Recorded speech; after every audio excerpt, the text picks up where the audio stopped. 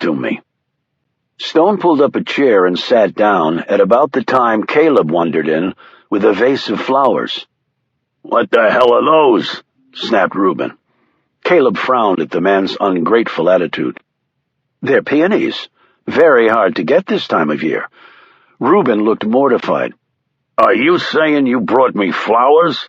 "Yes, to brighten up this very depressing room. Look, it's all gray and blah. You'll never get well, because you'll be too depressed." "I think they're beautiful," said Annabelle, as she took the flowers from Caleb and smelled them.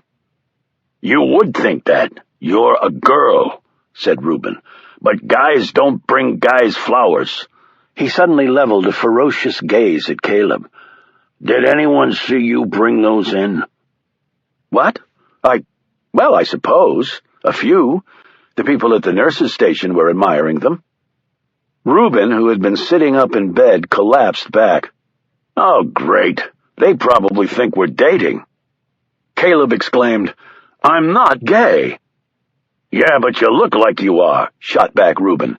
Caleb scowled. "I look like I am? How exactly do gay people look, Mr. Stereotyping Neanderthal?" Reuben moaned and put a pillow over his face. From under it they heard him grumble, "Next time bring me a beer, for Christ's sakes, or better yet, a Playboy." While Annabelle went in search for a vase for the flowers, Stone turned to Caleb. "I received your list of events coming up at Lafayette Park. I was coming to see you about it." Reuben took the pillow off his face and said, "Where are you going with that?" Stone quickly explained things to him and added, "But there are a lot of events." "There are," agreed Caleb, "but I've been doing some digging, and I've been able to narrow it down." He pulled some slips of paper from his pocket and laid them out on the end of the bed as Stone leaned over to see them. Caleb explained, "I started with the assumption that this must be really big. Otherwise, why go to all the trouble at Lafayette Park?" "Agreed," said Stone. Annabelle came back into the room with the flowers in a vase, set it down on a counter, and joined them. "There are 5 events that I think fall into that category," continued Caleb. "They all occur within the next month. First, there's a climate change rally, then an anti-tax protest. Lots of people and lots of potential casualties at each one of those. Next, the president is giving a speech to honor the soldiers killed in the wars in the Middle East, along with the French president." Reuben piped up, "That gets my vote. 2 leaders with 1 pop, and all that stuff happened at the park when the prime minister was there." Stone said, "Go on, Caleb, and finish the list." Caleb continued, "Fourth, there's a world hunger protest, and last, a demonstration against nuclear weapons." "I'm telling you terrorists will go with quality over quantity," said Reuben. "You take out a couple of heads of state over killing lots of ordinary citizens." Annabelle shook her head. "Not necessarily. It depends on who's behind the plot. If it's some anti-war group or people who think climate change is a crock, those events could have been the targets." Stone said, "I doubt the Russians are all that interested in our tax policies." "The Russians?" exclaimed Caleb. "They're behind this?" Stone ignored his friend's query and said thoughtfully, "I wonder how far away one would have to be to remotely detonate a bomb buried in the earth. And second, how would the bombers know where the podium would be situated with the heads of state? I know they place the stages in different spots, sometimes even on the sidewalk. This bomb would have done no damage to them in that event." Reuben said, "I'd ask Alex. If it turns out the stage was going to be set up near the Jackson statue, then I think that confirms there's a spy." Stone replied, "I think you're right." "I'll call him. We're getting together later anyway." Caleb added, "And I have to get back to work." "So do I," said Stone. "And what about me?" complained Reuben. "You guys go off having fun while I'm stuck in here." At that moment, an attendant came in with Reuben's lunch. She put the tray in front of him and took off the top to reveal a dark, spongy mass that was apparently a piece of meat, some stringy vegetables, a doughy roll, and a sippy cup with what looked like pee in it. Reuben whimpered. Please, get me the hell out of here. As soon as possible, Reuben. I promise, said Stone as he hurried out. Enjoy your flowers, snapped Caleb.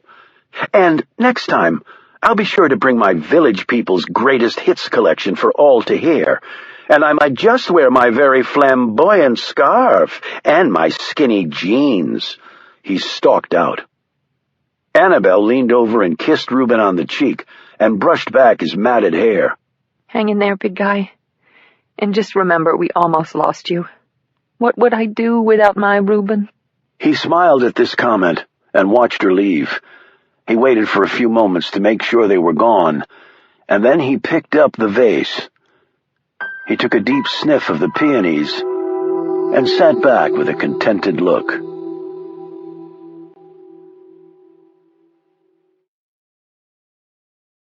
Chapter 54. Mary Chapman let the water wash over her, the steam in the shower rising like morning mist over a lake.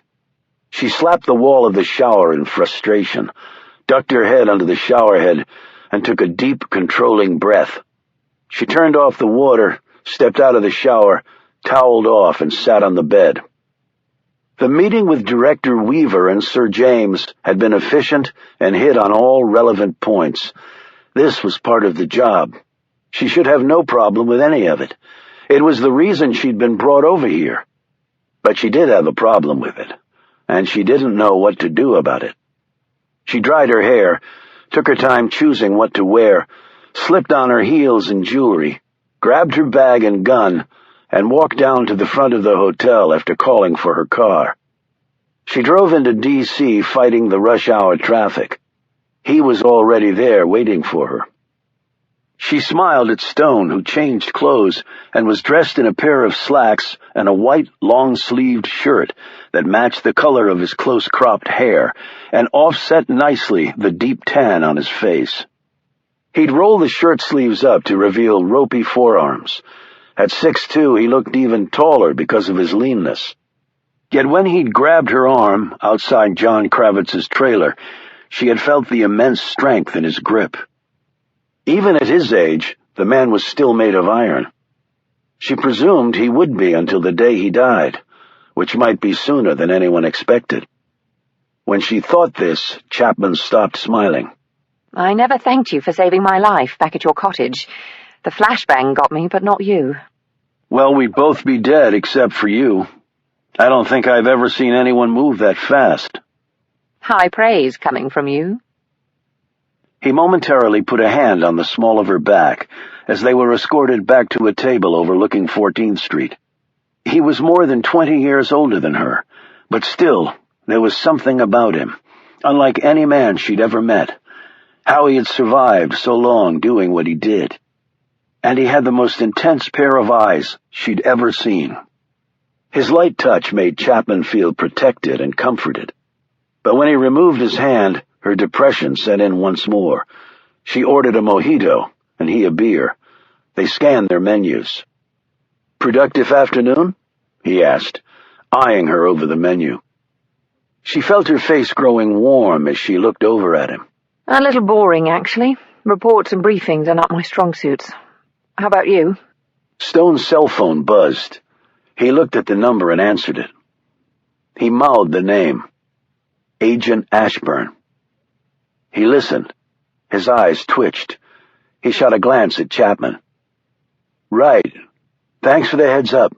What's up? Chapman asked after he put his phone away.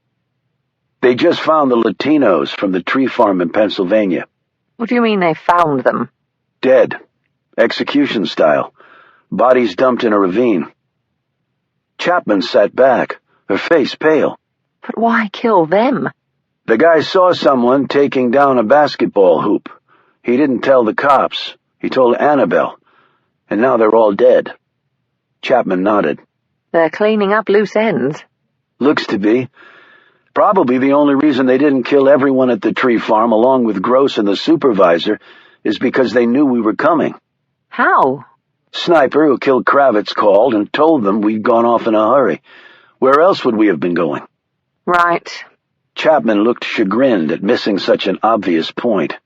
But again, he saw someone take down a basketball hoop. So what? It's not like he could identify him in a lineup, right? Maybe he could. What do you mean? He didn't tell Annabelle that? He didn't know Annabelle from Adam, and we know someone was at that bar listening in. Chapman sipped her drink. That's right. They came after them later. So maybe he was holding that back from someone. Blackmail? He got a bunch of bullet wounds instead of cash. So who do you think he might have seen? Well, it wasn't Agent Gross, and the secretary was a woman. Chapman's jaw fell open. Lloyd Wilder? Possible. Kill him and the others, 2 birds with 1 stone. So he was part of the bombing too? I'm not sure what part he played, actually. And the fact that they took him out as soon as we showed up tells me he was expendable from day one. So we need to check into Wilder's background? She shook her head, looking frustrated. This thing just keeps on growing. We'll let Ashburn and the Bureau dig into Wilder's background. They'll probably find some money in an offshore account somewhere. And I thought conspiracies were confined to Hollywood films. Actually, you'll come to see that D.C. is just one big conspiracy. That's comforting. I also spoke with Harry about Turkical. Stone paused as the waiter came over and took their orders. After he was gone, Stone resumed. Nothing out of the ordinary. I guess that's good. Maybe. Or maybe not. I'm not following. The man has been tasked to take out the #1 terrorist in the world, and he's teaching a course at Georgetown? It's background cover for him. Stone didn't look convinced. But Sir James is aware of this. You trust him, right? She said, even as she felt her stomach tighten and her skin grow cold. I trust you, he said. Why? I just do. Let's leave it at that.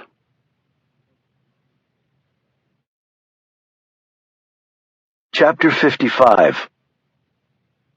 As they ate, Chapman kept shooting glances at Stone. If he noticed, Stone made no reaction. She downed 2 more mojitos and a glass of port after the meal was done. You have a car? He asked after the bill was paid. Yes, but why don't we walk for a bit? It's a nice evening. That's a good idea. Really? She said, smiling. Yes, you've had a lot to drink. A walk will help clear your head. He added in a strange voice. They strolled along, passing by restaurants teeming with hungry, boisterous patrons. Car horns honked and people walked past. Troubled? Stone said. She glanced at him sharply. Just thinking about things. Why? No reason. Just a lot to think about. So Director Weaver never got back to you? I have to assume he never will. That's why I had Caleb research for me. And after reviewing his research, what are your conclusions? I don't have any. I just have more questions. He paused. Weaver did say one interesting thing before he cut me off. What? She said, perhaps a tad too quickly. He said, things might not be as they seem. I think he meant that we were all looking at this the wrong way. That if we could find the right way to look at things, we might make sense out of everything. Do you believe that? I don't disbelieve it. At least not yet. She stopped at a street vendor and bought a ball cap with FBI on it. When Stone looked at her puzzled, she explained, Got a nephew back in London who's keen on them. Does he know you work for MI6? No, he thinks I'm in the computer business. I'd be much cooler to him if he knew the truth. As they continued to walk along, she said, Okay, let's go back through what we know. Gunfire and bombing may be unrelated. The Hay Adams Hotel was a distraction, and the gunfire actually came from a U.S. government building undergoing renovation. Padilla runs for his life and triggers the bomb that was probably in a basketball in the tree's root ball. That leads us to the tree, and from there to the tree farm. Stone picked it up from there. The tree farm leads to John Kravitz, who had bomb-making elements under his trailer. He's killed to prevent him from talking to us.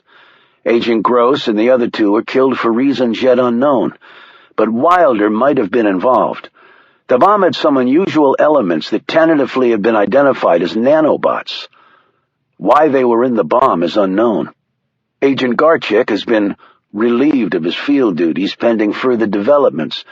We have several pieces of evidence that shows either Russian government or Russian drug cartels, or perhaps both, may be behind this.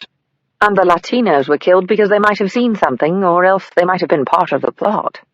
Yes, and the actual target of the bomb is still unknown. We have a number of possibilities, but no definitive answer. Chapman stopped walking and looked at him. Okay, there's the list. We've checked it twice. We left out one thing. Faoud Turkakul. But his presence has been explained. Has it? Sir James explained it, and I know you trust him, despite what you said earlier. No. I said I trusted you. Chapman's cheeks reddened slightly. Stone gazed at her for a moment, and then looked away.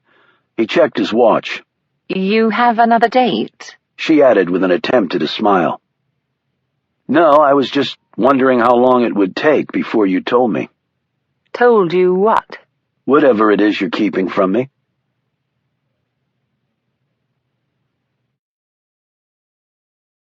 Chapter 56. Chapman turned and took a few hesitant steps away from Stone. When she turned back, he hadn't moved. He was just looking at her. She came back to him. What do you want from me? The truth. I thought you said you trusted me. All trust has limits, and it has to be constantly earned. You didn't tell me that part. I didn't think I had to. You're putting me in a very awkward position. I know. I need a drink. Stone raised his eyebrows at this. Okay, but it would be nice if you remained sober. You should have seen me doing pub crawls whilst at university. I can hold my bloody liquor. She turned and headed off. Agent Chapman. She turned back to him. What? He pointed behind him. There's a bar right there. She looked where he was pointing. Right. Well done. She pushed past him and into the bar. 5 minutes later, she downed 2 vodka tonics, while Stone sipped on a bottle of ginger ale and eyed her steadily. You sure you'll be able to drive home okay? It's a bloody breeze driving here after London. Not if you're drunk. A British agent arrested for DUI? I'm not drunk. Okay, then let's move on. He stared at her, waiting. I can't tell you everything. I hope you understand that. I don't. Well, too bad. That's just the way it has to be. Stone rose. Take care of yourself. She gazed up at him in amazement. Just like that? Just like that. Stone! He turned and left. He walked block after block, his long legs eating up the pavement in great chunks as adrenaline roared through his body. He thought she was different. He was wrong. Same old shit, he thought. Same old shit. He passed the Capitol building and kept going until he recognized the area he was in. Whether he had meant to come here or not, he wasn't sure, but he was a man who almost always followed his instincts. He passed throngs of young men on the street. When several seemed uncomfortably interested in him, he stuck his federal badge on his belt and let them see his gun. They immediately backed off. It's cool, one said. Another said with a grin, Hey, Grams, ever kill anybody with that gun? No, lied Stone. He held up a finger. But I have with this. The young man looked skeptical. One said, You kill somebody with just your pinky? Right. He showed them the finger again. Not the pinky. This is the index finger. It gives far more leverage against the carotid, so it's easier to crush. The men shuffled off. Stone walked on. He reached the door, knocked. He heard the clunks as she came to answer it. The door opened, and Carmen Escalante looked up at him with wide, sad eyes. Yes? I was here before, he said, showing her his badge. Yes, I remember. What is it you want? To see how you're doing. That's right, said the voice. Stone turned and saw Chapman standing a few feet behind him. She came forward. She looked a bit out of breath, tottering. We wanted to make sure you were okay, she said, getting her breathing under control. May we come in? Asked Stone, still staring at Chapman. Yes, okay.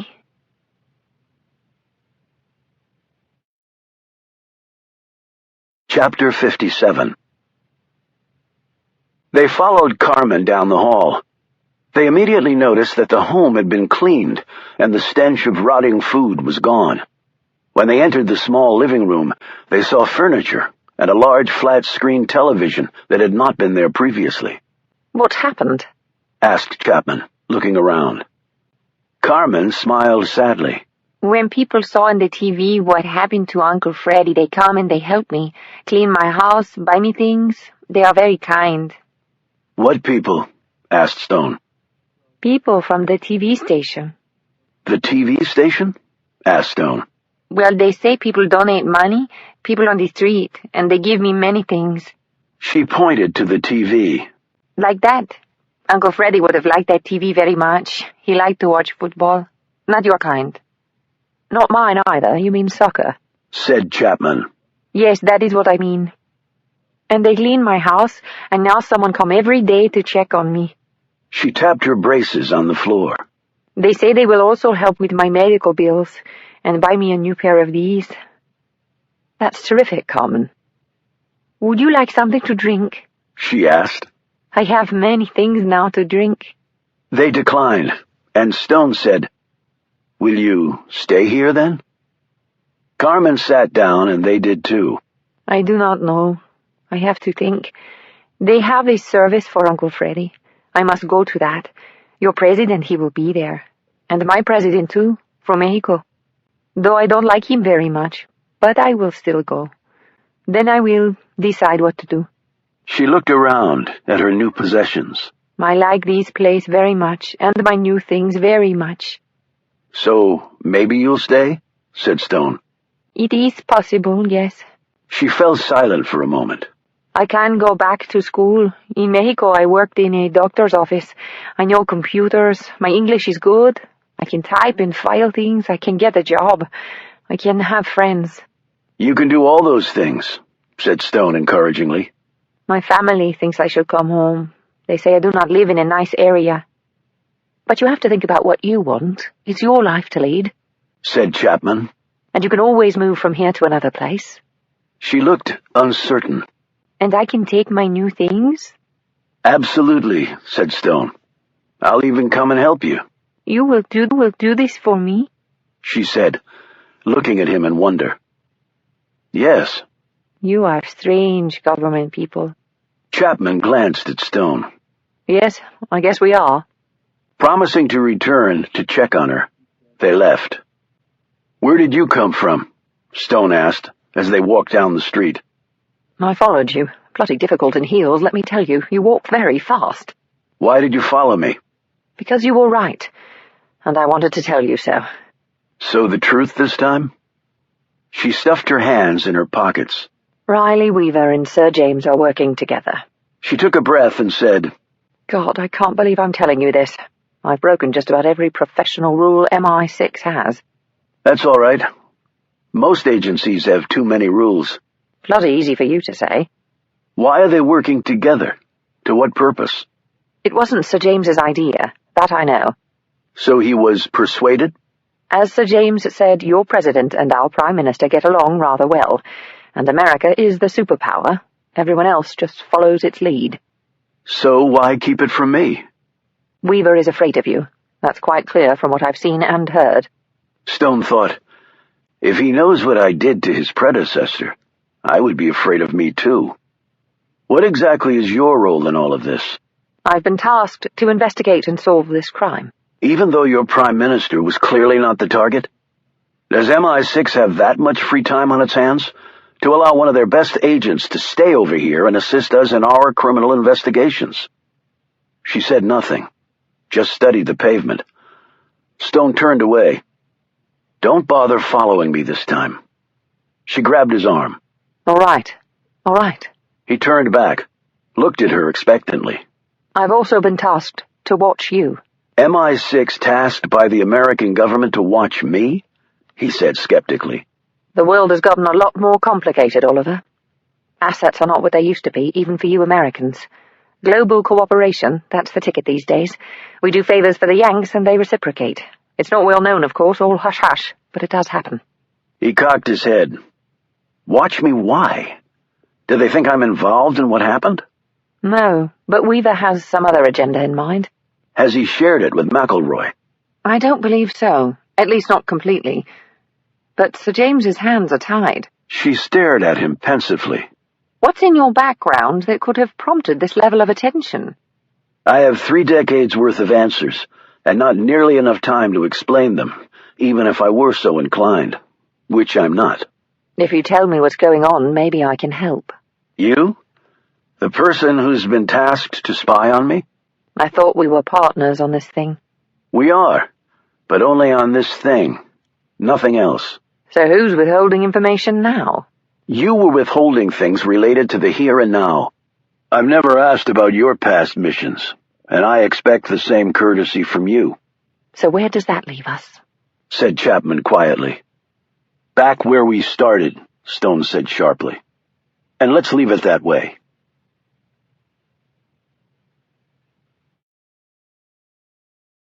Chapter 58. They took a taxi back to Chapman's car at the parking garage. She said, I can drop you off at your cottage. I feel like walking some more, he replied. Look, I'm sorry about not telling you earlier about Weaver, but I have my orders too. Stone drew close to her. If that's how you want to operate, so be it. Well, how exactly do you operate in that regard? I don't keep things from the people I'm working with in the trenches. That's where my loyalties lie. That's why I told you about Faout Turkakul, even though your boss didn't want me to. Her face flushed. Okay, I get it. And I am sorry. I'll see you tomorrow. He paused. Are you sure you're okay to drive? I'm fine now, all wide-eyed. A firm verbal spanking does it every time. After a very long walk, Stone reached the Georgetown campus, which was quiet at this hour.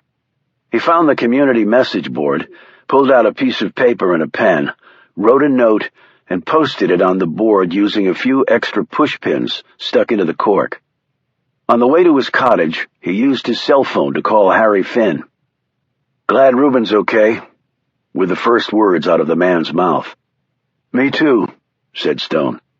He wants to leave the hospital, but I think he'll be safer in there. You think the folks might try again? Even though he told us what he knew, as did Annabelle, there's no reason not to be careful. Now tell me about Faout. Stone stopped and leaned against a tree as he listened. Finn said, if he is going after bin Laden, he's taking his own sweet time. He gets up, eats, teaches class, has lunch, teaches some more, has office hours, goes for a walk, has dinner, goes to his apartment, reads, and goes to sleep. No secret communications, no clandestine meetings? Not that I've seen, and I would have. I know you would, Harry. They may have him lying low because they know we're watching. I thought that too, but it's difficult to know what to do about it. Look, go home and rest. And Turkakul? I'm going to try a different angle. I'll keep you posted. Stone continued the walk to his cottage. On the next block over, his internal senses started tingling. 6 o'clock and 9 o'clock. He could feel them there before he even saw them. A man behind, a woman to his left. They looked innocuous, uninterested in him. That is, they did to the casual eye. Stone hadn't possessed a casual eye in over 40 years. His hand drifted to his holster. He picked up his pace just a bit because he wanted to get to the next intersection a few seconds faster. A plan had formed based on knowing this area as well as he did. As soon as he reached the intersection, he suddenly veered to his right. A construction dumpster was up on the sidewalk because the house located there was being renovated. He took up a defensive position behind it, drew his pistol, and placed a bead on the woman. Agent Stone? The woman called out. Stone kept her in his gun sight and said nothing. Director Weaver would like to talk to you. I'm sure he would. We were assigned to bring you to him. I prefer he come to me. The man appeared next to the woman. He said, Sir, The director is a very busy person. So am I. A car drove past, and the old woman inside peered out at the man and woman before driving on. A few other people were walking up the street, not yet in earshot, but they soon would be. He just wants to talk, said the woman, desperation creeping into her voice. I'd be glad to entertain him. Okay, where? The man asked. The outdoor parking lot down by the river. 1 hour. Sir, the director, began the woman, as she nervously looked over her shoulder at the approaching people. Stone cut in. The director will be very pleased to meet with me there at that time. Now keep walking, so I can put my gun away. This is highly irregular. Yes, it is. We're federal agents, too, added the man. On the same side as you. I'll buy the first part, but not the second. Go. They walked off. Stone slipped the gun back in its holster and set out for the river. He wanted to get there first. He had things to get ready. He picked up his pace even as a knot grew in his stomach. It was one thing to risk life and limb trying to solve a complex case. It was quite another to have to do so while watching your rear flank. But apparently that was just how things were now. And why am I surprised?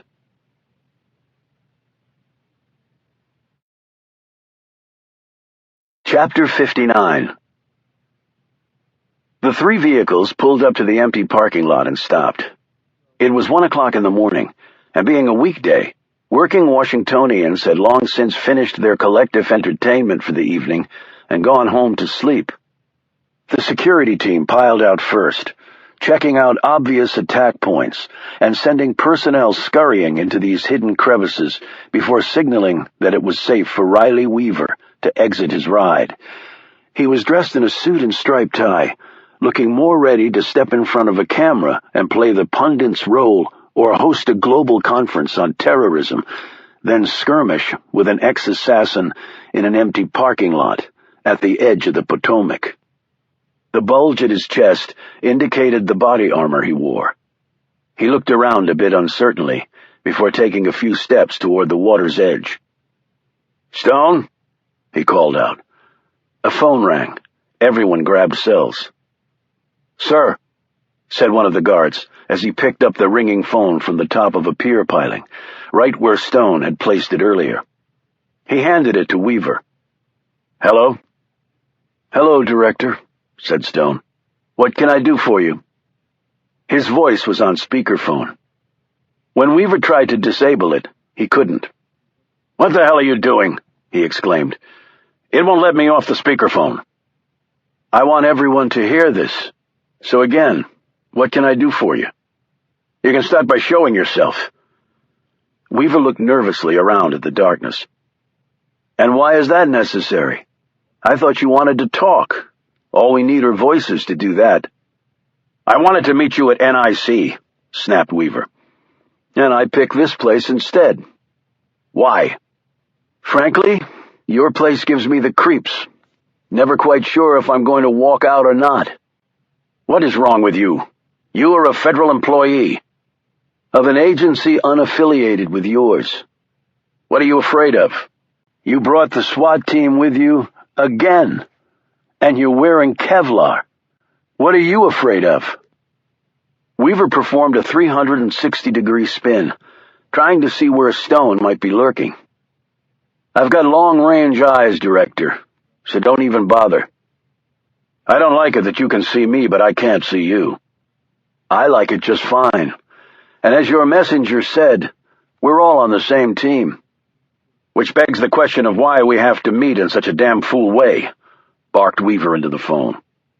"Depends on what you want." "Did you speak to Agent Chapman tonight?" "You know I did, or else you wouldn't be here." "What did she tell you?" "She told me lots of things. You'll have to be more specific." "About our arrangement."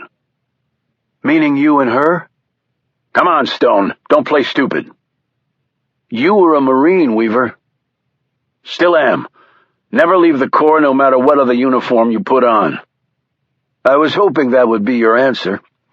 And in combat, Who do you rely on? Marine next to you. That's right. And did you ever keep secrets about the fight in front of you from the Marine next to you? Weaver didn't answer right away. He glanced around at his security detail. Several of them were eyeing him closely. This isn't exactly combat, Stone. You know that as well as anyone. You carried a rifle for your country. It's looking an awful lot like a battlefield to me. So you're saying Chapman told you? I'm saying partners don't keep secrets. If you have a problem with that, then the problem is with me, not her. She could get in a lot of trouble for this. But she won't. How the hell do you know that? Hit the speakerphone button twice, Weaver. What? Just do it. Weaver did so, and the speakerphone function was disabled. Weaver held the phone up to his ear. What the hell are you playing at? Nanobots. Weaver noticeably stiffened. And since you never got back to me with a list of events at Lafayette Park, I had someone do it for me. There's a bunch of stuff on there that could have been the target for the bomb, but something tells me the answer isn't anywhere on that list. Where then? You know about the Pennsylvania adventure my friends had? And the executions of the Latinos? Of course. I am the director of NIC. Lot of trouble for a cover-up, coupled with the fact that those shots into the park were fired from a government office building behind the Hay Adams. That one needed a pretty high security clearance to get into spells traitor with a capital T. Nothing new there. We're looking into that angle. Right. Just go ahead and tell me that the database shows the access was from a card that was stolen or cloned while the holder was halfway around the world. Weaver pursed his lips. Cloned. Actual holder was in Tokyo. And he was on assignment with the State Department? Jesus, Stone, what are you, a freaking mind reader? No. The folks at State have always been lax about security. 30 years ago, half my missions were because they'd screwed up somehow, and I can see they haven't changed. Any thoughts on who the inside person might be? Not yet. I need to keep digging. But Weaver, if I have to spend all my time looking over my shoulder for your boys, that will be very distracting. I can see why your superiors had such a hell of a time with you in the Army. You don't play well with others. I play fine with others. My problem was when my superiors said one thing and did another, and I can see that hasn't changed. And when that happens, what do? Eliminate the offender? Stone, who was sitting at the window of a building across from the parking lot that he'd accessed through a never-locked rear door, stared down at the NIC director. Okay, next question answered. He knows I killed Gray and Simpson, Stone thought. The past is the past. I don't think so. Then you're a fool, and more than that, you're doing a disservice to the country you were sworn to protect. What the hell are you talking about?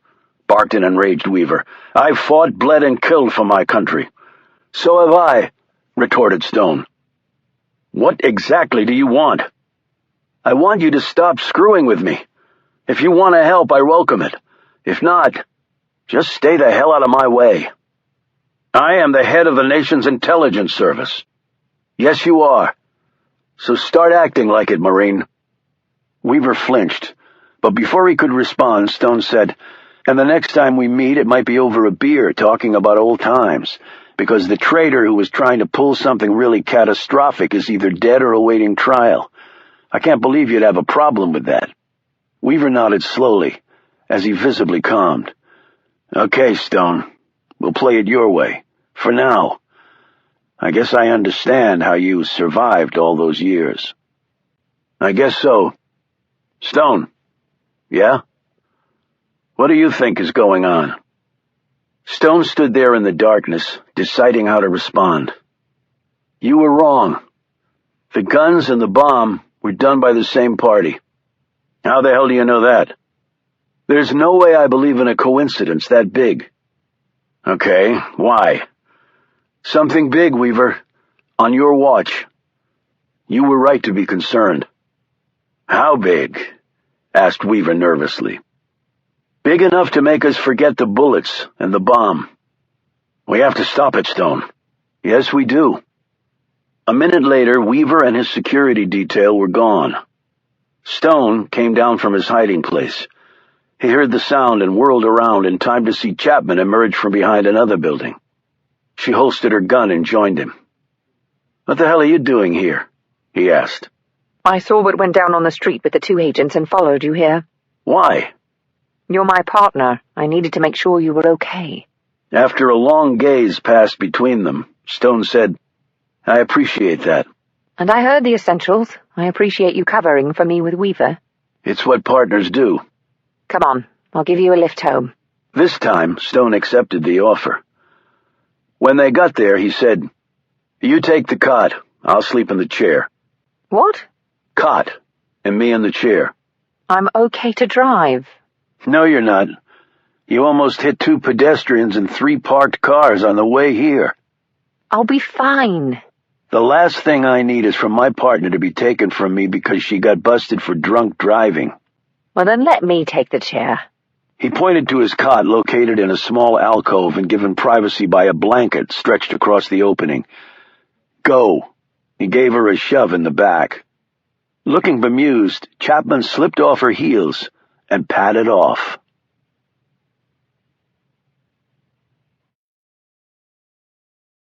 Chapter 60. The next morning, Chapman slowly woke, turned to the side, fell off the cot, and hit the floor hard. Bloody hell. She rubbed her head. She glanced up to see Stone standing in front of her holding 2 cups of coffee. "Good morning," he said pleasantly. She sat on the cot and took the offered coffee. She winced and rubbed her head as she drank some. My head feels quite ready to burst. He said, 4 mojitos, 2 vodka tonics, and a glass of port. And that's just what I saw. I'm stunned you still have a head left. I told you I could hold my liquor. Why don't you shower and then we can grab some breakfast? Wonderful, I'm famished. I know a nice restaurant. I know a better one. I'll be ready in 10 minutes. 40 minutes later, they were in downtown D.C., and in line with a group of construction workers ordering breakfast at a food truck a few blocks from the Capitol. They carried their egg sandwiches and hash browns over to Chapman's car and sat on the hood hungrily eating their meal. Her mouth full of scrambled eggs, Chapman moaned, God, this is good. "It's the lard, I think," said Stone, munching on a hash brown. "And the fact that they never wash their frying pan." Finished, they climbed in Chapman's ride and drove off. Where to? The park. Hell's Corner. It's living up to its name. I wonder how NIC is doing this morning. Based on what happened last night, probably not great. She skimmed her fingers across the steering wheel. Look, I know what you did last night. You effectively blocked Weaver from taking action against me for telling you about my other mission. It was neatly done. I've been in this business long enough to know how it really operates. I needed him to back off, but he has lots of assets, so I also need his help and focus. How much do you intend on telling him? I mean, about what you've figured out. A lot. Again, he has resources we don't, and the primary objective is the same for us both, to prevent whatever is coming. You think it really is in the planning stages? It's past the planning stage. Now it's in the execution stage. And the Russians, pretty formidable foes. Yes. I've had a few run-ins with them. They can get pretty nasty. Stone said nothing. You spent time in Russia, at least that's what your file says. I did. Cold War era? Yes. How was it? It was what it was. Was your mission successful? I came back alive, so I'd say yes, it was. She drove on. 20 minutes later, Stone and she were standing in the office building from where they deduced the guns had been fired. He opened one of the windows. What are we looking for? This building has the height to give it a direct sightline to the park, but we've already established that. I know, but I think there's something else. Like what? If I knew that, I wouldn't be here looking out the window. He continued to gaze down at the park and then onward, south to the White House. There was something in the depths of his mind that he knew was important, but he couldn't recall it. He had seen it, he was sure of that. In fact, He had seen it in the park, but it wouldn't come. He'd racked his brain all morning, but that focus had only served to bury the potential answer even more deeply. Chapman leaned against the window and stared at him. It's hurting my brain watching your brain burn itself out. Let's go. I need to check the message board at Georgetown University. You into social networking with college students? Not college students, no. My target is a little older.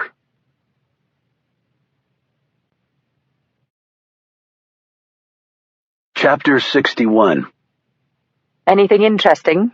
Chapman asked as she watched Stone gazing over the message board. His eyes focused on one piece of paper set about 2 inches from where he'd put his message the night before.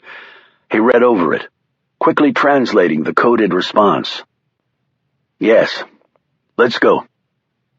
The trip was short, and they soon arrived at the apartment located over a dry cleaner's. Adelphia answered their knock and motioned them in. They sat down. Stone slowly looked around. I didn't know you had moved back in here. I haven't, said Adelphia. She had on a long skirt, white tunic, and a string of green beads. Her black and silver hair was pulled together at the nape of her neck. This is just temporary. She paused. I was surprised to see your notes. I'm glad to see that the little code we came up with is still effective. What can I do for you? How is Faout Turkakul? Is that why you came here? To get information about him? Is that a problem? I know you are having him followed. That could be very dangerous for Faout. The shots in the park came from a government office building. How dangerous do you think that is? Adelphia sat back, her features inscrutable to a stranger like Chapman. But Stone could tell she was both intrigued and concerned. You have confirmed this? To my satisfaction, yes. And why tell me? I am not part of the investigation. My mission has to do with Faout, nothing more. What if one is connected to the other? I do not think that likely. Chapman, who had been sitting there silently, blurted out, But can you just dismiss it like that? You have to account for the possibility, otherwise you're not doing your bloody job. Adelphia didn't bother to look at her. I didn't expect you to partner with such a nervous person, Oliver. Do you discount the possibility? To such a degree that you won't prepare for it? Adelphia hunched forward. Faout is prepared for anything. He eats, teaches classes, he reads. I suppose somewhere in there he works on finding bin Laden, even if he is 7,000 miles away. As you were told, the plans are in the preliminary stages. Very preliminary.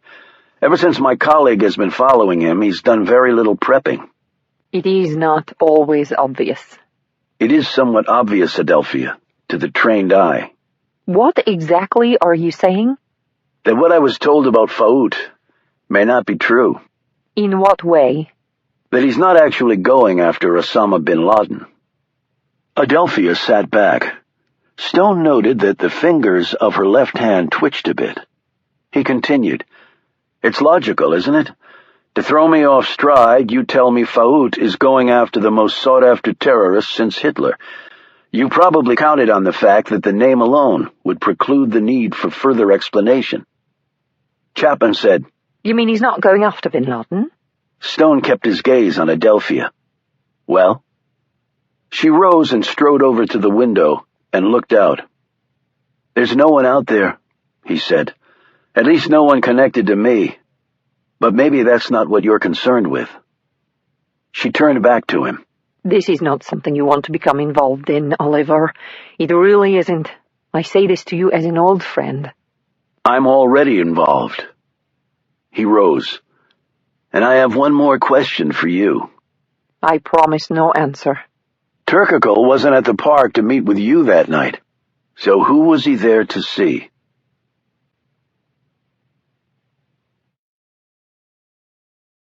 Chapter 62. They left Adelphia's apartment without the question being answered. Chapman said, How did you figure they weren't going after bin Laden? And that Faout Turkakul was meeting with someone else that night? I suspected each was true. Adelphia confirmed both for me just now. But she didn't say anything. That's what confirmed it. But why were you suspicious in the first place? You don't task a man to chase Osama bin Laden and then plunk him in a teaching position in a university in the West unless you believe bin Laden is hiding out on the East Coast somewhere. It makes no sense. That's why I had Harry tail him. Not really for protection, but to see what he was doing. Or rather not doing. And the fact that Adelphia wasn't at the park to meet with him? You don't arrange a meeting like that and then just not show up. They had a message board arrangement. The meeting was late at night. It's a 5-minute cab ride from Georgetown to the park. Turkakul could have checked the board right before he left. If she couldn't make the meeting, Adelphia could have posted that message up until a few minutes before he would leave for the rendezvous. She answered my post promptly, which tells me she checks it often. There was no need for him to stand around in the park waiting for her. That is inefficient and stupid and potentially lethal. But if not her, who? And did he meet with anyone? Not that I saw, no. What does that tell you? That the meeting might have been off schedule. Not something his superiors knew about. If that's the case, why cover for him? If Turkakul is a valuable asset, he would be protected after the fact. And even if the meeting was off schedule, that doesn't mean it was off mission, and thus could have been important to his superiors. Could he have been set up then? They didn't kill him. They could easily have done it by firing a few minutes earlier. No, he wasn't the target. Chapman touched her temples. My poor head is literally swimming with possibilities, and none of them, unfortunately, make any sense. They returned to the park. Stone walked it from north to south and east to west, while Chapman dutifully followed, looking alternatively curious and bored. She finally said, Are you thinking if you walk the scene of the crime, inspiration will strike? I'm not looking for inspiration, just answers. He gazed back at the building where the shots had presumably come from. Shots fired, everyone runs, Padilla jumps into the tree hole. The bomb detonates. The bomb was detonated prematurely, and we need to find out who the actual target was. It keeps coming back to that. That bomb was really supposed to go off when this park was filled with VIPs. If we can determine the target, we can reverse engineer it back to the people behind the plot. At least hopefully we can. Stone shook his head. We're still missing something. The picture is still off, way off. He paused. Okay, let's change direction for a minute and do a simple process of elimination. How? She asked. If Turkakul wasn't meeting with Adelphia, who was he going to meet with? Stone looked around the park. Not your security man. Not Alfredo Padilla, obviously. Not me. Chapman gasped. Wait a minute. You mean the woman? Marissa Friedman. Stone nodded.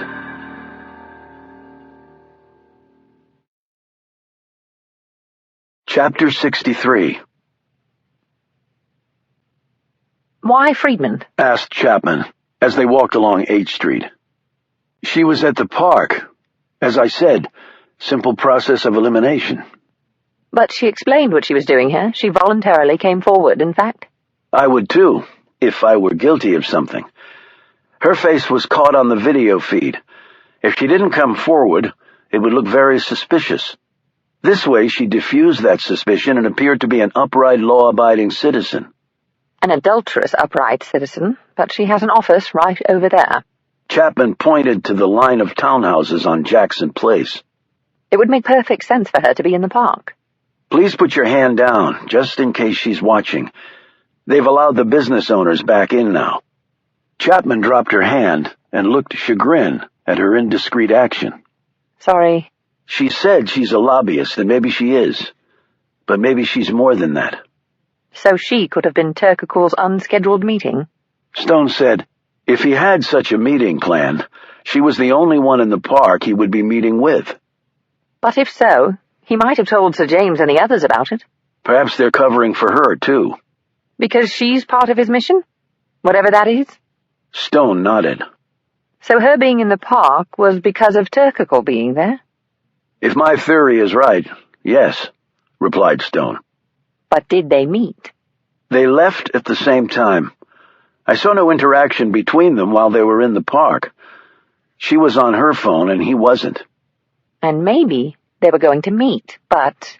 But when the guns and the bomb went off... What do you think they were meeting about? I have no idea, but I doubt it was about finding bin Laden. So what do we do with this fresh angle?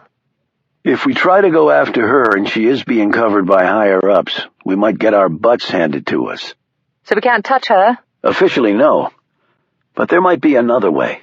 How? Stone took out his phone and made a call. Annabelle, I have another assignment for you. If you're willing. The next day, Annabelle and Caleb walked into the office of Marissa Friedman. They had made an appointment, and Friedman was waiting for them. Annabelle had changed her appearance greatly.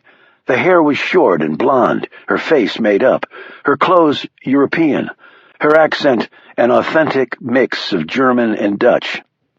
Caleb was dressed all in black and had his thinning hair slicked back. He had on square-cut spectacles and a bit of stubble on his face. He carried an unlit cigarette and explained it by telling Friedman it was the only thing that worked for him in trying to quit. She lifted up her sleeve and showed him the Nicorette patch on her arm. I'm kind of in the same boat. Friedman led them back to her large office on the top floor, with windows overlooking Lafayette Park. The space was decorated in a manner that suggested Friedman had traveled widely, had good taste, and the money to exercise those heightened sensibilities. We're just now back in our space, she said. Why is that? Asked Annabelle. There was a bombing in the park, and gunshots. My God! Exclaimed Caleb. You didn't hear? Said Friedman with a surprised look. As you might have deduced from my accent, I am not from this country, said Annabelle. And I'm an expatriate myself, added Caleb jauntily. But the Americans like their bombs and guns. At least that is what we are told. She shrugged. So it is normal, then? No, it's not normal, thank God. Friedman leaned forward. I have to say that your phone call has intrigued me. You want to bring green jobs from Europe here. Can I ask why, since green has already taken off where you are? Annabelle made a face. It's the bureaucracy, what you call red tape. It is killing us.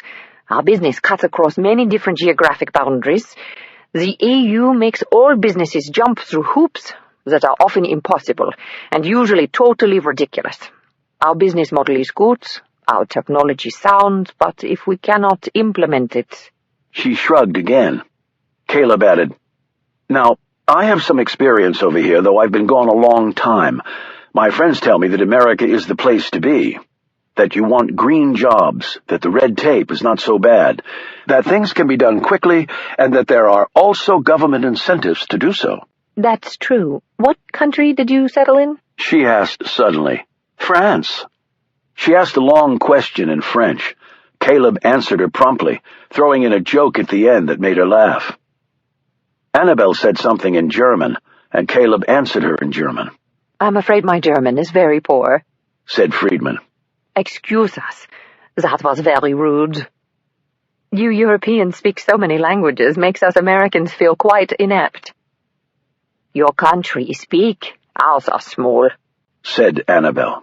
Language skills are a necessity, but your French is very, nice. How can I help you? We are in need of a presence, a footprint, I think you call it here in Washington. We want to build a factory producing our goods in the United States. We also have IP patent and licensing issues that need political addressing. Is that the proper term? Political addressing? Lobbying, I think, commented Caleb. And friends in high places. I can certainly handle these matters for you, said Friedman. I have relations with many government people, and energy is one of my specialties. Can I ask how it was you came to me? Caleb looked embarrassed. I'm very much afraid it had nothing to do with your reputation, stellar though I'm sure it is. Annabelle added, We based it on proximity. She pointed out the window. Friedman followed her motion. The White House. She smiled. Interesting due diligence. But I guess that's one reason I settled on this space. But then we also checked the records for your client list. It was very impressive. and very much in our area of necessity. Caleb leaned forward and tapped his cigarette on the carved wood of Friedman's desk. But it would be helpful if you could tell us a bit of your background. We want to get this right. Our business model shows a clear path to a multi-billion euro, or dollar rather, revenue point. We must start on a firm foundation. It is imperative. Of course. Friedman gave them an account of her background, education, and work experience, and things with which she could help them. As the meeting ended, she said, For the sort of work you require, I would imagine a $10,000 a month fee for now. Understand this is applied to work done under our normal fee structure. For work outside that scope, more monies will be due. It's all explained in our standard fee agreement. Of course. That seems logical. Where in Germany are you from? Berlin, but I grew up elsewhere. Oh, really? Where was that? Many places, said Annabel abruptly. Caleb added, Quite cosmopolitan, and secretive she is. Nothing wrong with that in today's world where everyone is watching everyone else. Friedman said in a light tone. We'll be in touch, said Annabel. Auf Wiedersehen. Ciao, added Caleb.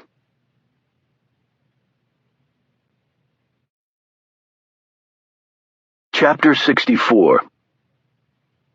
Just in case they were followed, Annabel and Caleb drove to a hotel in Northern Virginia. They rode the elevator up, and Annabel opened the door to her room. Stone and Chapman were sitting there, waiting for them. They gave the pair a detailed briefing of their meeting with Friedman. Do you think she suspects anything? Asked Chapman. If she's really that good, she suspects everything, answered Annabel, as Stone nodded in agreement. She obviously has a functioning lobbying business, said Annabel. We knew from her client list and checking out her history that she had that set up, said Stone, but that does not preclude her having a sideline. Chapman added, or from the lobbying being her cover and spying being her main occupation. Annabel ran a hand through her dyed hair. Any idea what her angle might be? As I told you, we suspect she might be involved with some plan being headed up by American intelligence. And that's why she was at the park that night? Asked Caleb. Stone nodded. Exactly. The man I've had Harry following was potentially her contact. It's just my theory. None of it is confirmed yet. And the man Harry is following, what's going on with him? It's up to us to find out. Through Friedman. But without her knowledge. I certainly don't trust her. But how does this tie into the bombing? Asked Caleb. I don't know if it does, admitted Stone. It could be that it was a coincidence they were both there that night. How did you leave it with her? That we'd be in touch, said Annabel. So, what has this really accomplished? Asked Chapman. I mean, I know you blokes are good at this, but this leaves us nowhere to go with her. Actually, it does, said Annabel. She opened her bag, slipped open a hard-shell plastic case, and they saw the impression of a key set in a blob of mold. Got her office key out of her purse when Caleb asked her to show him the painting in the foyer while I excused myself to use the ladies' room. I can have an actual key made in no time. Caleb said, She has a security system. Annabel added, But the keypad is by the front door. We watched The Office last night. Friedman was the last to leave at 7, and she keyed in the number. I got it on my camera, from where I was in the park pretending to take pictures of the statues. Chapman looked at Stone. So we're breaking into her place? Not you. I am. Why not me? You're too official. You've got a badge, too. I've always seen that status as temporary. You, on the other hand, are a lifer. When are you going to do it? Why? So I can tell the cops to be waiting for you. Annabel scowled at her. Whose side are you on, lady? But if you let me go, I won't call anyone, offered Chapman. Stone said, I don't like it. You keep preaching about partners and loyalty. Okay, Stone finally said. You and me. Annabel started to protest. But... Stone put a hand on her shoulder. Please, Annabel, just let it go. Caleb said, But we did all the hard work, and you two get to have the fun of burglarizing the place. This made Annabel smile. You've come a long way, Mr. Librarian, and by the way, I really dug your metrosexual look when we paid Friedman a visit. Caleb brightened. "Thank you. I've always thought that—" He started and looked at her. "Metro what?" Good luck. Annabelle told Stone. She turned to Chapman. Watch his back, and I mean it. I will. Promised Chapman. Stone and Chapman walked briskly down the street. Stone was in a suit and carried a briefcase. Chapman was in a skirt and heels with a shawl wrapped around her shoulders. She carried a large bag. They walked through the park and over to Jackson Place, and Stone inserted the key in the door of Marissa Friedman's office. They went inside, and Chapman punched in the code on the security keypad, and the beeping stopped. Stone closed the door behind them and moved forward into the office space. There was enough ambient light from outside to allow them to see their way around, though Chapman did bump her leg against the desk. According to Annabelle, Friedman's office is up the stairs and at the rear, she said, as she rubbed her thigh. An hour later they stood facing each other, the failure evident on their features. Stone perched on the edge of Friedman's desk and looked around. They had gone through all the paper files, but Stone figured many things would be kept on the computers. But the system was password protected, and while they had tried a few, nothing worked. Any brilliant ideas? Asked Chapman. No. We should have had Harry come with us. He probably could have gotten into the computer. We should probably get out of here. They moved back down the stairs. Stone saw it first out the window. He rushed to the keypad and armed the system, and then pulled Chapman into the interior office of the first floor of the suite. A few moments later the door opened, and the security system's beep went off. Marissa Friedman hit the appropriate keys, and the beeping stopped. She shut the door behind her, and climbed the stairs. Stone edged open the door and peered out, Chapman at his shoulder. Do we leave now while she's occupied? Said Chapman. No. We wait. 20 minutes passed, then he and Chapman heard steps coming back down, and Stone eased the door shut. They listened to the security system being set, and a few seconds later the door shut. Stone counted to 5, and then looked out. It's clear. Let's go. They managed to open and close the door during the delay of the security system arming. There, said Chapman, pointing to the north where Friedman was just about to turn the corner at the Decatur house. Oliver? Agent Chapman? They turned to see Alex Ford standing there watching them. What are you two doing here? What are you doing here? Blurted out Chapman. I'm on perimeter security duty, if it's any of your business, retorted Alex. He looked at Stone. Oliver? I'm sorry, Alex. No time. I'll explain later. Stone grabbed Chapman's arm, and they hurried off, leaving Alex to gape after them. She's getting in a cab, said Chapman, a minute or so later. Not a problem. Stone hailed another cab that passed by a few moments later. They climbed in, and Stone showed his badge and instructed the driver to follow the other vehicle. The cab turned down one street and then another, steadily making its way west. This is looking familiar, said Stone. What? Asked Chapman. George Washington University. She could have walked. It's a nice evening.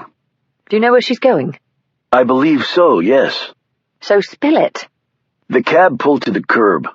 They watched as Friedman got out. She's going to see Faoud Turkakul, said Stone. How do you know that? Because that's the same building where I met with him. Well, let's go see what they're up to. At that instant, an SUV screeched in front of their cab, and 2 more behind. Before they could react, they were surrounded by armed men. Stone and Chapman were pulled from the vehicle and pushed into one of the SUVs, and it started moving before they could even catch their breath. As Stone looked back, he saw Marissa Friedman staring after them. She'd obviously played her part to perfection in setting him up, and yet her features didn't speak of triumph. She actually looked a little sad, Stone thought. 20 minutes later, they were hurried into a building that looked abandoned, up dimly lit steps to a door, through the doorway, and then another. They were pushed into seats, and the men with guns left, shutting the door behind them. The lights came on, and someone moved at the front of the room. Adelphia sat there, her hands in her lap. Riley Weaver looked extremely upset. Sir James McElroy simply seemed intrigued.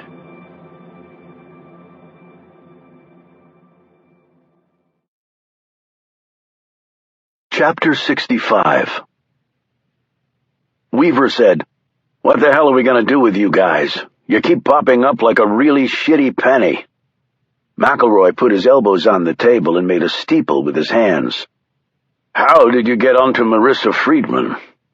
Stone said, "She was really the only one left." "And you deduced where she was going?" "To see Turkical." McElroy glanced at Weaver, and then at Adelphia. Stone said to McElroy, "So this is why you wouldn't answer my earlier question, after I found out about your connection with him." "You mean whether I was withholding anything else from you?" "Yes, that is why. I came to this a bit late in the game, and the more we delved into it, the more tangled it became. I have to say that this is the most intense chess match of my career, Oliver. It really is. I hope I'm up to the challenge." Stone turned to Weaver. "And are you up to the challenge?" Weaver flushed. "We're doing the best we can under very difficult circumstances. One little misstep and we blow everything out of the water. That's what you almost did tonight." "How did you get on to us?" asked Chapman. "Easy. We followed Friedman and saw you following her." "Why follow your own agent?" asked Stone. "Because she's extremely valuable, and we take care of our people. I saw her looking at us when you snatched us. She didn't seem surprised. When we spotted you, we phoned her, filled her in." "So she didn't know until then?" asked Stone. "What's it to you?" barked Weaver. "So what is the real deal with Faut Turkical? He's not going after Bin Laden, is he?" "How long have you suspected him of being a traitor?" said Stone. Weaver looked surprised, but McElroy nodded thoughtfully. "I thought you might work it out." "It took me long enough," noted Stone. "Too long, in fact." "He came to us with much promise," said McElroy.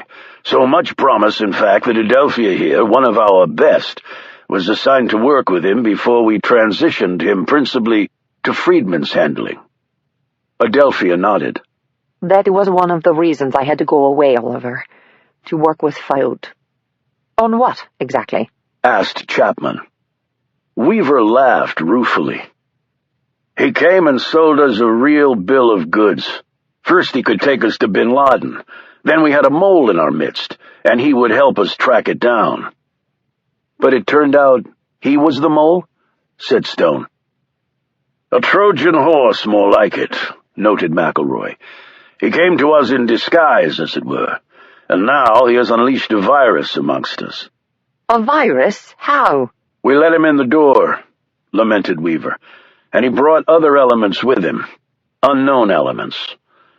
McElroy added, "Our only recourse now is to let him think we trust him, are working with him, and then follow it up to his other connections. Not the preferred way to go about it, but we have few options." "That's why he wasn't doing much," said Stone. Weaver nodded. "That's right. Faut takes everything very slowly. Wanted to move to D.C., a lot of prep time. Build his network, and the next thing we know, things are going to hell." "The incident in the park? That's him?" "Undoubtedly," said Weaver. "We think it was just a prelude to something much bigger." "And Friedman? What's her role?" asked Stone. "She's one of our deep cover agents. A lobbyist by day with a plethora of international clients, many of them fronts by our government and our allies. That allows her to travel widely. She sees and reports back. Her Middle Eastern language skills are spot on. She spent many years there for the CIA, and later in joint assignment with NIC. She has solid contacts in the region. She was a logical choice for the assignment with Faut to supplement what Adelphia was doing." "How do you explain that connection? Lobbyist and academic?" "Easily enough. Friedman represents several organizations in the Middle East that have relationships with Turkical. Officially, they are working on a number of initiatives to strengthen trade relations between Pakistan and the U.S. And the phone call she made while in the park? To another agent who provided her cover when the FBI made inquiries, answered Weaver. When did you begin to suspect Turkoglu? Asked Chapman. McElroy fidgeted with his tie. Far too late, of course. He was quite good. Friedman suspected something first, and we followed up on those suspicions and we confirmed them. And she did so at great personal risk to herself, I might add. But you're saying he doesn't know you suspect him, said Stone. He is too wily an operative not to suspect, but we have given him no reason to really suspect, if you understand me. We have given him rope. We have covered for him on several occasions, as you are well aware. What do you think his plan is? Nanobot residue in a bomb? Said Weaver.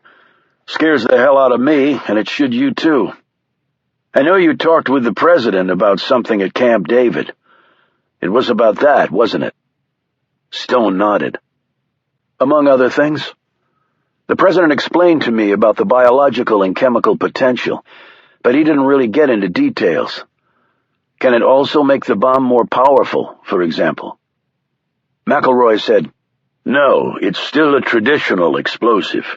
We believe it is simply a way to deliver biological and chemical weapons on a far more prodigious scale than ever possible before. How can these nanobot things do that? Asked Chapman. And keep in mind, I basically failed science at university. McElroy nodded at Weaver. I will leave the essentials to my colleague here. Weaver cleared his throat. Nanobots are the next generation of nanorobotics. They occur at the molecular level and have a lot of potential uses, beneficial ones, including the delivery of drugs into the body. It's thought that one day soon nanobots can be released into cancer patients and be programmed to attack and destroy cancer cells, leaving healthy cells unharmed. The possibilities are endless, really. And the biological weapon delivery systems? Asked Stone. A terrorist can put anthrax in a bomb right now, so why does this nanotechnology angle make it more dangerous? At the molecular level, anything is possible, Stone, said Weaver, with a trace of irritation. You can basically build something one atom at a time, outside the normal configurations. Meaning the normal configurations that we have systems set up to detect, said Stone. Point well taken, Oliver, said McElroy. That really is the entire heart of the matter. Detection. If they can change it so we can't ferret it out, that gives the other side an enormous advantage over us. In fact, an insurmountable one. The other side? Meaning the Russians? Said Stone. How about the Chinese? They have more money than anyone, and their science is not too shabby. The Kashtan machine gun. And talking a weird language, Stone reminded her. Points right at Moscow. And we have very good reason to believe that the Chinese are not involved in this, said McElroy, principally because they don't have to resort to such tactics to be a superpower. Economically, they already are. These days it's not necessarily how large your military is, but how big your bank account is. And the Chinese wallet is fatter than anyone's. The Russians, on the other hand, are not in the same position. And the incident in the park was a way of testing the delivery system. We believe so, yes, said Weaver. The nanobots were scattered everywhere. There were no bio or chemical weapons grafted or grown onto them. We confirm that. At least the ones we know about. But if there had been, catastrophic. So the nanobots are a way to actually grow or build bio or chemical weapons at a microscopic level and in an undetectable configuration? Load them onto a bomb and set them off? That's right, said McElroy. And if done properly, conventional security forces would be powerless to stop them. So we're hoping that Faout makes a mistake and leads us to whomever he's working with. And soon. It is not enough to arrest him. We need the others. And he's the only source we have to get there. We're trying to get Friedman to put some pressure on him. Hence her meeting with him tonight. A meeting you guys almost blew to hell, Weaver pointed out. Ignoring this, Stone said, "How did Turkakul get hooked up with the Russians?" "In your meeting with him, he told you that he lived for a time in Afghanistan?" said McElroy. "That's right. The timing of him being there was interesting. Let me guess. Late 70s, early 80s, when the Russians were trying to destroy the Afghan freedom fighters?" "That's right. Faout, I'm sure, on the surface, pretended to be on the side of the Afghan freedom fighters." "But he was in the Russians' back pocket," said Stone. "Of course we think that now," said Weaver. "When he first approached us, we thought he was shooting straight. If we knew his loyalties were with Moscow, he'd be in jail right now. But we didn't know." "So our discovery of the Russian gun in Pennsylvania didn't come as a surprise," said Stone. "No, it was simply more confirmation of what we already knew," replied Weaver. But why have a practice run in the park, of all places? It allowed us to analyze the debris and discover these nano things. "I believe it shows they have great confidence in their technology," answered Weaver. "Arrogant bastards. The Cold War never really ended." "That may be their undoing, of course. At least we can hope that is the case," noted McElroy. "At least it provided us with an opportunity to turn the tables." "So you think Turkakul was there to detonate the bomb remotely?" asked Stone. "After he left the park?" "He was scheduled to meet with Friedman, that's why they left together," said McElroy. "Which would have been nice to know before," said Stone. "Need to know, Stone," growled Weaver. "Right," Stone snapped back. "I'm getting really tired of hearing that justification for keeping us in the dark." McElroy said, "To answer your question, Oliver, yes, we do think he remotely detonated it. The excuse of meeting with Friedman there was the perfect cover. She was very surprised when he didn't initiate contact while she was sitting on the bench." Weaver focused on Stone and Chapman. "And what we don't need are you two screwing all this up. If you had told us about it, we wouldn't have come anywhere near it," Stone said reasonably. "You didn't require reading in until now, and I'm not thrilled about it. So from now on, keep clear. Got it?" McElroy rose, supporting himself with the tabletop. "I think they do indeed get it, Director." "One more question," said Stone. The two men looked at him expectantly. "The President knows about the nanobot angle, but does he know that you suspect Turkakul is a traitor?" McElroy and Weaver exchanged a quick glance. "Are you keeping it from the President because you let a spy this deeply in the game before realizing it?" Stone was gazing directly at Weaver. "Because if so, that could really come back to bite you in the ass." The NIC director flushed. "If I were you, I'd just keep that absurd opinion to yourself. I've never understood why you were brought into this in the first place. You've been out of the field for over 30 years, and quite frankly, it shows. To repeat, you are ordered to keep the hell away from Faout Turkakul, understood?" McElroy responded. "As I noted before, Director, I'm sure that Agent Stone understands the situation perfectly." McElroy looked directly at Stone and gave him a quick wink. They were dropped off at Chapman's car. As she drove Stone home, she said, "Well, at least things are explained now. The Russians are on the prowl once more. Oh, goody." "Why the gunfire?" Stone said abruptly. "What?" Stone closed his eyes, and it finally came to him. The very thing that he had not been able to see. It was so clear, so obvious. "Tense," he said. "Tense? What the bloody hell are you talking about? Are you planning on going camping?" "White tense. All on one side. But why?" he thought.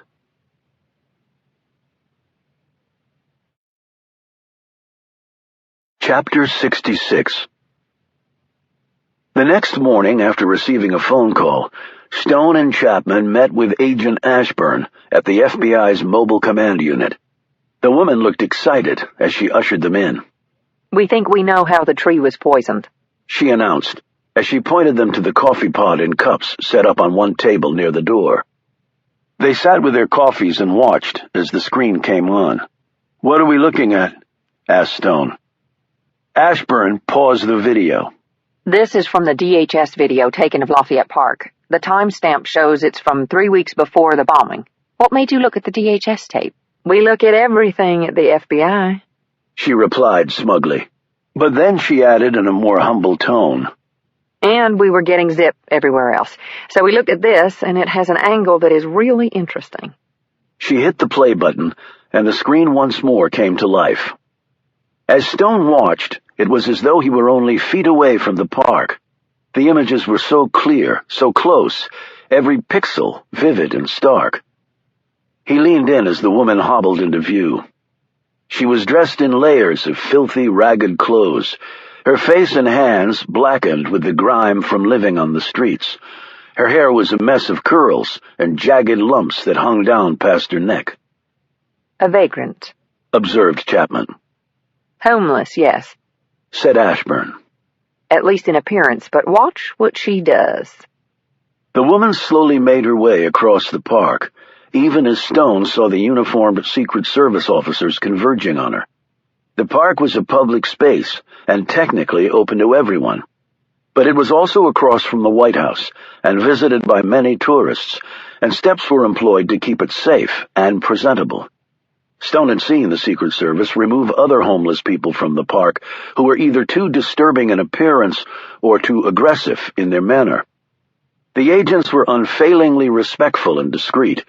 He'd even seen some of them buy the less fortunate folks food and coffee after escorting them away. This woman on the screen, though, didn't seem to want the attention. She picked up her pace, stumbling along, her left foot dragging behind.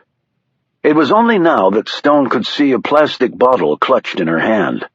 She reached the maple and fell down on the ground, moaning and twisting. Ashburn froze the screen. "See that?"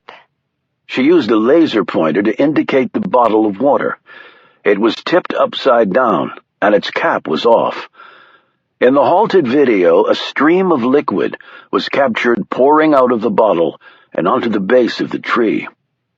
Ashburn played the rest of the video, and Stone and Chapman watched as the entire contents of the bottle emptied out and were quickly absorbed into the mulch top around the tree. The next moment, the uniformed officers were helping the woman up and escorting her away. Stone said, "Did the cops notice a strange odor coming from the bottle?" Ashburn shook her head. "Asked and answered. We rounded up those uniforms yesterday. They remember the woman, but let's just say her personal aroma was strong enough to cover anything that was in that bottle. And they just figured she poured her water out on the ground. It was no big deal. And when the tree died sometime later, nobody connected the dots. But we did soil samples from around the original tree and actually found pieces of its bark the Park Service had kept. Tests run on them confirm a poison was applied that effectively prevented the tree from absorbing water and nutrients. Death was inevitable." Stone looked over at her. "Good work, Agent Ashburn. I think you hit on exactly how the tree was sabotaged." "Still a long way from figuring out the rest of it, though," she said resignedly. They left her and walked to the park. Chapman pointed up ahead. "They're prepping to plant another tree. The National Park Service personnel were out in force working around the crater." "Let's just hope they use a different supplier this time," said Stone, "and check it for bombs." The grounds team was roughly the same one they had interviewed. George Sykes was directing his uniformed troops as they cleared debris and reshaped the crater, filling it with fresh soil. "Guess the ATF is finished doing their investigation here," noted Chapman. "Guess so." "So what was your eureka moment last night? You just said something about white tents and left it at that." "I would have come down here today even if Ashburn hadn't called." He pointed to the north, toward the office building where the shots had come from. "Gauge the sightline." "I already did that, thank you." "You remember what the colored markers in the park represented?" "Orange for debris and white for slugs." "Do you recall the distribution of each?" Chapman gazed around the grass. "Orange was everywhere, which is to be expected with a bomb. An explosive is indiscriminate in its distribution of wreckage." And the white markers? Chapman hesitated. As I remember it, they were uniformly on the western side of the park. Uniformly. That's the key term. Chapman looked back at the office building and then at the park. But you told me the bullet distribution was the reason you had me look at the building in the first place. Chicken and egg. I was looking at the wrong end of the equation. What? I thought they used that building, at least partially, because it was taller than the hotel's garden, and they could see over the trees. That way, they wouldn't be firing blindly. I was thinking like a sniper. That was an incorrect approach. Chapman looked confused, but only for a moment. You mean, since there was no actual target in the park, the PM, for example, why would they care about firing blindly? Right. They could fire machine gun rounds right through that tree canopy. Who cares? But the office building allows them to see over the trees. And in the dark, that was a necessity, because things look different in the dark, and spatial skills deteriorate. They might have been using night optics, but there's a lot of ambient light around here at night. And night optics can be seen by other people using night optics. And there's a lot of that around here with the security forces in place. Okay, said Chapman slowly. That means... So the shooters contained their fields of fire to the west side. You were on the west side of the park, along with our man. And bullets did hit uncomfortably close to us. I believe that occurred more by accident than intent. If they'd hit us, I don't think they would have cared. So why did they confine it to the west side? Stone was about to answer when Chapman stopped him. Don't look now, but one of the groundspeople is staring at us with a very strange expression. Which one? The younger woman. Hang on, I'm going to try something. What? Just hang on. Stone pretended to examine a spot in the grass with investigative interest. 2 minutes later, Chapman returned to him. Okay, we wait 5 minutes and then we walk north and go into the church over there. Why? To meet with the lady. How did you manage that? Let's just say it was a bit of girl-to-girl signaling that is impervious to male capture and translation.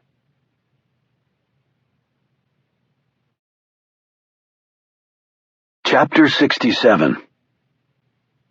5 minutes later, they were in St. John's Church, admiring the embroidered kneelers in the presidential pew of the House of Worship. James Madison, John Quincy Adams, read Chapman, as she glanced down at the kneelers. Impressive list of blokes. Stone replied, Your country certainly didn't think that back then. Revolutionaries and even terrorists, they were called. Well, after a couple 100 years, even the thorniest differences can be overcome. The woman, dressed in her green and khaki uniform, entered the church and slipped off her hat. She spotted them and hurried over. Chapman said, I saw you trying to catch our eye. Thank you for meeting with us.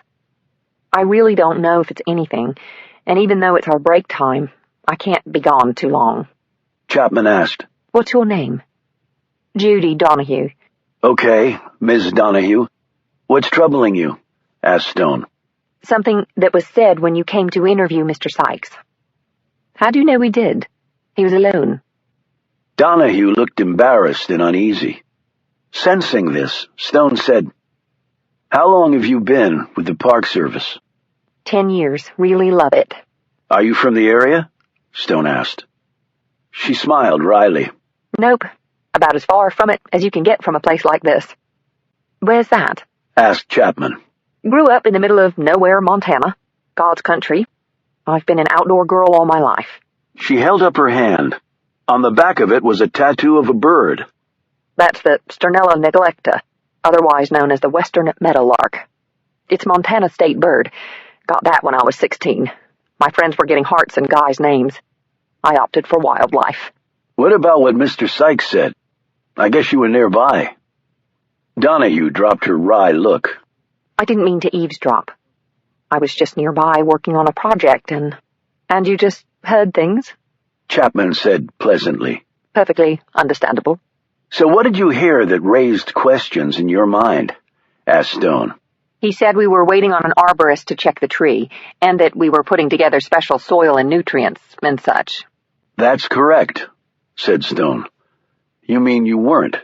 No, we do. All right, said Stone slowly. Then what's the problem? I know I'm not explaining this very well. Why I work with my hands and not at a desk, I guess. Just take your time, Judy. Chapman said helpfully. Well, you see, the arborist had already checked the tree and given it a clean bill of health. He took another look at it again when it went in the hole, but only to make sure the stress of being craned in hadn't injured it. The soil and nutrient plan was all ready to go. So you're saying that there was no need to leave the hole unfilled, said Stone. Not really, no. I remember putting up the poles and tape and thinking it was pretty silly to leave the hole that way. I mean, what if someone fell in it? And someone did, said Chapman. Well, anyway, I still thought it was weird. What explanation did Sykes give you for leaving the hole open? Asked Stone. He didn't give us an explanation. He's the crew chief. When Agent Gross came by, were you all present when he asked his questions? For part of the time, but then he went off with Mr. Sykes. And I take it the question about the uncovered hole didn't come up while you were all there. I recall the FBI agent getting to that issue, but then Mr. Sykes said it was time to get back to work and he'd finish the rest of the answers. Did any of the other crew members have the same questions about the hole being uncovered? Asked Chapman. They're a good bunch, real dedicated, but they also follow orders and don't think too much about it. I guess I'm a little more independent, and after overhearing what Mr. Sykes told you, I just thought you ought to know. You did the right thing, Judy, said Chapman. I have to get back. Right, said Stone. This was very helpful, but don't mention it to anyone. Donahue nodded, a nervous expression on her face.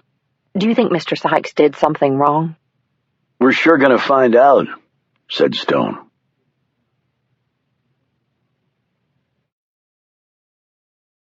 Chapter 68.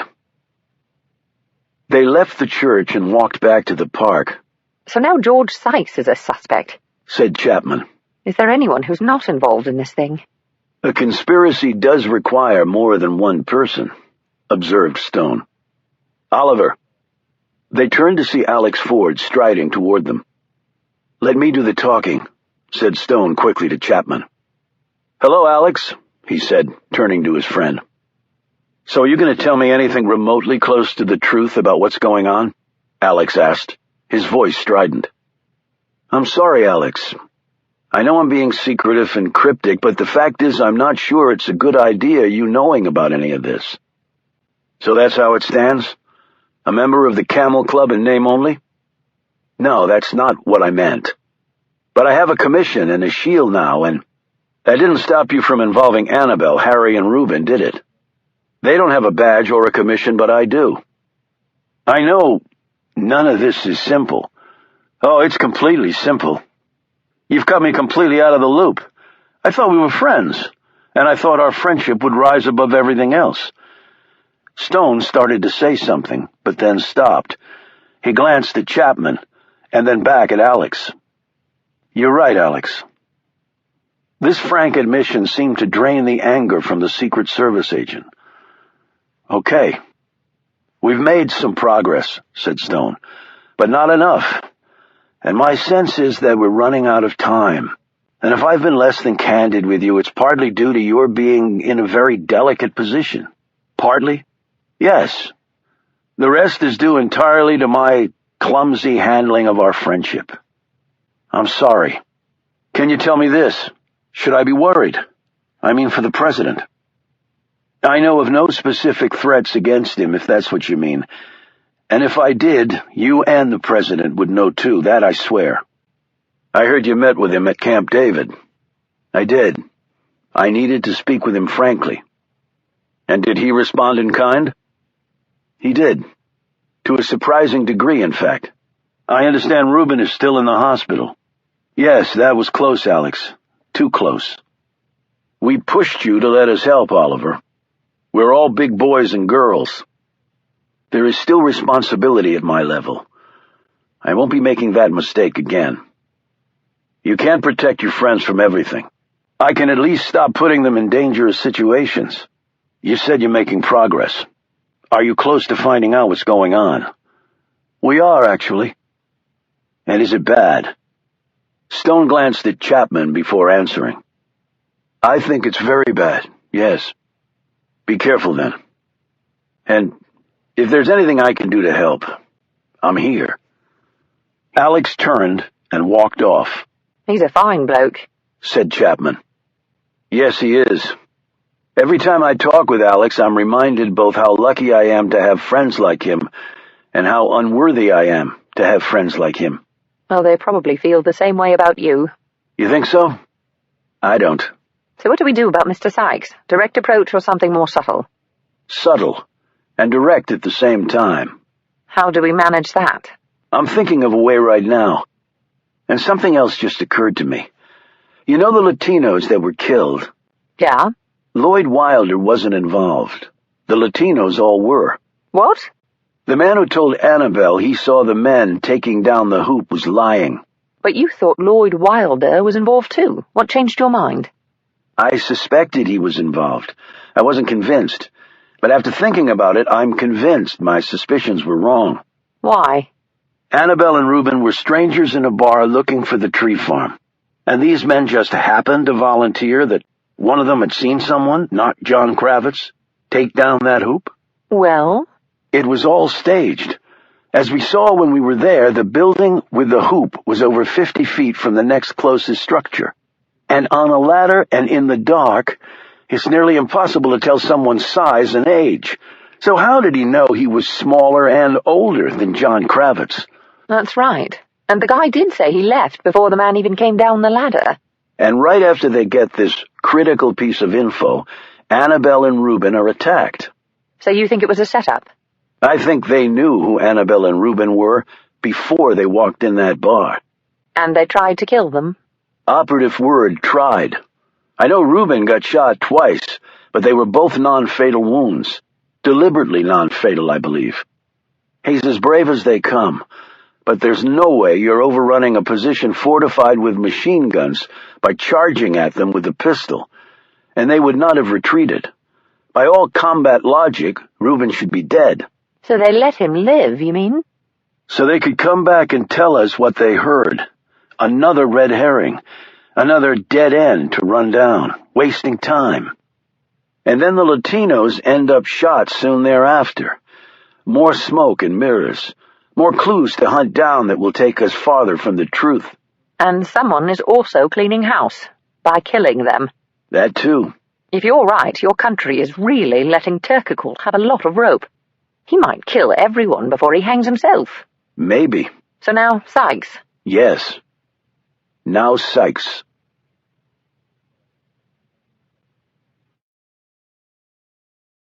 Chapter 69. Only they couldn't find Sykes. He had not returned from the break, and none of his crew knew where he was. They searched the park and the adjacent areas.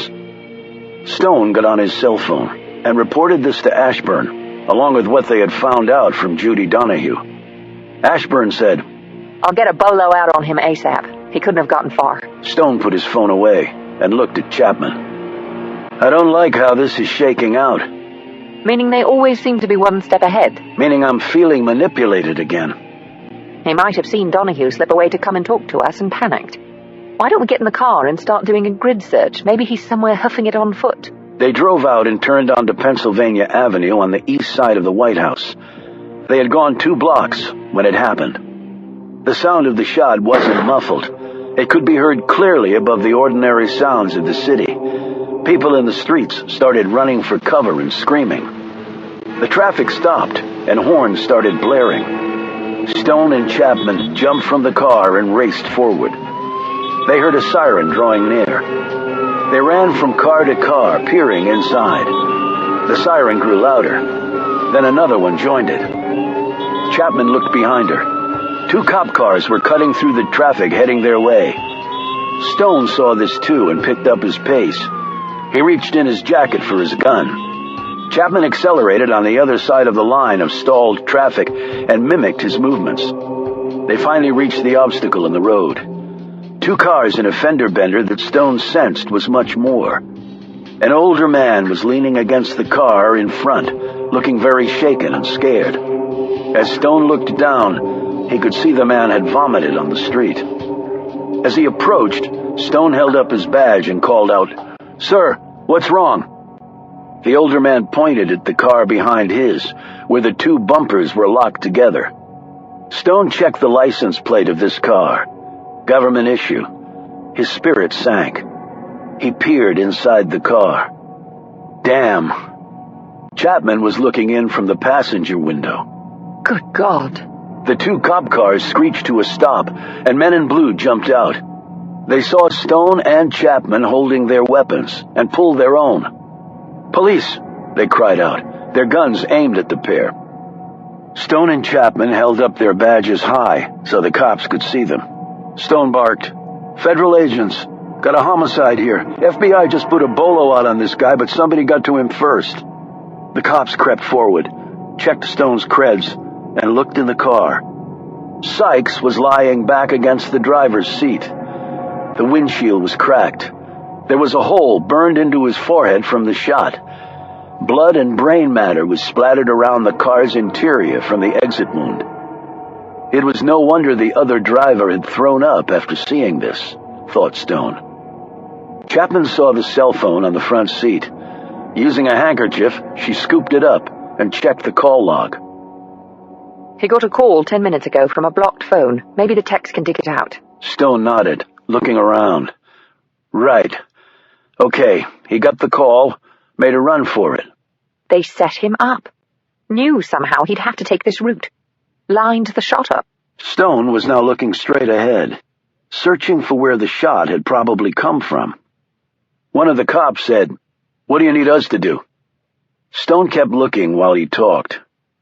"Call in backup and secure the crime scene."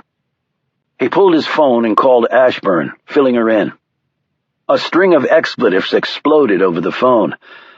Having sufficiently vented, Ashburn said, "I'm sending reinforcements right now. We'll coordinate with DC Metro." Stone clicked off. "Cavalry's coming." "How do you want to break down the search?" A woman who'd been standing on the sidewalk came running up to them. She was about 20, with kneeless jeans and an iPhone clutched in her right hand and a shopping bag in her left. "Sir, ma'am?" They turned to her. She pointed to a building farther down the street. "I was looking up at that building as I was walking, and I saw a flash of light. Then I heard the car crash. I think that's where it came from." Stone said quickly, "Could you tell which floor?"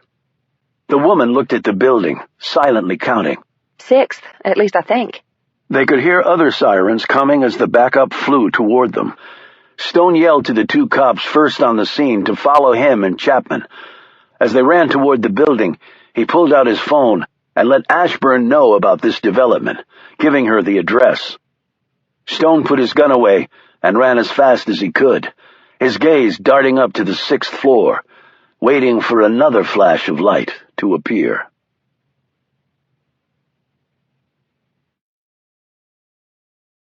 Chapter 70. "You don't think the shooter is still in the building, do you?" said Chapman, as they reached the entrance and ripped the doors open. Stone had ordered one cop to guard the front of the building and the other the rear. Stone didn't answer. He held up his badge to the security guard who approached them. "You have a possible sniper in this building. Did you see anyone come in today who looked suspicious or who was carrying an unusually shaped bag?" The guard shook his head. "No one like that, but I just finished making my rounds, so someone might have slipped in then." Stone said, "The FBI is on the way. What other exits do you have here besides the lobby?" "This way." He led them to a door off the lobby. "Down that hall and to the right. Takes you to the loading dock in the rear." As they started off, the man said, "You want me to go with you?" "No. Stay here. There's a police officer posted out front. Anything happens, you get to him." "Okay. Good luck." Stone and Chapman darted through the door and down the hall. They had only gone about 20 feet when she grabbed his arm. "What?" he said. "That security guard. "What about him?" Do they normally wear gloves?" Stone flinched, wheeled around and sprinted back the way they had come. The door was locked now. Chapman shot the handle off and kicked it open. They rushed back into the lobby. There was no sign of the guard.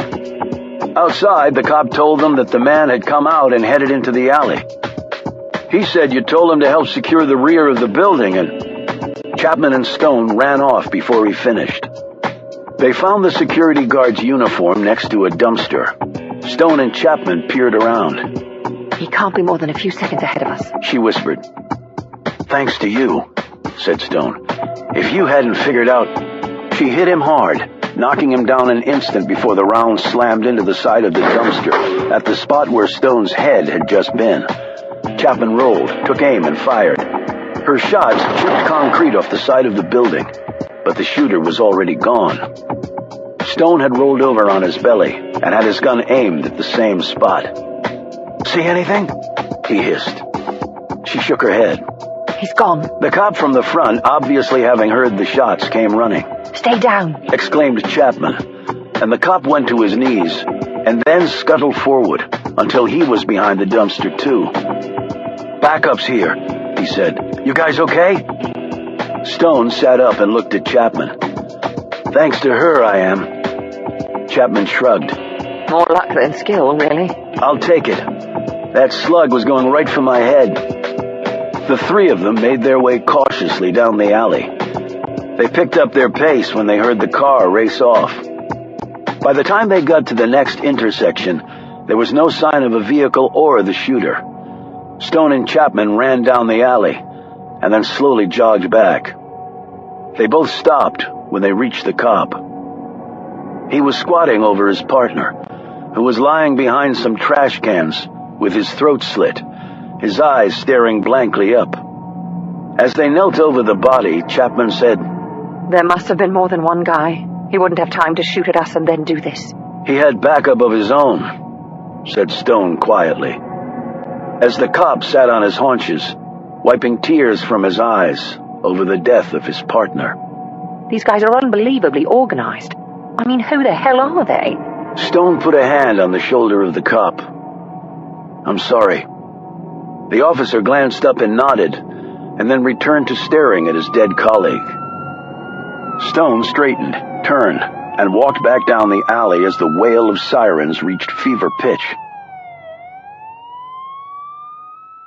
George Sykes, a D.C. police officer, and a security guard were dead. They'd found the real security guard in a storage room off the lobby, with a single gunshot wound burned into his forehead. The sniper had disappeared. Stone had given descriptions of him to Ashburn, and a bolo had gone out, but none of them were holding out much hope.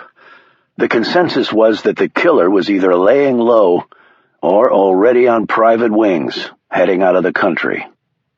Stone and Chapman were now in a car sitting outside the modest residence of George Sykes, located in Silver Springs, Maryland. It was in the middle of an ordinary neighborhood, with kids on bikes, moms talking in front yards, and dads cutting the grass. Or it would have been if the street hadn't been evacuated and then shut down by the FBI. Agent Ashburn was in the front passenger seat, while another agent was at the wheel. What do we know about him? Stone asked. Wife died 3 years ago. Kids all grown and gone. Been with the National Park Service his entire career, no problems. And 6 grandchildren, said Stone. He glanced down at the man's file. He's not much older than me. He must have started early. Money problems? Chapman asked. Ashburn nodded. That was one of the first things we looked at. Didn't find anything there. But we dug a little deeper and shook out an account that was tied to Sykes. Recent deposit of $100,000. So someone paid him off to play along. Stone said, What exactly did they pay him for? Ashburn answered, Bomb in the root ball. What if someone started to poke around there? He would steer them clear. Make sure wherever the bomb was in the dirt that no one got close to it. So he betrayed his country for $100,000, said Stone. A grandfather of 6? Ashburn shrugged. I've seen people do it for a lot less, and 6 grandchildren eat a lot. Chapman added, And that might have only been the first payment. Right. And they made sure the only payment. MO is consistent. They're eliminating their team, closing up the tunnel, so no leads for us. The sniper took a risk by impersonating a guard, noted Stone. We saw his face. But like we concluded, the guy is long gone, and 6 months from now, he'll have a new face. Lot of money behind this, that's clear. Ashburn hiked her eyebrows. Like a country's treasury at work? Russia, said Chapman. I've heard that theory floated around. Cartel and government may be working hand in hand. Tough competition. Stone nodded at Sykes' house. So what are we waiting for? We don't need a warrant. The guy was shot. We can go to his house to investigate. He was a federal employee. Ashburn said, That's true, but considering that these folks employ bombs, I've sent for a bomb detection dog to go in before we do. That's also why we've evacuated the neighborhood. The canine unit came, and Stone watched as the dog methodically swept the yard and then entered the house through a back door, opened by an FBI agent. 10 minutes later, the search was complete, and the all-clear was given. It didn't take long to go through the house, but they found very little of help. As they walked back to their car, Ashburn said, We'll send in a forensics team to give it a scrub down, but I doubt it will yield much. Still have to do it, said Stone. Still have to, agreed Ashburn. Has his family been notified? Asked Chapman. In the process, that's another place that might get us somewhere. He might have let something slip to a family member, you mean? Said Chapman. If we're real lucky. I'm not feeling that lucky, said Stone. Ashburn dropped them back at their car, and they drove off. Chapman was at the wheel, while Stone gazed off, lost in thought. What do you think? I'm thinking how much more carnage before they yank Faout Turkogul and make him talk. So you think he's really guilty? I don't have enough information to make that determination, but the status quo is not working for us. What's the alternative? I haven't thought of one yet. So who might be the next targets in the chain? If Turkogul is involved? Stone glanced at her. That's what I was thinking too. And I know she's your friend, but what about... Adelphia is not part of this. Are you really sure? By your admission, she's been out of your life for a while. Stone gazed at her, and then put a hand on her shoulder. How do you feel about breaking a few rules? Until I met you, not too keen. But now I think I'm really getting good at it. So, we're going after Turkogul? No, said Stone. Who then? The other side is leading us around again. They expect us to go left. Instead, this time, we're going to the right.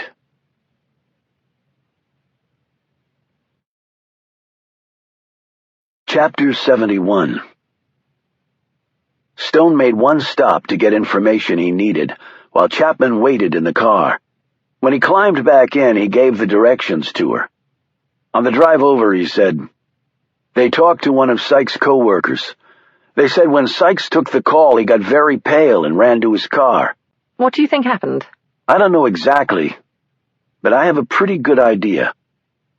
They reached the address, a townhouse community in Chantilly, Virginia. Chapman parked where Stone told her to, but he didn't get out of the car. We wait, he said. A half hour later, a truck pulled up to the front of a small townhouse 30 feet from where they were parked, and a woman got out. Chapman recognized her immediately. That's... Yes, it is, said Stone, as he opened the car door. They reached her front door an instant before she closed it. Stone stuck his foot in the gap. The woman turned around, startled. Stone had his badge out. Remember us? Judy Donahue, who was still dressed in her National Park Service uniform, looked from him to Chapman. Yes, I do. Are you here about poor Mr. Sykes? I heard about it. It was awful. Can we come in? Why? Just to ask a few more questions. But I told you all I know. In light of recent developments, other questions have come to mind. Stone pushed the door all the way open, and Donahue was forced to step back as Stone crossed the threshold. Hey, you can't do that. I just did, said Stone. Chapman closed the door behind her, and Stone moved farther into the house. This is illegal, isn't it? Stone glanced at Chapman and then stared at Donahue. I don't think so. But then again, I'm not a lawyer. I'd like you to leave right now. Why? Do you have something to hide? Donahue looked nervous and said, Of course not. I found out you're leaving the Park Service. Why is that? I thought being a girl from the big outdoors that it would be the perfect career for you. Not that it's any of your business, but I've been thinking about it for a few months now. And after everything that happened and Mr. Sykes being shot, it was just time. Stone inched closer to her. So, where's your plane ticket to? A place that doesn't have extradition with this country? What? Let's just cut to the end game. Where are you running to? And how much did they pay you? They plunked 100 thou in Sykes' account. Did they match that amount for you? I don't know what the hell you're talking about. So you won't mind us taking a look around for it? Yes, I do mind. Now get out. Stone ignored this and moved closer to her. The call that Sykes got. What did they tell him to make him drive off like that? That they had one of his 6 grandchildren captive? That he was to contact no one or the child would be killed? That he was to drive to a certain place along a certain route?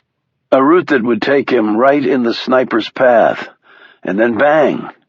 No more George Sykes. Get out or I'm calling the cops. Sykes had nothing to do with any of this, said Stone. The money in a secret account? Set up and planted. Easy to do. The conversation you told us you overheard between Sykes and Agent Gross never happened. But with Gross and Sykes dead, there's no one left to question it.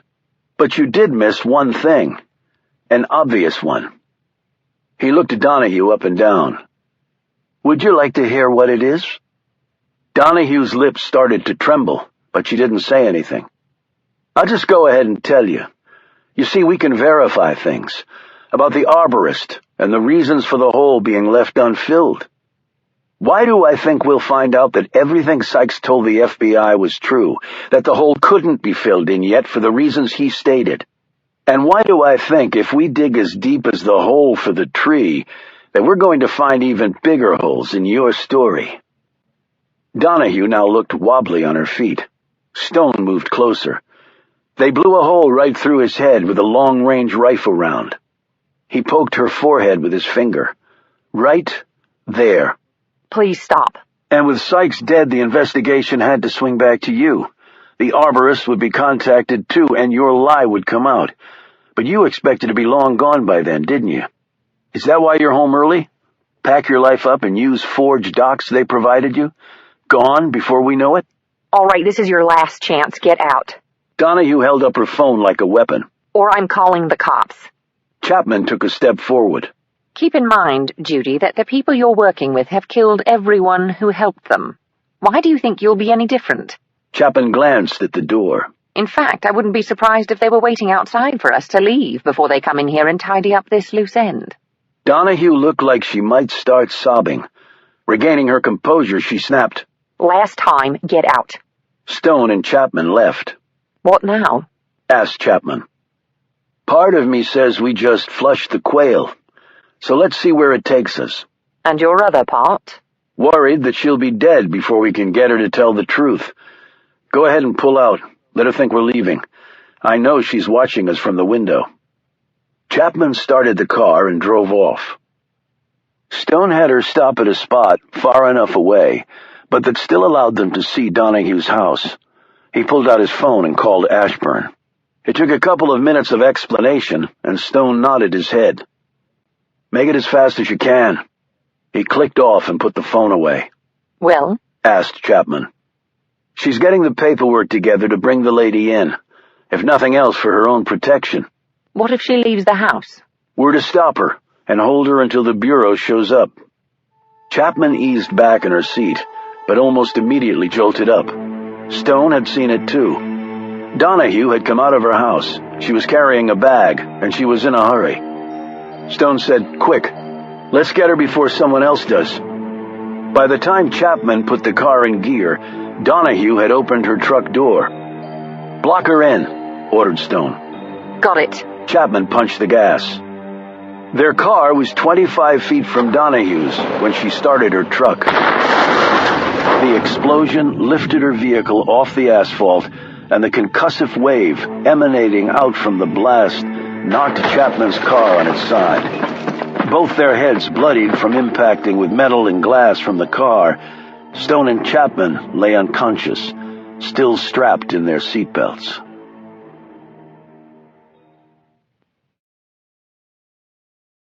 Chapter 72. Stone woke. His mind was fuzzy, but his reason was slowly returning.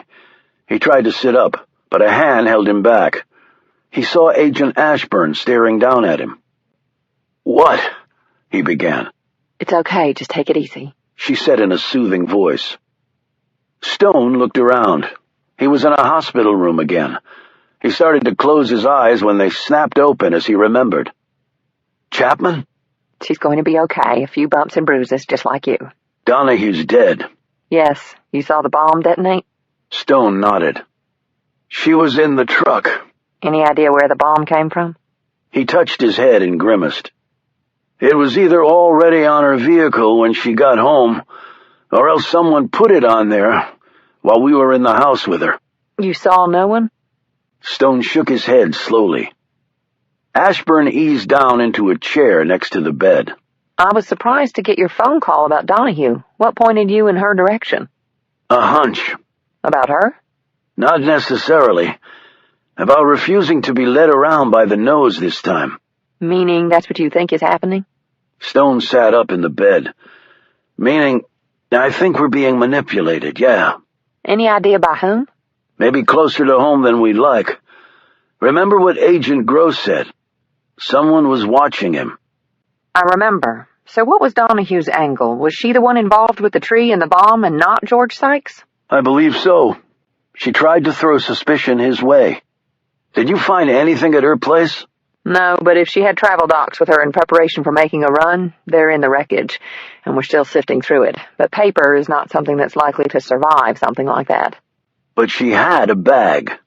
We certainly spooked her. I think she was making a run for it." "Not disagreeing with you." Ashburn rose. "You've had a busy day. Almost shot by an imposter security guard sniper and now nearly blown up." "Does anyone know I'm here?" "You mean your friends?" "No, we thought it best to keep it on the QT." "So Chapman is okay, no BS?" "No BS." "Can I see her?" "I'll check. Be back in a minute."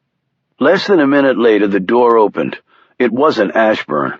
It was Chapman, propelling herself into the room via a wheelchair. There was a strip of bandage across her right cheek and one on her forehead. Stone started and sat up more. His gaze darted to the wheelchair and then back at her. "Not to worry. Chapman grinned. I can walk, just hospital rules for patients having gotten themselves blown up. You Americans have so many bloody regulations." Stone sat back, relief on his features. She stopped next to the bed. "How about you? Everything working okay?" Stone stretched his arms and neck. "Far as I know, sore, but functional." "We almost caught them." "Almost doesn't count in our business." "What did Ashburn tell you?" "Basic stuff, no leads." He added with a smile, "The most important thing she told me was that you were okay." Chapman smiled back. "I'm glad to see you have your priorities right." "You saved my life." "That only means we're even." "I guess that's true." But Donahue was the last straw. No one left to talk to." "You're wrong. There's Faoud Turkakul. "But he's off limits." After being blown up twice, nothing is off limits as far as I'm concerned." Later, when she walked in, Stone tried to hide his surprise, but really couldn't. Marissa Friedman was dressed in a white skirt that showed off her tan, a blue silk blouse and flats. Her hair was glossy and fell loosely to her shoulders. She carried a purse in one hand and a pair of sunglasses in the other. She placed a pair of penetrating eyes on Stone and sat down in the room's one chair. "I can tell you're stunned to see me," she said.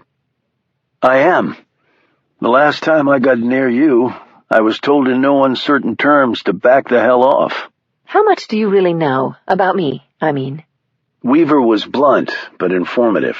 "In our line of work, that's good sometimes and not so good other times." He sat up in the bed.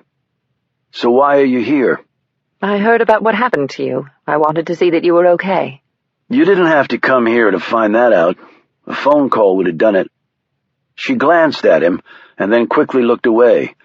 She rose and walked to the window. "It's a pretty day." "I guess it is. I hadn't really thought about it." She continued to gaze out. "When I was a kid, I was fascinated with the weather. I thought I'd grow up to be a meteorologist." "What happened?" She turned to look at him. "I'm not sure, actually. I did all the right things, went to all the right schools, Then I detoured to Harvard Law. After graduating, I had the intention of taking a year off, traveling in Europe, and then settling down to a desk job at a firm in New York City. But on a whim, I attended a seminar about the CIA, and the next thing I know, all these years have gone by. She turned to look out the window again. I've seen a lot of weather. She glanced back at him. But not nearly as much as you, apparently. You've talked to Weaver about me? She walked to the side of the bed. John Carr, quite impressive. Stone shrugged resignedly. I hadn't heard that name in over 30 years, and now it seems like I hear it all the time. She scooted the chair closer to the bed and sat down. I was surprised that you had gotten on to me. I had no idea you were tailing me the night I was visiting Food, until I got the message from Weaver's people. How did you do it? So that's why you're really here. To make sure there are no permanent holes in your cover. Wouldn't you do the same thing? Yes, I would, actually, he admitted. Well? Process of elimination. You were at the park that night. Adelphia's story didn't hold up to scrutiny. Turkical was there to meet someone. He pointed a finger at her. You were the logical choice. It took me longer than it should have, actually, but in my defense, there was a lot of smoke and mirrors thrown at me. Friedman looked nervous. Stone easily discerned why. You're afraid if I figured it out, so could someone else. That's the story of my life, Agent Stone. Trying to figure it out before they get to me. How did you figure out Turkical? A dozen minor things that meant nothing separately, but which meant everything once you put them all together. I really couldn't believe it, though, and neither at first could NIC. But once they started digging, it turned out to be true. Fode's Afghan connection was the nail in the coffin. We traced that back to ties to the former Soviet Union. His principal handler back then is now only 3 seats removed from the top spot in the power hierarchy over there. And the connection to the Russian drug cartels? Cartel. There's only one, really, though it has many manifestations, and the Russian government is firmly in partnership with it. Not only is the cash flow enormous, the damage drug trafficking can do to an entire country is far more deadly than actually hitting it with one's military. In a war, soldiers die along with some civilians. Most people remain completely unaffected by it. In a drug war, everyone feels the pain one way or another. I can see that. Then the issue became what to do about Turkical. And the solution was to give him rope to hang himself? Not just that, no. We need the others, up the chain of command. Faout being a Trojan horse was a serious setback for us, but if we can turn that to our advantage, then we can make it into a serious disadvantage for the other side. Wish you luck on that. She rose and put a hand on his shoulder. I know you're working hard to solve this case, and I know that Faout figures into it. But you don't want me pushing too hard, so hard that it blows up what you're trying to do. Yes. I'll keep that in mind. You can go back and tell Weaver your mission was accomplished today. He doesn't know I'm here. Right. There was a bite to Stone's words that surprised him. He doesn't. So why are you really here? And it's not just to check your cover, or see if I was okay. She looked at him curiously. A deduction based on what? Based on the fact that I have you pegged as a multitasker. She sighed. I just wanted to see you again. Make sure you really were okay, despite what I was told. You were blown up, after all. And why is that important to you? It just is. I'm not getting this. She drew closer to him. Well, then let me be uncharacteristically frank. We're actually a lot alike, John Carr. There aren't many people who do what we do. Her features softened, and she seemed to be looking past him. I've lived the last 20 years of my life as someone I'm really not. She refocused on him.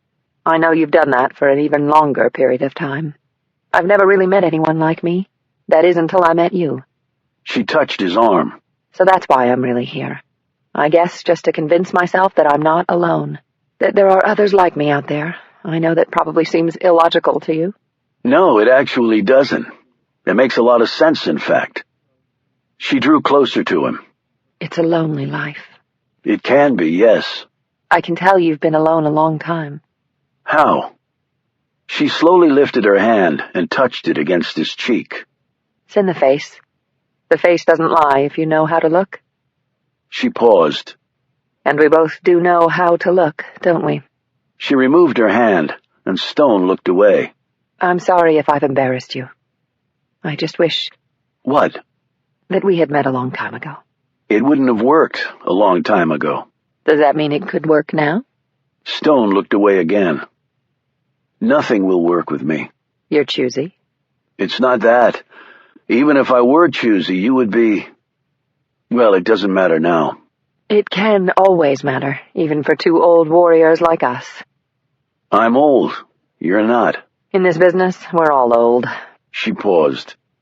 If we're still alive. She stood, slid a hand down his cheek, and then bussed her lips against his face. Take care of yourself. A moment later, she was gone.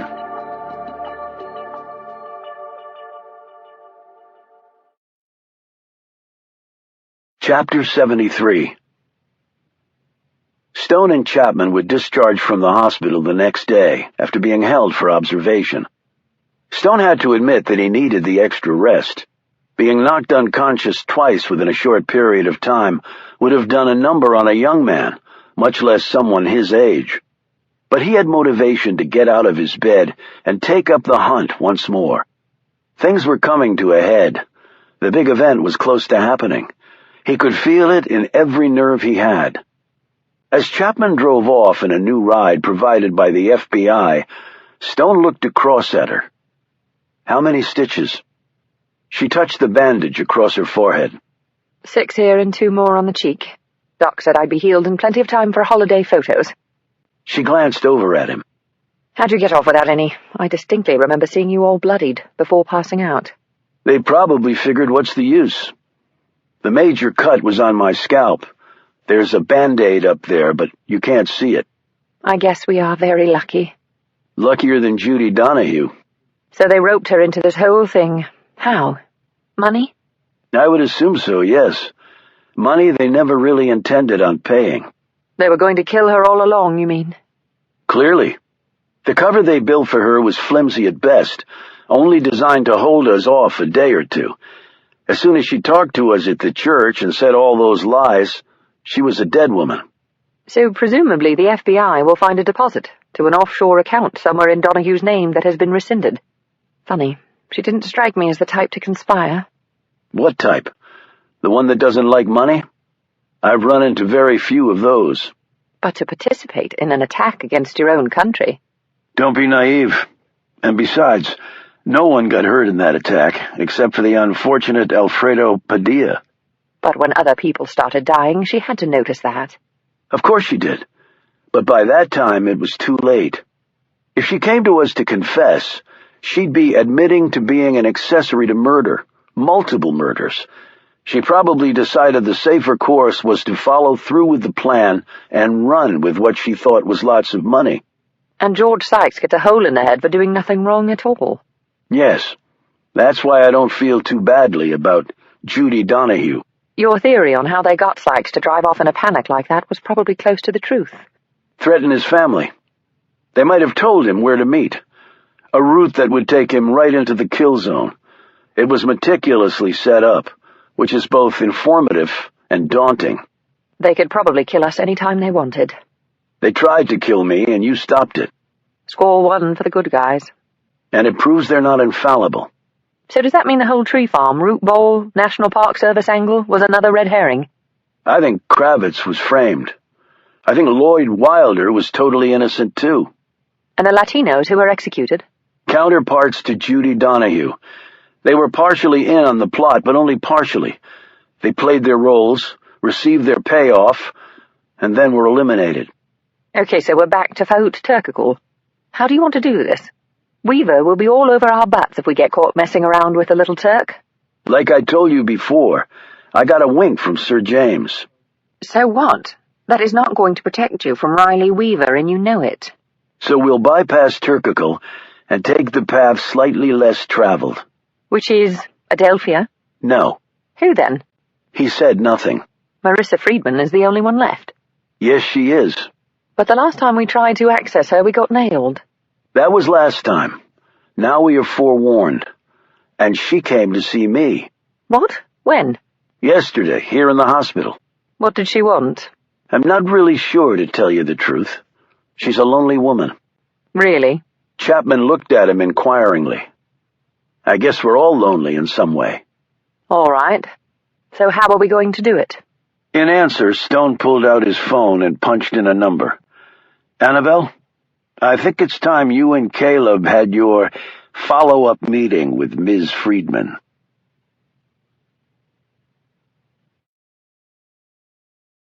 Chapter 74. It's good to see you again, said Friedman, as she sat down at the restaurant table. Annabelle and Caleb were already seated across from her. We said we would be in touch, Annabelle said bluntly. Caleb said, We are very excited to move this forward with your help. Friedman slid her napkin into her lap. And I'm excited to get to work on this with you. I've made some preliminary inquiries, and the time is definitely ripe for your project model. They ate and discussed more points of business. As they left the restaurant, a Mercedes limo swung around the corner. We can give you a ride home, said Caleb. You don't have to do that. I live out in Virginia. He took her hand, kissed it. It is no trouble. In fact, it would be my pleasure. Annabelle held the door open. Friedman climbed in. Annabelle shut the door behind her, and the limo sped off. Friedman jerked around and tried the door handle. The door was locked. She noticed a presence to her left and whirled in that direction. A man was staring at her. What the hell is going on? Demanded Friedman. She stopped, caught her breath as she focused on him. Stone. Stone said, That's my partner up there, Mary Chapman. I'm sure you've been briefed on her, too. He motioned to the driver. Chapman gave a small wave before turning onto the next street. You're kidnapping me? No, we're meeting with you. She frowned. People who want to meet with me usually make an appointment. We need your help, and wanted to ask for it quietly. I thought you'd been forbidden by Director Weaver to come near me. That's why we're asking quietly. Friedman sat back, taking all this in. There was no fear in her eyes. So Weaver knows nothing about this? Need to know. And right now, he doesn't need to know. Interesting theory, considering he runs the country's intelligence services. As you know, we have great interest in Turkical. You're not alone in that regard. You told me you figured out he was a traitor. But when exactly did you learn he was a double agent? You know, you can tell me that Riley Weaver has filled you in, but that doesn't mean I have to believe it. People are dying at an alarming clip, he pointed out. She shrugged. It's a dangerous business. And we believe that Turkical is at the epicenter of that business. Friedman hesitated. I wouldn't disagree with that assessment, but... Chapman spoke up. And yet he just keeps walking along. No troubles. Friedman glanced at her and then at Stone. I follow orders. I might not agree with them all the time, but I follow them. All the time? Asked Stone. I wouldn't last long in this line of work if I didn't. Didn't you learn to exercise some independence in order to get the job done? Friedman crossed her legs and folded her arms over her chest. Any place in particular where we're going? Just seeing the city? Having a nice chat? What do you have in mind? So you are concerned. She snapped. Who the hell wouldn't be concerned? A dozen people have died, at least by my count. Snipers, bombers, executions, all on American soil. So you'll help us? I can't commit to that. Until I know what your plan is. You know that. We need Turkical to talk to us. He'll talk to you, all right, about everything you don't want to know about. He's the most tight-lipped, aggravatingly secretive person I've ever met, and that's saying something. He's just trying to survive, and you do that by not trusting anyone, said Stone. Well, then pray tell, how do you propose getting him to talk, because I haven't come close. With your help, I think we can. I haven't agreed to anything. By all rights, I should report this contact right away, and if Weaver finds out... But you won't. She looked at him with a superior expression. And how do you know that? Because I can tell you want to get this guy. I've always wanted to get this guy. But it's the people behind him that my superiors want. I explained that to you. Without them, Turkical isn't worth anything. If it were just Turkical, it wouldn't be a problem. He'd be dead. Chapman said, And you're sure if you take him out, it wouldn't help matters? Not in the least. The Russians have a dozen faux Turkicals spread around the globe. And if we show our hand, we blow an opportunity that will likely never come along again. That's been the rub with this whole mission. If we can follow Faoud right back to Moscow and show a clear connection between the government there and the Russian drug cartel, then I think even the citizens of Russia would sit up and take notice. The UN certainly would, as well as the rest of the free world. And Russia would have no choice but to back the hell off its grandiose plans to dominate the planet again, using cocaine and heroin as opposed to guns and tanks. I can see his value more clearly now. You express the situation very well, said Stone. She glanced up and their gazes locked. Friedman said, Would you care to guess how old I am? Stone appraised her. 35. Add 10 years to that. He looked surprised. For such a high-risk profession, you've aged remarkably well. Outside, perhaps. Inside, it's a different matter. She gazed at him. Why do I believe you're in the same boat? I think I look my age. Most men your age are fat and bowed. You look like you could do the Marine obstacle course at Quantico without breaking a sweat. Friedman continued to stare at Stone. Without breaking a sweat, she said again. In the rearview mirror, Chapman gazed anxiously between the pair. So, getting back to the matter at hand, said Chapman quickly as the two continued to stare at each other. Friedman ignored her and said, Did I mention that I checked out John Carr's military and CIA career? The most unbelievable parts I found the most believable for some reason. I did my job, just like you are. Few people did their job like you did. You're more than a legend, John Carr. You're more like a myth. I'm actually flesh and blood. That's been very apparent to me from the start. He touched the bandage on his head. And never more apparent than right now.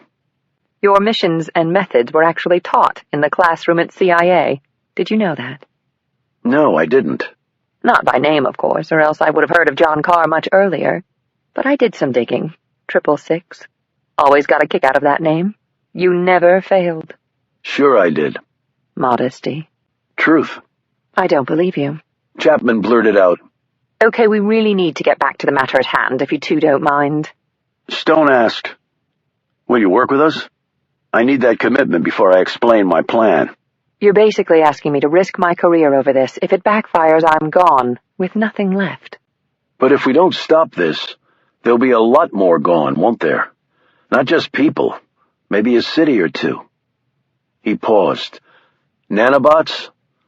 The Russians back on the global warpath. And if my plan works, then your goal may be realized too. This entire mess laid at the doorstep of Moscow. She said coolly, I'm fully aware of the situation. Then you know the stakes. And I do need your help. Turkakul spent time in Afghanistan. They like to carve their enemies up there, one slice of skin at a time. And then he'll turn me over to the Russians, and I can't believe they're any better. I'll protect your life with mine. She looked out the window again. Stone watched as the woman's expression changed continually, until he could tell her mind had been made up. She turned back to him. I'll help you. Thank you. But for the record, you could have just come to me directly, and not stoop to a snatch operation. I think I deserve better than that. You do, said Stone. You actually do.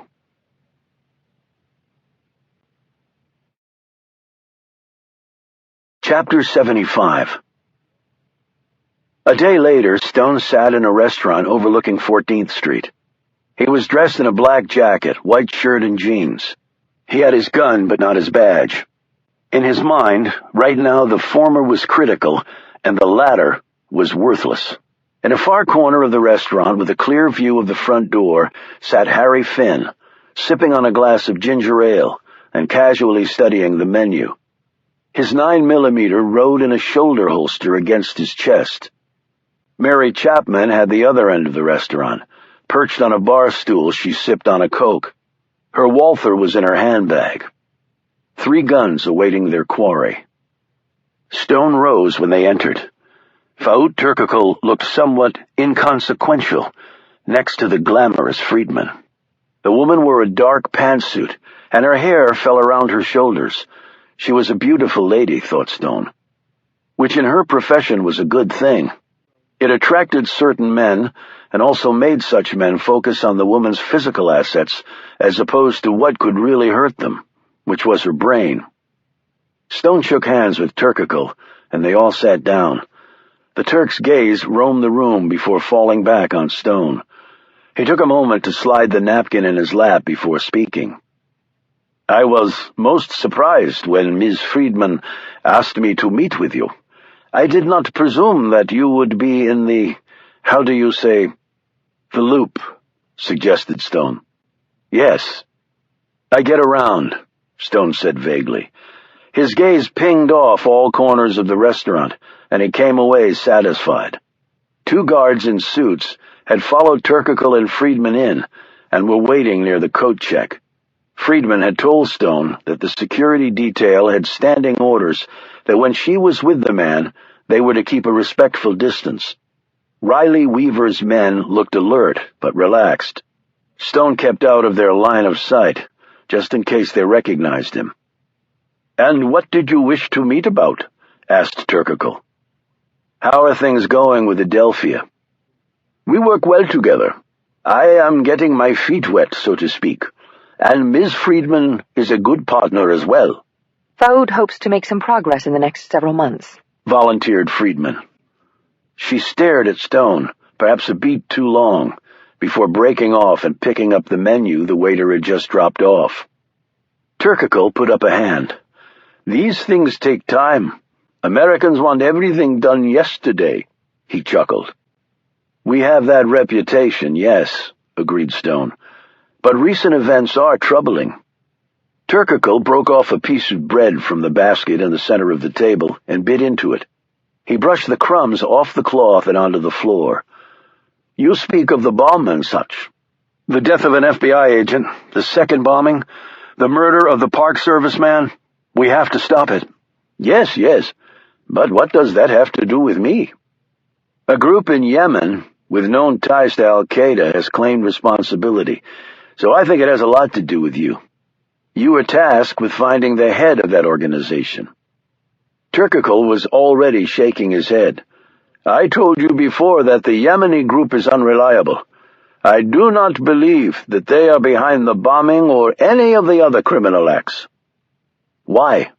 asked Stone evenly. Turkical held up one finger. "First, they are not sophisticated enough. This sort of long-term planning and execution is not their forte.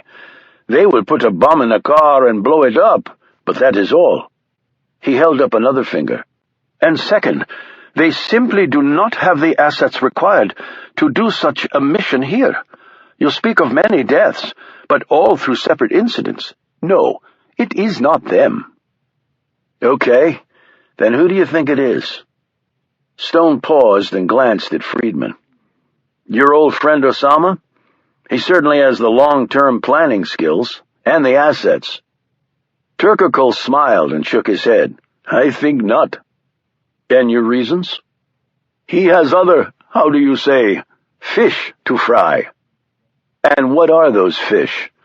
"I am not prepared to say at the moment." Stone sat forward. "I wanted to meet with you to make a deal of sorts." Turkical looked surprised.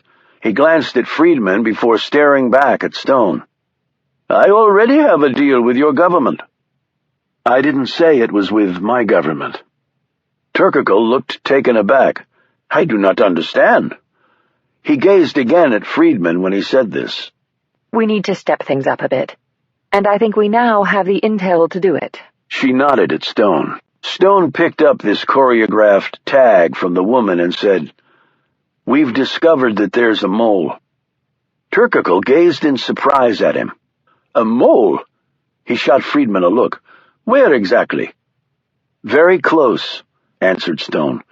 "We don't have the person's exact identity, but we do know that a significant event is being planned." "But how can you do anything about it if you don't know the person's identity?" Turkical said, with deliberate calm. "That status is very near to changing," said Stone. "For the last month we've had a source that we have been in the process of flipping. That's principally why they brought me on, actually. And that's why I was so interested in your presence, Fode. I can call you Faoud, can't I?" "Of course, but I don't understand why you would be interested in me in connection with this matter." Stone sat forward and dropped his voice. "Do you mind if we carry on this conversation elsewhere? Somewhere more private?" Turkical again looked at Friedman, who nodded. "You really need to hear this, Faoud. It's directly connected to you." The Turk glanced behind him, in the direction of his guards. "As Marisa knows, I do not travel alone." "It can be arranged," said Stone. "How?" Turkical asked nervously. "It can be arranged," Stone said again. He motioned with his eyes in the direction of Chapman and Finn. They each played their role by nodding nearly imperceptibly back. "Can't you tell me here?" Turkical asked. Stone sat back. "You trust Marisa, and Marisa trusts me, or she wouldn't have brought you here." "I do trust her." "Then what is the problem?" "You obviously have never lived in the Middle East." "On the contrary, I have." When Stone next spoke, it was in Pashto, then he switched to Farsi. The effect on Turkical was immediate. "How do you know these languages?" "My hair is white. I've been in this business a long time. But you're referring to not trusting anyone because your friend is only a friend until he is your enemy." "Precisely." "Then I will chance being overheard and tell you why we need you to be involved." "Yes?" "A fatwa has been issued. A private one." "A fatwa? Against whom?" "Against you." Turkical looked stricken. "Against me? I do not understand." "Someone has found out you're assisting the Americans, Faoud. They want to eliminate that assistance." Turkical's gaze swung between Stone and Friedman. "A fatwa? But I am an academic. I am no threat to anyone." "Someone has found out what you're really doing. That is clear. The mole I spoke of, his target, it seems, was you. They know of your treachery." "This is preposterous." "No, our information is rock solid. And you know we've vastly improved our intelligence resources in that part of the world." "Who issued the fatwa?" Stone said a name, and the man's face turned gray. "They are—" "Yes, and the group they have assigned to execute the fatwa have the reputation of never missing. I won't mention their name, but trust me, you would recognize it." Turkical looked shrunken now, as he fidgeted with his hands. Stone studied him. "I know your faith does not allow for the imbibing of alcohol, but perhaps an exception in this case? Then we can talk about what we would like for you to do." "Yes, I think. Perhaps some wine," he said quickly. Friedman motioned for a waiter. 10 minutes later, Turkical left with Friedman. After he had gone, Stone and Chapman departed by a rear exit and climbed into a black Escalade with bulletproof windows and armor plating. "Well done, Oliver," said a booming voice from the back seat. James McElroy was sitting there. "The audio feed was loud and clear. I heard everything." Stone sat back against the leather seat. "Well, let's see if the man takes the bait."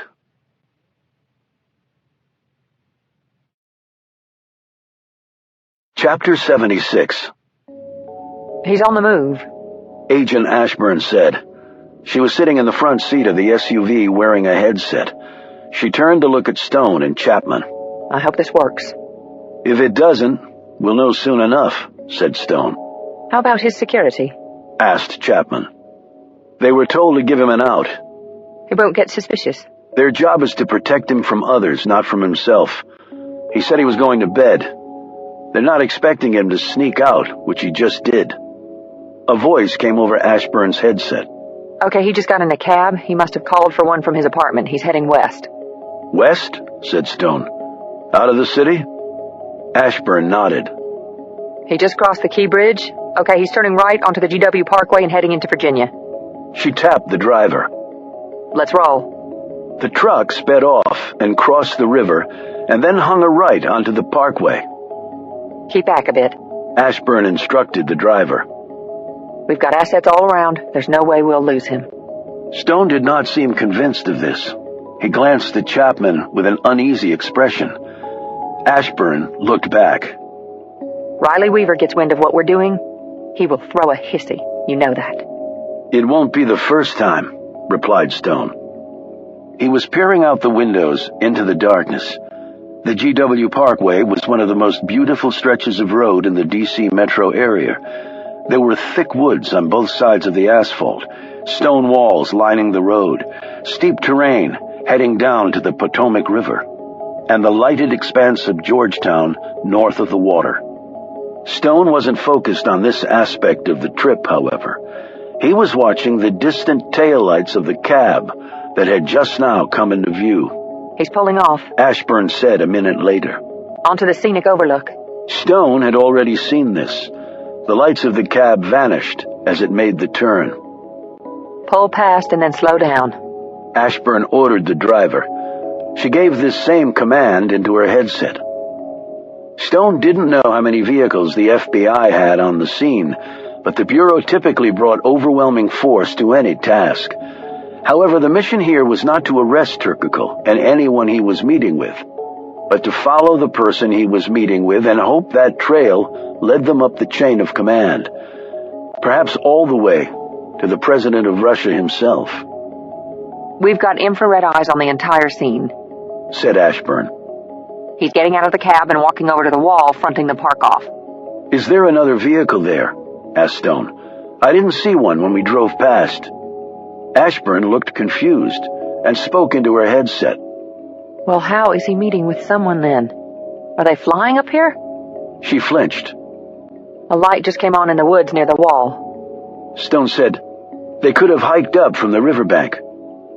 Quite a hike, said Ashburn. She spoke into her headset. Everyone stand by. Do not intervene. Repeat, do not intervene. This is a... The sound of the shot made them all jump. Stone grabbed the driver's shoulder.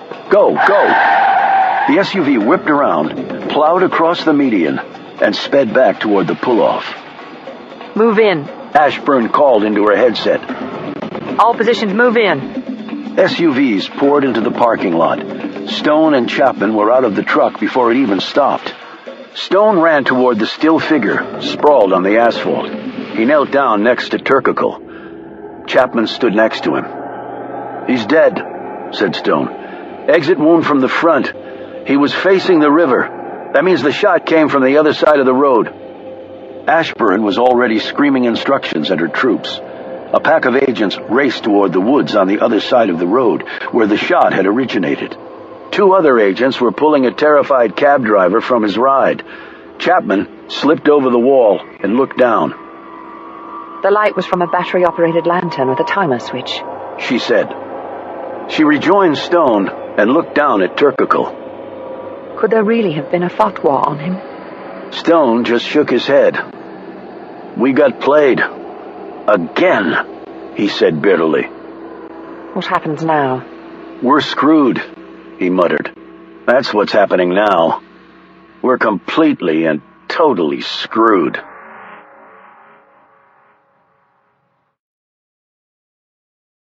Chapter 77. There was no one left standing after the NIC chief found out about an unauthorized operation that had cost him his sole asset in the biggest counterintelligence investigation of his brief career as the nation's head spy. If Weaver could have issued a hit on Stone, Chapman, and Ashburn and gotten away with it, he would have. Even Sir James McElroy, who immediately owned up to his part in the fiasco, was not spared. When Stone and Chapman met with him later at the British Embassy, McElroy looked older and frailer than before. The spark that was usually in his eye had receded. Chapman looked crushed at having let the man down. Stone's expression was unfathomable. There were few who could discern the smoldering anger within him. "No leads on the shooter?" asked McElroy quietly, as he held his side tightly. Chapman answered, None, By the time the FBI got there, the sniper was long gone. There's a road near the location. Takes a minute for a car to disappear into a dozen different directions. Well, MI6 has been officially taken off the case, said McElroy. He looked at Chapman. I'm on the next flight out. Care to ride with me? Chapman glanced at Stone, who was looking at the wall, obviously lost in thought. If I could follow you a bit later, sir, just to wrap up a few things here. McElroy said, Could you excuse us for a minute, Mary? Chapman shot Stone another look and quickly left the room. When the door closed, Stone focused on the Brit. Quite a cock-up, said McElroy. Quite. I still believe it was worth the effort. The status quo was letting people die left and right. Well, we just added another to that list. Now that Turkical is gone, the matter might be closed. Stone sat down across from him. How so? Turkical was their point man. If so, why kill him? You flushed him out. How did they know I did? McElroy spread his hands. How have these chaps known anything? They just do. My commission has been revoked, said Stone. The president's loyalties have their limits. Not that I can blame him. How about our FBI agent? Ashburn? Couple black marks and a desk job for a while. She was smart enough to get some backing higher up before this all went down. Her landing will be relatively soft, but it's still not what she wanted to happen. Of course not. McElroy patted Stone on the shoulder. It's no use sitting around lamenting about things we can't change. Some missions go according to plan and everyone's happy, and some, unfortunately, don't. Well, I'm not convinced this mission is over yet. It is for us, Oliver. I've been known to buck the system on occasion. Last night was one of those occasions, but I also know when to toss in the towel. Otherwise, I wouldn't have lasted this long. He rose, holding onto the table for support. Stone looked up at him. Maybe it's true. Even though I was the one who said it, I'm not sure I really believed it. What? That I'm not what I once was. None of us are, Oliver. None of us are. After McElroy left, Chapman came back in and sat down next to Stone. I thought it was a good try for what it's worth. I'd do it again. Better than sitting on our hands looking for somebody else to do something. Thanks. So what do you have to wrap up over here that you're not flying back with your boss? I'm not sure. I thought you could tell me. Stone cocked his head. Not following. You're not going to just leave it like this, are you? What else am I supposed to do? I'm officially out of the investigation. Officially just means technically. And from what I've seen of how you operate, technicalities don't matter much. I screwed up big time. Weaver is trying to figure out a way to put me behind bars. Forget him. We still have a case to solve, because I don't think Turkical going down means anything. Stone now looked interested. What do you mean? Come on. I was eavesdropping at the door. I heard you tell Sir James that you didn't believe the mission was over. I don't. I just don't see how much good I can do. Because you're not what you were. You really were listening at the keyhole. Yeah, I really was. Stone hesitated for a moment and then said, I'm done, Mary. Fly back to London. Get the hell away from me. Right now I'm professional poison. You've got a long career ahead of you. He rose to leave. She snagged his arm. John Carr would never walk away from this. No, he wouldn't. But I'm not John Carr. Not anymore. The door closed behind him.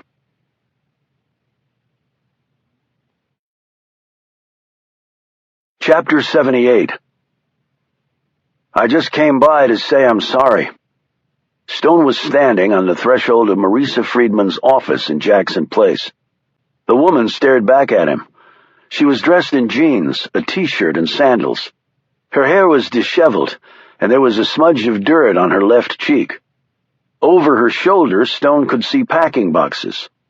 Okay, she said. but that wasn't necessary. Opt went wrong, heads roll. That's the nature of the beast. I anteed in, and the pot went to someone else. Unauthorized op, Stone corrected her. Because of me. She shrugged. Doesn't matter now, does it? You moving? Going out of business. Higher orders?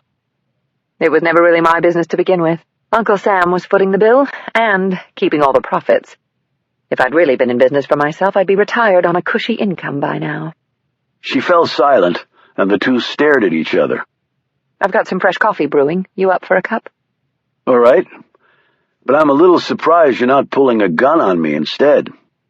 Believe me, I thought about it. They sat at her desk. As Stone drank his coffee, he said, "What now?"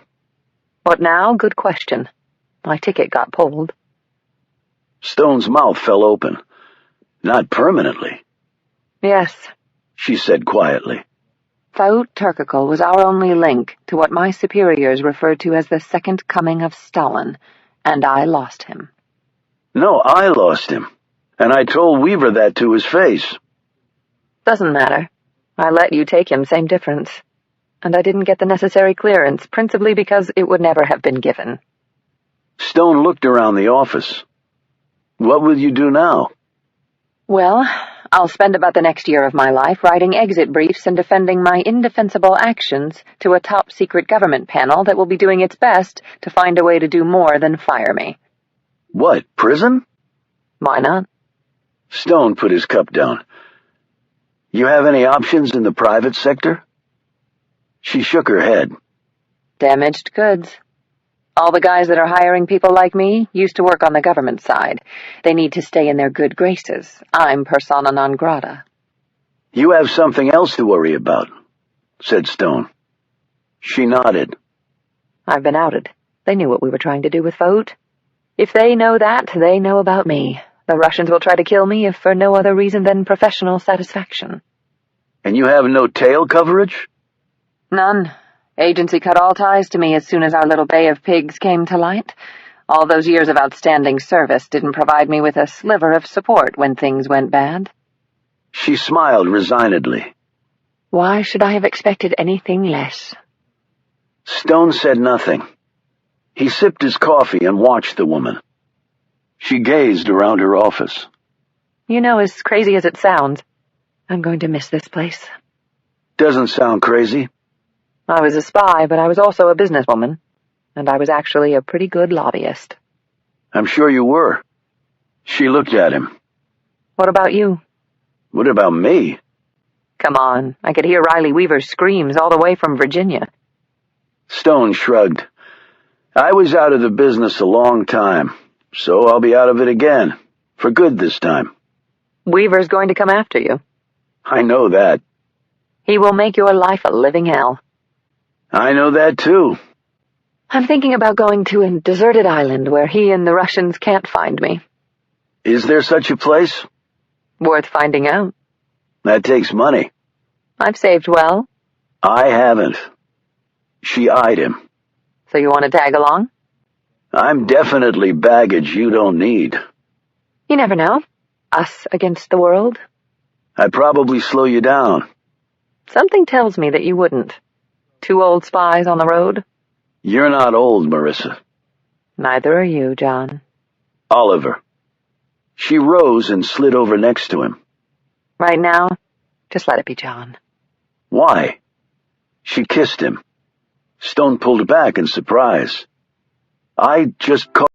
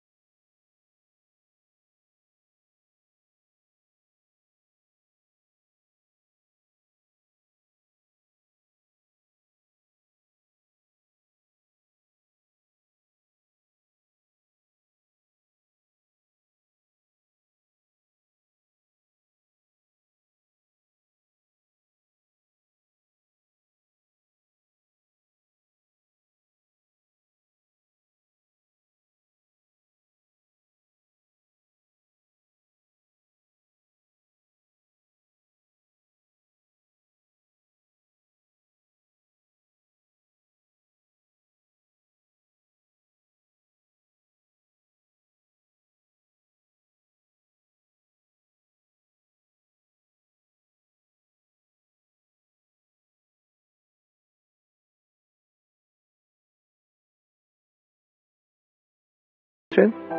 Stone hesitated. I'll think about it. She touched his cheek. That's all I'm asking, John. I've waited a long time for someone like you. I've lost my career, but maybe I've found something else to replace it. You could have just about anyone you wanted. Why me? Because you're just like me.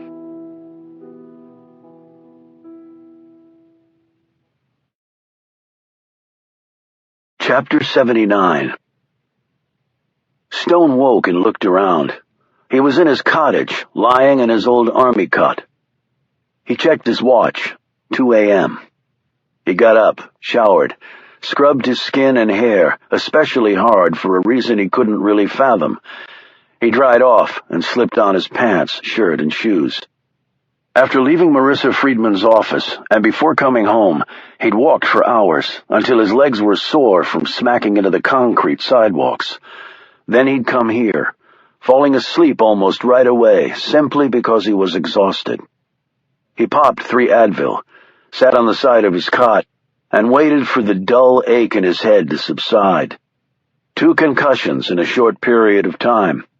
At 20, he could shrug that off. Now he could not. It was all taking its toll. The next one might just do him in. Maybe I can blame all the mistakes on being blown up, twice. His thoughts once more turned to Marissa Friedman. A deserted island. 2 old spies. He touched his lips where she'd kissed him. He couldn't say he hadn't felt something. In fact, she had made it clear that she would go much farther than a kiss. And her offer to leave together. A beautiful woman, an intelligent lady. A woman who had worked in the world he had. At first, Stone had thought it ridiculous. He had only told her he would think about it to appease her. Now maybe he really was thinking about it. What was left for him here? He had his friends, but right now anyone close to him would suffer too. Riley Weaver would see to that. It had all disintegrated with surprising speed. The headache finally weakened, and he put on a jacket, left the cottage, and walked around the familiar grounds of Mount Zion. Even in the dark, he knew where each tombstone was, every path, every tree. He stopped in front of a few graves of the long dead. He would sometimes talk to these folks by name. He never got an answer, but it still helped sometimes, allowed him to think through a particularly difficult problem. And I've got a few of those right now. The slight crack of a stick made him turn and stare down the path. I take it you never sleep. Chapman walked toward him. Dark slacks, white blouse, leather jacket. The Walther underneath. Can say the same about you, he said. Been looking for you? Why? You hungry? Stone hadn't realized how hungry he was until she asked. He couldn't even remember the last time he'd eaten. Yeah, I am. Me too. He held up his watch. D.C. is not a late-night town. Everything's closed. I know a place, all-night restaurant, on the Virginia side. How? I'm an insomniac, so I always do a recon for late-night eateries in whatever area I'm in. Let's go. She drove across the river, taking the GW Parkway and turning off onto Route 123, heading toward Tyson's Corner. There was no traffic, and the lights were all green, so very shortly they were pulling into the Amphora restaurant parking lot in the suburb of Vienna. There were over a dozen other cars there. Stone looked around in surprise. Never knew this was here, and it looks popular. Chapman opened her door and got out. You should get out more. She smacked the door closed with her hip. They went in and both ordered breakfast. The coffee and food came fast and was delivered by a white-jacketed and black bow-tied waiter who had astonishing enthusiasm for nearly 3 o'clock in the morning. Came by to see you earlier. You weren't home. Stone ate some of his scrambled eggs. I was out. Out where? Does it matter? You tell me. You have something you want to say it. Chapman swallowed a bite of bacon. So you're really just giving up? Doesn't sound like the John Carr I've heard about. I'm getting a little tired of people throwing the name John Carr around like I'm supposed to suddenly put on a cape and solve the world's problems. In case you hadn't noticed, that was a long time ago, and I have enough of my own problems to deal with. Chapman stood. Well, excuse me. I thought you still gave a shit. Stone clamped a hand around her wrist and pulled her back down into her seat. I'll give you a fight if that's what you want. What I want is a little bit of reason and logic. Hey, buddy! Stone turned to see a large, broad-shouldered man standing next to the table. The man said, "If I were you, I'd leave the lady alone." He put a hand on Stone's shoulder. Chapman glanced quickly at Stone and saw the look in his eye, and then watched as his arms tensed to strike. It's okay. She opened her jacket to show her gun, and then held up her badge. We were just arguing over who was going to pay the check, but thanks for coming to a lady's aid, love. You sure? Said the man. Stone ripped the man's hand off his shoulder. Yeah, she's sure, love. They finished their meal and drove back to Stone's cottage. Stone made no move to get out of the car. Chapman glanced over at him but kept silent. Thanks for breakfast, he said. You're welcome. A chunk of silence passed as the darkest part of the night drifted past them and the edge of the sky began to lighten. I don't like being beaten, Stone said. I can understand that. Neither do I. That's why when I start something, I want to finish it. I'm sure you feel that way too. I didn't have much choice about starting this case. What do you mean? Nothing. Tell me, Oliver. It's complicated. It's always bloody complicated. Stone glanced out the window as though he expected to see someone watching. It was my penance, I guess. Penance? I take it other people suffered because of something you did. I sincerely hope so, Stone said. And now that the mission went to hell? I don't know, Mary. I really don't know what that means for me. So go out on your terms. He looked at her. How? Let's finish the bloody case, that's how. I'm not sure where to start. Usually at the beginning is a good spot. We tried that. So they expect us to go left, we go right. We did that last time, and look what happened. So we just go right a little bit harder and farther. Any ideas on that? Stone thought for a minute or two, while Chapman continued to watch him. Not really, no. Well, I've got one. Tom Gross. The dead can't talk. Not what I mean. What then? Remember when we were sitting in that coffee shop and he told us about being watched? Yes, so? So he told us something. He said there was only one person he trusted. It only took Stone a couple seconds to recall this. His wife, he said. So I wonder if he trusted her enough to tell her something that could help us. There's only one way to find out. So you're back on the hunt? He took a few moments to answer. Unofficially, which is actually right where I belong.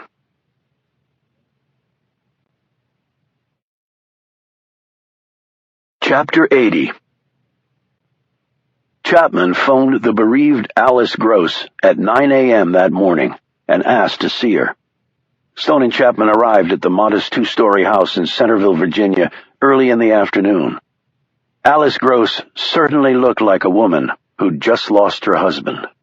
Her skin was naturally pale, but with a gray pallor lurking just below the surface. Her eyes were red, her hair in disarray. She held a crumpled tissue in one hand and a bottle of water in the other as she led them into her small living room. Stone saw a coloring book on the coffee table, a baseball bat and some cleats in one corner.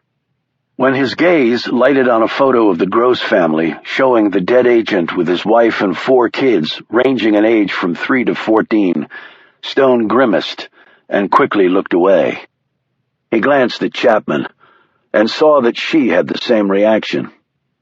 They sat on the couch while Alice Gross took a chair opposite. Stone said, "Your husband was a terrific agent, Mrs. Gross. We all feel his loss." Thank you. You know they're holding a memorial service for Tom. Yes, we heard about that. He certainly deserves it. He'd be embarrassed about it, though. He never liked to draw attention to himself. Just wasn't his way. He just did his job, didn't care who ended up getting the credit. Stone had been concerned that Alice Gross had been briefed by the FBI on the exact circumstances of her husband's death, and the role Stone had played in it, but apparently they hadn't done that.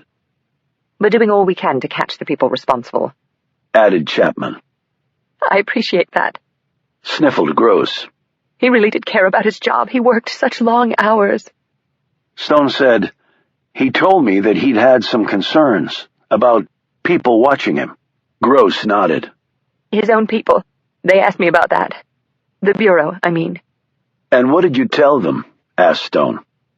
Gross looked confused. Aren't you with the Bureau?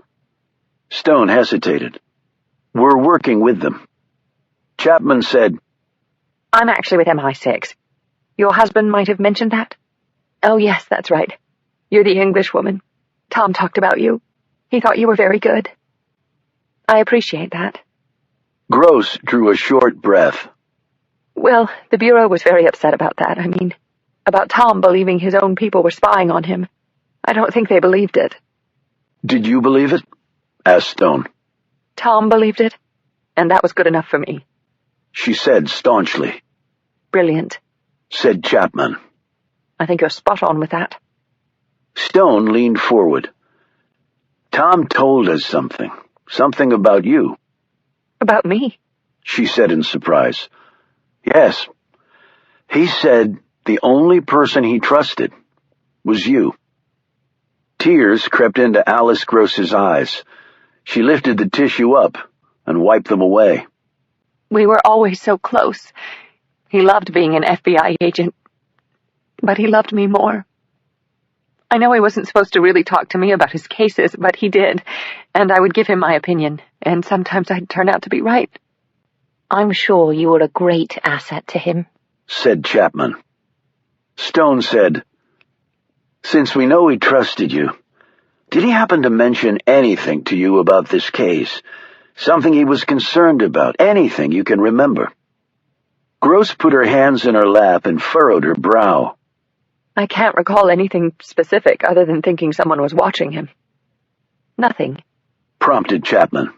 It might have seemed insignificant at the time, but anything you can remember, no matter how seemingly trivial. Gross shook her head, but then stopped. She looked up. He did say something one night. Stone and Chapman leaned forward. Yes, said Stone. That ATF agent that was working with him? Stephen Garchik, replied Stone. Right, the unusual last name. What did he say about him? Asked Chapman. Well, it was late, and we were getting ready to go to bed. He was brushing his teeth, and he came out of the bathroom and said that he needed to check on something that Garchik had told him. Did he say what it was? Gross half closed her eyes, obviously struggling to remember. Just something he had said about the bomb, what it was made of. Chapman and Stone looked at each other. Gross continued. And he also wanted to check out something to do with that nano business. Stone looked surprised. He told you about the nanobots? Well, he tried to, but I didn't really understand any of it.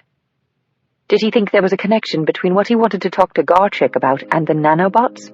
Asked Chapman. He didn't say. Just that he needed to check those two things out. That it might be important because of something he remembered. Only he didn't tell me what. Something he remembered? Mused Stone. Do you know if he followed up on it? I doubt it. Why? Her eyes filled with tears. Because he was killed the next day.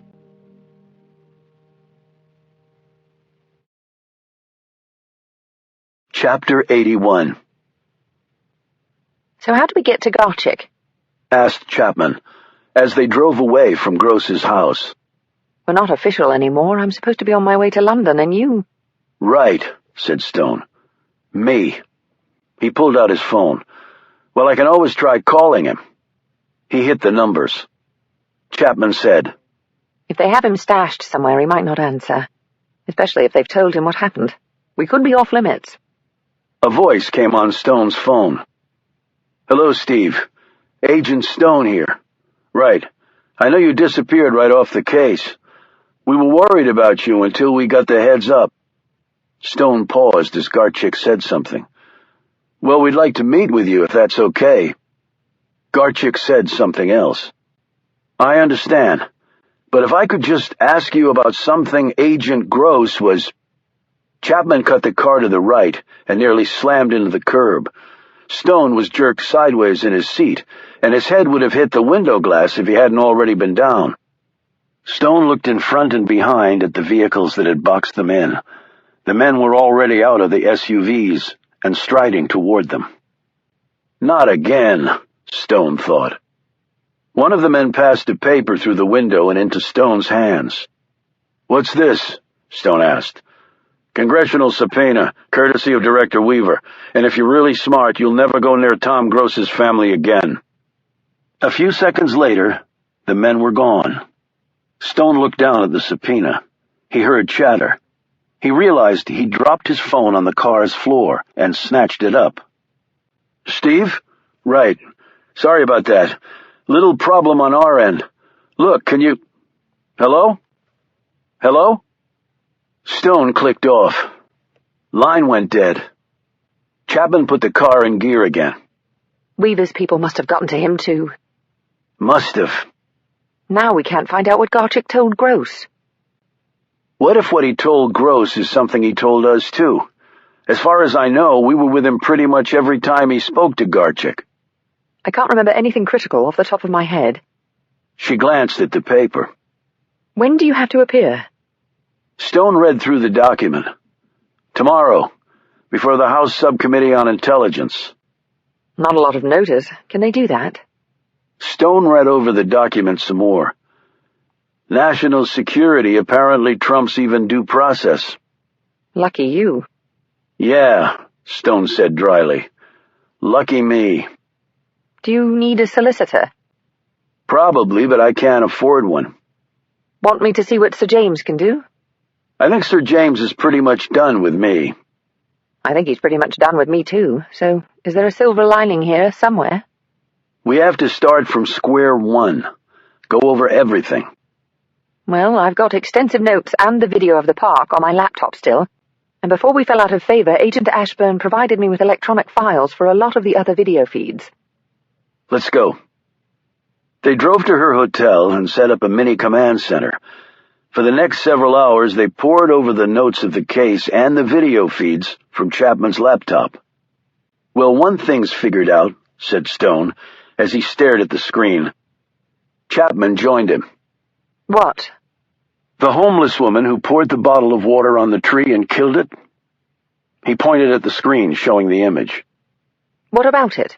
That's one of the few things we can be reasonably sure about. Stone hit some keys and zoomed in on the image of the woman. "I was puzzled that they'd bring someone in for such a minimal task." It wasn't minimal. It was the catalyst that set everything else in motion. "I wasn't talking about poisoning the tree. I meant Judy Donahue. Why bring her in just to lie about Sykes and increase our suspicion of him? They could have come at it some other way. Now I know." I'm not following. "Look at the back of the woman's hand." Chapman hit some keys and zoomed into the image even more. "Her hand is pretty dirty, but if you look at the bottom right," Chapman gasped. That's a bird's foot. The tattoo Donahue had on her hand. What was it? The Western Meadowlark? She was the homeless woman in disguise. "They used her for that, and then got her to try and implicate Sykes. I don't think her bosses cared whether she succeeded or not. Sykes was a dead man, and they always intended to kill her, too." Chapman sat back down and went over some notes. You know, Garchik said that bombers like to do trial runs to make sure their equipment is working properly. But usually they'll do it in some place inconspicuous, at least to the extent you can be inconspicuous when you're setting off a bomb. And Lafayette Park is hardly inconspicuous, which means it wasn't a trial run. It was the mission, albeit part of a larger one. Stone looked thoughtful. "Right. The bombing at Lafayette had to take place in order for some other event to occur. We have that list of upcoming events at the park. I don't think the answer lies there. I agree. They won't know where the event is going to be, or if they're even going to hold it now. Way too iffy. Right. She said, The nanobot thing that has everyone's knickers in a knot. They occur at the molecular level, which means they can get into anything. And they apparently can be manufactured into just about any bio or chemical contagion. Synthetic plague or anthrax or ricin, maybe, in large quantities. But again, you load all that into a root ball in a tree across from the bloody White House with a bomb attached, and you don't put the plague or another deadly microbe on it. Makes no sense. It's never made any sense, agreed Stone. At least it doesn't the way we've been looking at it. Chapman perked up. Maybe we go back to where it all started. You mean Lafayette Park? Let's call it for what it is, Hell's Corner. In fact, I can't think of it any other way now. Might have known. What do you mean? It's named after a bloody Frenchman.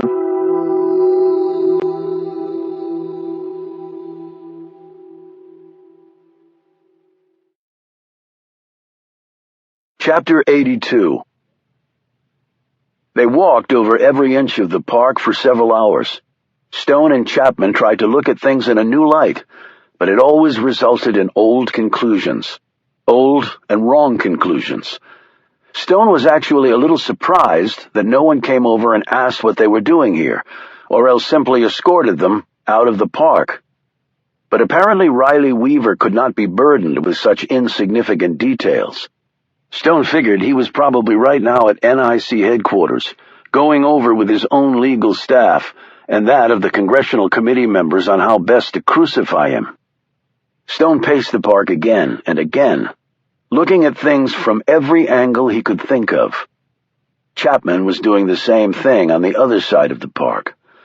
They had passed each other several times during this exercise. At first their expressions had been hopeful, but now there was no hope left in either of their faces. Stone looked at the government building where the shots had come from, and then at the Hay Adams Hotel from where they had been meant to believe the shots had come. Then he looked at the places where the 4 people in the park had been that night, and his mind's eye he walked, or in some instances, ran them through their paces. Friedman and Turkical sitting and standing respectively, and then walking away. Padilla running for his life. The British security guard shadowing Stone and ending up losing a tooth. The explosion. Stone being blown off his feet. Now Turkical and Padilla were dead. Friedman was disgraced and unemployed. The British agent long since gone home. He had never even known the man's name. He probably should have questioned the fellow directly, but what could he really have added to the account? He stopped a short distance from Marissa Friedman's office, or former office, in Jackson Place. Staring at the front of the old townhouse, Stone recalled his last encounter there with her. It could have gone very differently, if he'd been willing, and right now he was wondering why he hadn't been willing. Got something? He turned to see Chapman staring at him. She looked over at the building, and then at him. Friedman's career in the intelligence field is over, he said. Thanks to me. She's a big girl. Nobody made her agree to go along. She actually didn't have much of a choice. Everyone has choices. You make them and then you live with the consequences. She paused.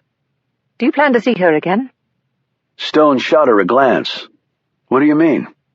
The last time we were together with her, it doesn't take a genius to see. To see what? She turned away, directing her attention to the hole in the ground where the bomb had gone off, starting their collective nightmare. I don't plan on seeing her again, no, said Stone. He seemed surprised by this sudden decision. Where did that come from, he thought. Instinct? Chapman turned back around. I think that's wise.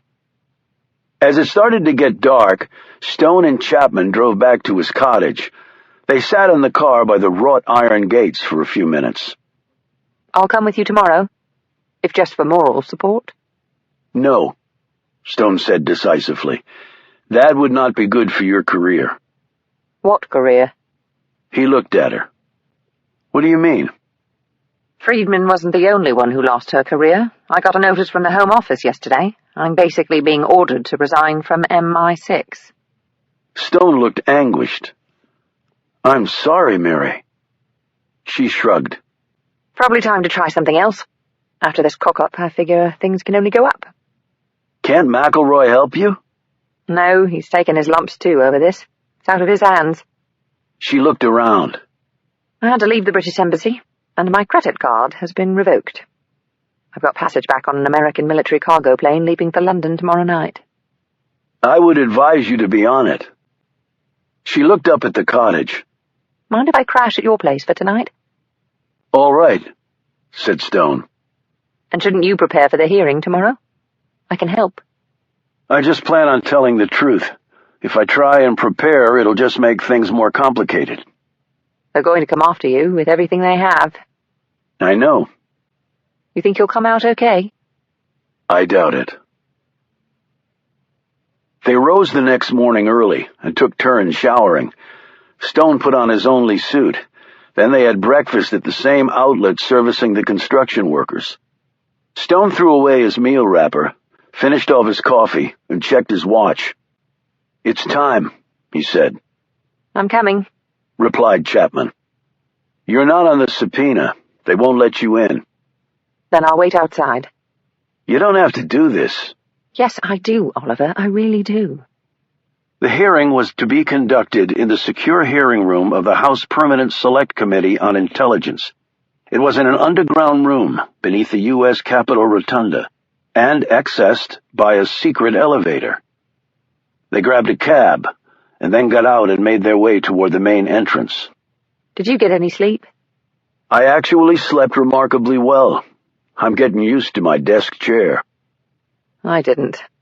My cot is an acquired taste, I'm afraid. Yeah, next time I try it, I'll have to be drunk. Slept like a baby that time. Do you know what you're going to say? I told you. The truth. But you need some plan, some strategy, and not just the bloody truth. Lawyers can twist that all around. What do you suggest? That you were doing your best. You took a calculated risk based on conditions on the ground. 12 people had died. The investigation was getting nowhere. You had to try something. The FBI and MI6 signed off on it. The only one whose feelings are hurt is Riley Weaver, and he had produced exactly nothing on the case. And they asked you to come back to work for them. You were doing the best you could under difficult circumstances, and before the hearing even starts, I'd pull the government lawyer aside and mention that there are lots of things you can tell the committee that Weaver won't want them to hear. Such as? Such as NIC withholding critical evidence from the FBI on an international terrorism case. Remember the video from the park? And it also wouldn't hurt to remind him that your president was, or maybe still is, on your side. So the reason you didn't get any sleep last night was because you were up thinking about all this? I didn't want you to go in there and get ambushed. You don't deserve that. Thank you. I think I'll take your advice. Chapman noted all the uniformed security. Pretty tight around here. Well, this area is on every terrorist's wish list. They were walking up the steps leading into the building when a uniformed guard strolled by with his black lab bomb detection canine. The dog sniffed around Stone's and Chapman's ankles and then proceeded on. At least that's one sure thing in an uncertain world, remarked Stone. Right. What did Garchik say? The dogs can detect 19,000 types of explosive material. And also that there's not even a machine sophisticated enough to measure how powerful a dog's nose is. Stone froze. Chapman looked at him. She was holding open the door for him. You okay? Stone didn't answer. He turned and ran in the other direction. Chapman called after him. What the hell are you doing? She let go of the door and ran after him. The police frowned on sudden movement at this location, and people running away were even more frowned on. However, Stone was across the street with Chapman right on his heels before any of the uniforms could react. She caught up to him and grabbed his arm. I didn't figure you to chicken out on your hearing. Better to just get it over with. It's not the hearing, Mary. What then? It's the dogs. What about them? Stone started to sprint. She ran after him. Where are we going? To where it all began. We already did that. It'll be different this time. Trust me.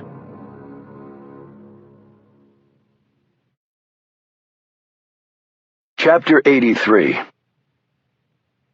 Stone closed his eyes and sent his mind back to that night. For the second time in 24 hours, he assembled the pieces in his head, but this time the images were even more vivid. He realized this would be his last chance. First up, Friedman on the bench, dozing clearly and then chatting with her fake lover on the phone. Then, Alfredo Padilla in his jogging suit and iPod, walking into the park from the northeast. Next, there was Faout Turkakul, lurking on the northwest side of the park, examining a statue and actually waiting to meet with Friedman. Finally, Stone recalled his exact steps in the park, hearing the motorcade coming, starting to walk through the park, looking at the other people there. The British security agent in the cami jacket and seemingly walking in quicksand. He was behind Stone when the gunfire started. Now Stone opened his eyes and stared north, toward the Hay Adams Hotel, and then beyond it, up floor after floor, until they reached the location of the shooters, U.S. Government Building. Didn't know how they got in, but they did. Hay Adams was the red herring. They wanted Stone to stumble on things that appeared to be the truth, yet weren't. But they hadn't wanted him to find the U.S. Government Building connection. He'd unconsciously gone right instead of the left they had expected. That was why an attempt had been made to kill him and Chapman soon afterwards. Which also meant they were always watching. Now Stone closed his eyes again and envisioned the first bullet hitting several feet to his left. Then more rounds pounding the dirt, pings and zings everywhere. He dropped to his belly. The Brit behind him had done the same.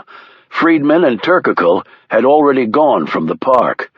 Padilla began the slow zigzag run for his life and ended up in the tree hole. Boom! Stone opened his eyes again and looked over at Chapman, who'd been standing there staring at him the whole time, her arms folded over her chest. Can they arrest you for not showing up for the hearing? Probably, said Stone, in a clearly uninterested tone. All the shots were on the western side of the park, he said. Right, you mentioned that all the white tents were on the left side, but didn't explain what you meant by it. That's because I didn't know what it meant. But why? Why were all the shots on that side? In response, Chapman pointed to the government building. Just the location of the shooter. It was a clear field of fire from there. They could see over the trees. They could see over the trees on the right side, too. They could fire through the tree canopy, for that matter. Why did they need a clear field of fire? They obviously weren't aiming at anyone. Chapman started to say something, and then stopped. But that's not the most important question, he said. Okay, what is the most important question? What was the test? She looked confused. What test? I think I know what Tom Gross was going to ask Steve Garchik. Garchik said, bombers like to test their equipment to make sure it works. I think Lafayette Park was the test, but what was tested? We originally thought the bomb was meant for another time, another event, but it was accidentally triggered. Then we thought it might not have been a test run, but those two hypotheses are incompatible. It's either one or the other, not both. Chapman started to say something again, but once more stopped. A test run? Like Garchik said, the bomb part always works. It's the connections that fail. But would you risk detonating in Lafayette Park just to test your connections? No. They went to way too much trouble. That's right. Way too much trouble. So what then? You mentioned it was about the dogs. I'm assuming you meant the bomb sniffers. I did. Where's your laptop? Chapman pulled open her bag and slid it out. They walked over to a bench and sat down. "Bring up the video from the night of the bombing," he instructed. She did so. "Run the feed that happened before the gunfire started." Chapman pushed some keys and brought that image up. "Hold it right there." She hit the pause button. Stone rose and pointed to the northeast corner of the park. Padilla entered the park at that spot. Chapman glanced down at the screen and then at where he was pointing. That's right. "Why that spot?" Why not that spot? "There are lots of places to enter the park. Remember, Carmen Escalante said that her uncle was going to eat at a favorite restaurant on 16th Street. That's on the west side of the White House, not the east. If he were walking from 16th Street, he would have reached the west side of the park first, not the east. So why did he come in on the east side?" Maybe he went somewhere else. We never followed up on the restaurant where he actually ate, or maybe he did eat there and then went somewhere else for a drink that was on the east side of the park. "Or maybe," Stone said, as he pointed at the screen, "or maybe he had to enter the park on the east side because of that." Chapman looked where his finger was. Because that's where the police were stationed, you mean? "No, because that's where the bomb dog was stationed. Run the video." Chapman hit the play button. Padilla walked within a foot of the dog. In fact, it seemed as though he went out of his way to walk near the dog. But why would that matter? The dog didn't do anything. "You're a Brit. You ever read the Sherlock Holmes story entitled Silver Blaze?" Sorry, never got around to those. Well, in that story, Holmes was able to make much of the fact of the curious incident of the dog in the nighttime. Why? What did the dog do? Absolutely nothing. And as Holmes pointed out, that was the curious incident. You're only making me more confused. The test, Mary, was to walk past that dog and not have it react, to have it do nothing, in fact. It took a moment, but the look on Chapman's face turned to astonishment. Are you saying that the bomb was on Padilla and not in the root ball? Yes. A pound or two of Semtex would have caused the damage that occurred. He could have easily had that on his person somewhere. But the leather bits from the basketball? There was never any basketball. He had the leather bits already in his pocket. The tree farm, George Sykes, the hoop, John Kravitz, all were misdirection. He added, carefully researched misdirection. They knew about Kravitz's past, probably the reason they picked him and that tree farm. He looked to the office building where the shots had come from. And that explains why the gunfire was only on the left or west side. They couldn't chance hitting Padilla. If the dog were on the right side, Padilla would have walked past it and then made his way to the east side of the park, because that's where the hole was, which was the other critical piece. Are you saying he threw himself in that hole and then blew himself up? The only plausible reason for him to run and throw himself in the hole in the first place was because it seemed that he was running for his life. The hole was in essence his foxhole. The gunfire was the catalyst. He would have no other reason to do it. That was why they needed to have the gunfire, to give him a reason to run and jump in that hole. Otherwise, if he simply detonated above ground, we would all know the source of the explosive. Diving in the tree hole made us all look at the maple as being the source, and then we traced it back and discovered all the evidence that was planted for us to find. But hang on, Garchik said that dogs could never be fooled. How could Padilla get past the dog with a bomb on his person? Garchik already told us. That was probably the other thing Gross wanted to ask him. What did Garchik tell us about smells? That you couldn't cover them up from a dog. And he also said that smells were molecular. That's the reason nothing can contain them. That's why dogs can sniff out things locked in steel containers, covered in smelly fish, and wrapped in miles of plastic. Right. And what did we learn about nanobots? That they're nasty buggers.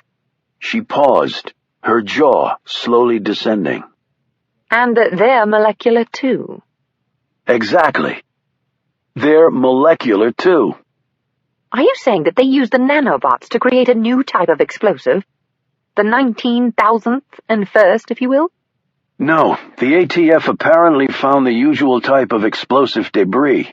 Nothing revolutionary at all, which makes the whole thing even more brilliant. They use the nanobots to molecularly change the smell that traditional explosive materials give off. They would still make the thing go boom, but they wouldn't smell like anything the dogs have been trained to ferret out. That's how Padilla got past the dog. That was the test. Get past the dog's nose with the bomb strapped right to your person. And they did it. But why would he do it? He's not Russian. He's from Mexico. Mary, where was all the evidence we found pointing to the Russians? The gun and the funny language being spoken, and... She stopped. It was all fabricated to make it look like the Russians were involved. Yes. But he blew himself up. Why? What reason would he have? You said it yourself. They penetrated the most guarded space on Earth for no reason. No. They did it for a reason. A very good one. Let's go. Where? To see Carmen Escalante. And let's get there before they kill her, too.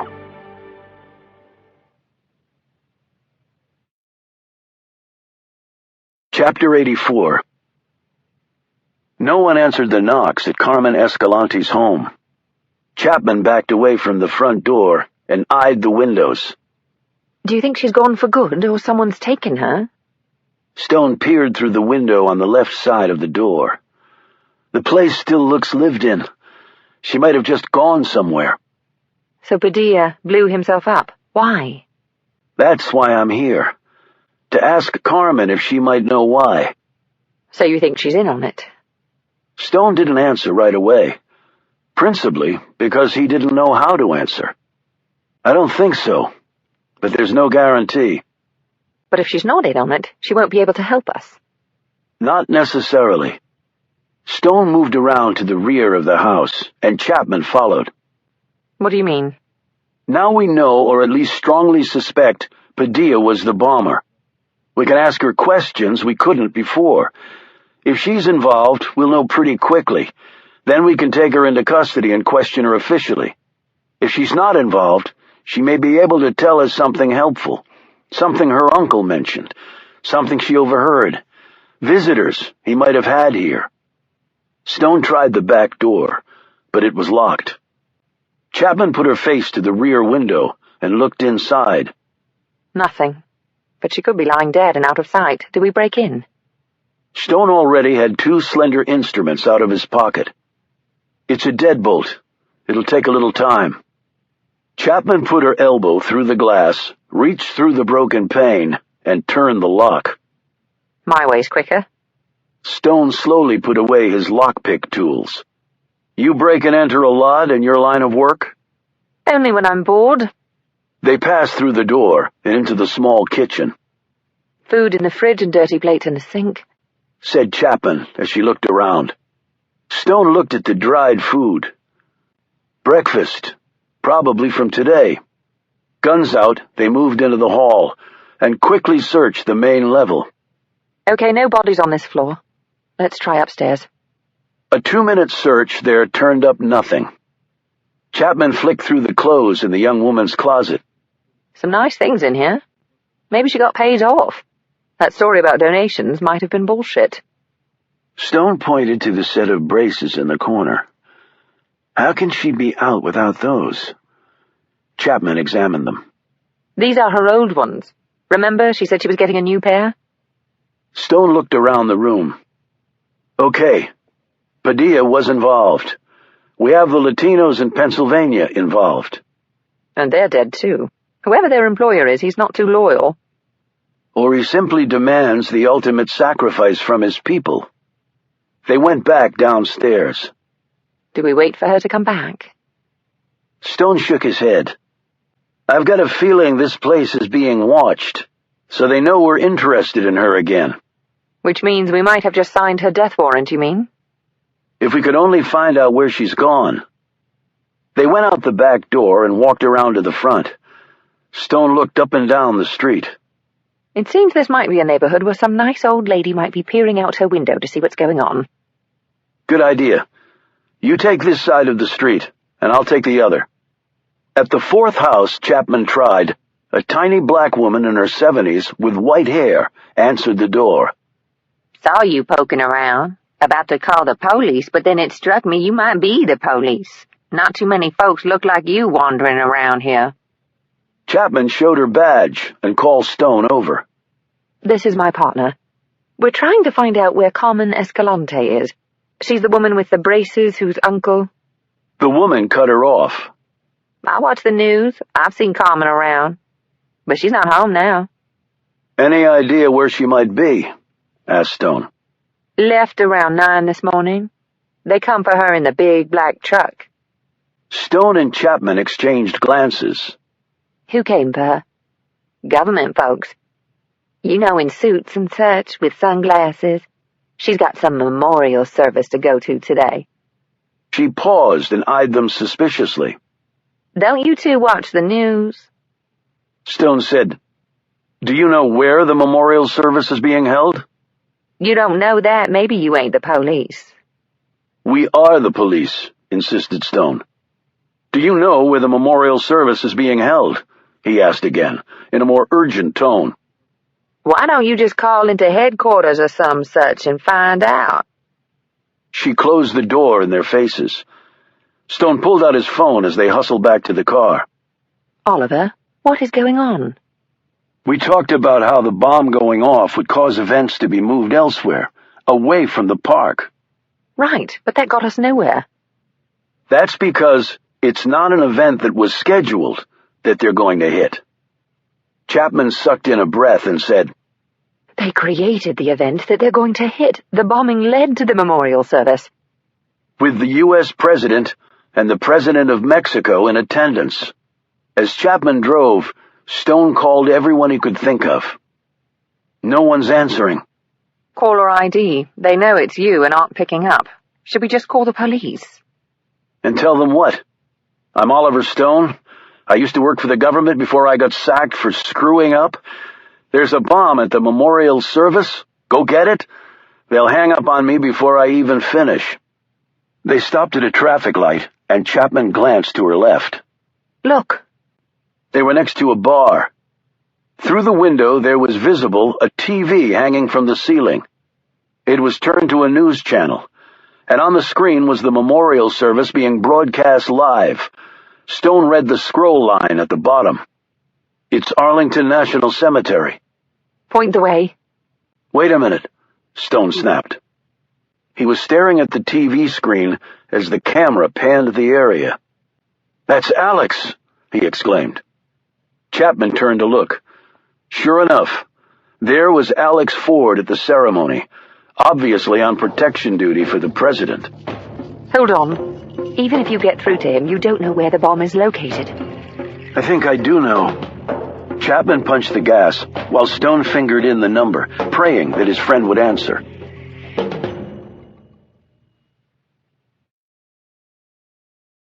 Chapter 85. Alex Ford stoically surveyed the surroundings even as he felt the buzzing in his pocket. He ignored it. No calls or emails on protection duty. They set the ringer to vibrate when around the president, and the texting function had been taken away from their phones altogether. He should have just turned his phone off. He eyed the guests coming through the magnetometer. But before they got there, they had to pass through a series of checkpoints and bag searches. His gaze swiveled to the bomb detection dogs that were examining every person coming to the event. After the explosion in Lafayette Park, the dogs were everywhere and constituted their best line of defense. His phone buzzed again. He ignored it again. If his boss saw him on the phone when he was supposed to have eyes on possible threats, it would not be a pleasant day for him. In fact, it would probably be his last day on protection detail. He eyed the president as he took his seat in the front row. The Mexican president sat down to his left. There were 2 chairs in between the leaders.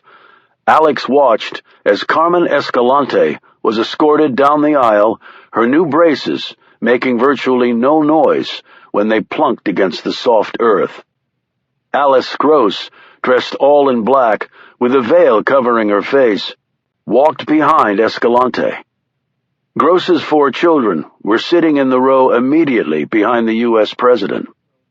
The 2 presidents rose as Escalante and Gross came down the row. Each man spoke a few words of condolence to the women, and then everyone took their seats. Alex said a small curse as the phone buzzed yet again. He could tell by the tone that this time an email had been posted to his account. He looked around, spotting each member of the protection detail. They were just like him. Impassive features, shades, earbuds, rigid, hands in front, staring, sweeping, trying to ferret out even the possibility of a threat before it could turn into something else, like a bullet or a bomb. His phone buzzed again. He cursed again, a bit more audibly. He looked around. He could manage it if he took his time. He edged his hand in his pants pocket, slid the phone slowly upward until just the screen appeared. He thumbed his email icon. "Great," he muttered, when he saw 2 new ones, delivered less than a minute apart. Then he saw whom the messages were from. Oliver Stone. He glanced up to make sure no one was watching him. He looked down again, pushed a couple of buttons. He edged the phone out a little more. He was able to see the screen. The messages popped up. They were each the same. By the time he finished reading one of them, the blood had drained from his face and he felt queasy. His fingers hit 2 keys, O and K. He hit the send key and let the phone fall back in his pocket. He took a long breath as his gaze slid back to the president, the man he was sworn to protect. He had taken an oath, just like all Secret Service agents, that he would sacrifice his life for this man. A bead of sweat appeared on his forehead and slid down his face. If his friend was wrong, if he acted and it turned out to be a mistake, his career was probably over. Not because Alex had tried to protect the president, but because he had acted on the intelligence provided by a now disgraced field agent. Yet sometimes, Alex concluded, you just had to trust your friends, and he did trust Oliver Stone like he did no one else.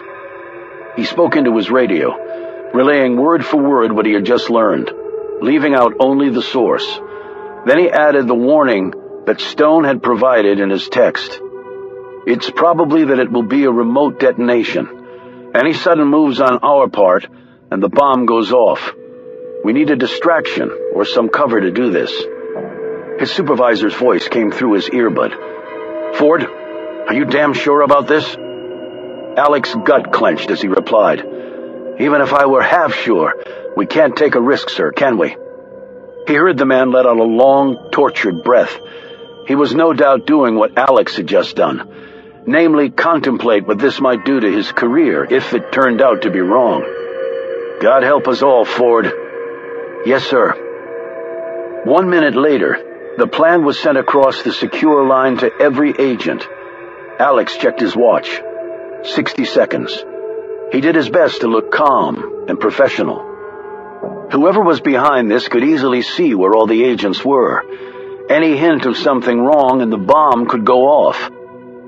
Since this had all been at Alex's initiation, he had been given the honor of performing the ultimate task.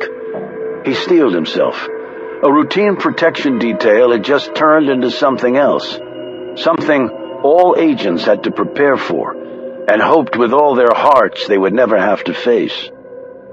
Alex counted down the seconds, his gaze moving across the rows of guests, but always flitting back to the president. At the 30-second mark in the 1-minute countdown, he started to move.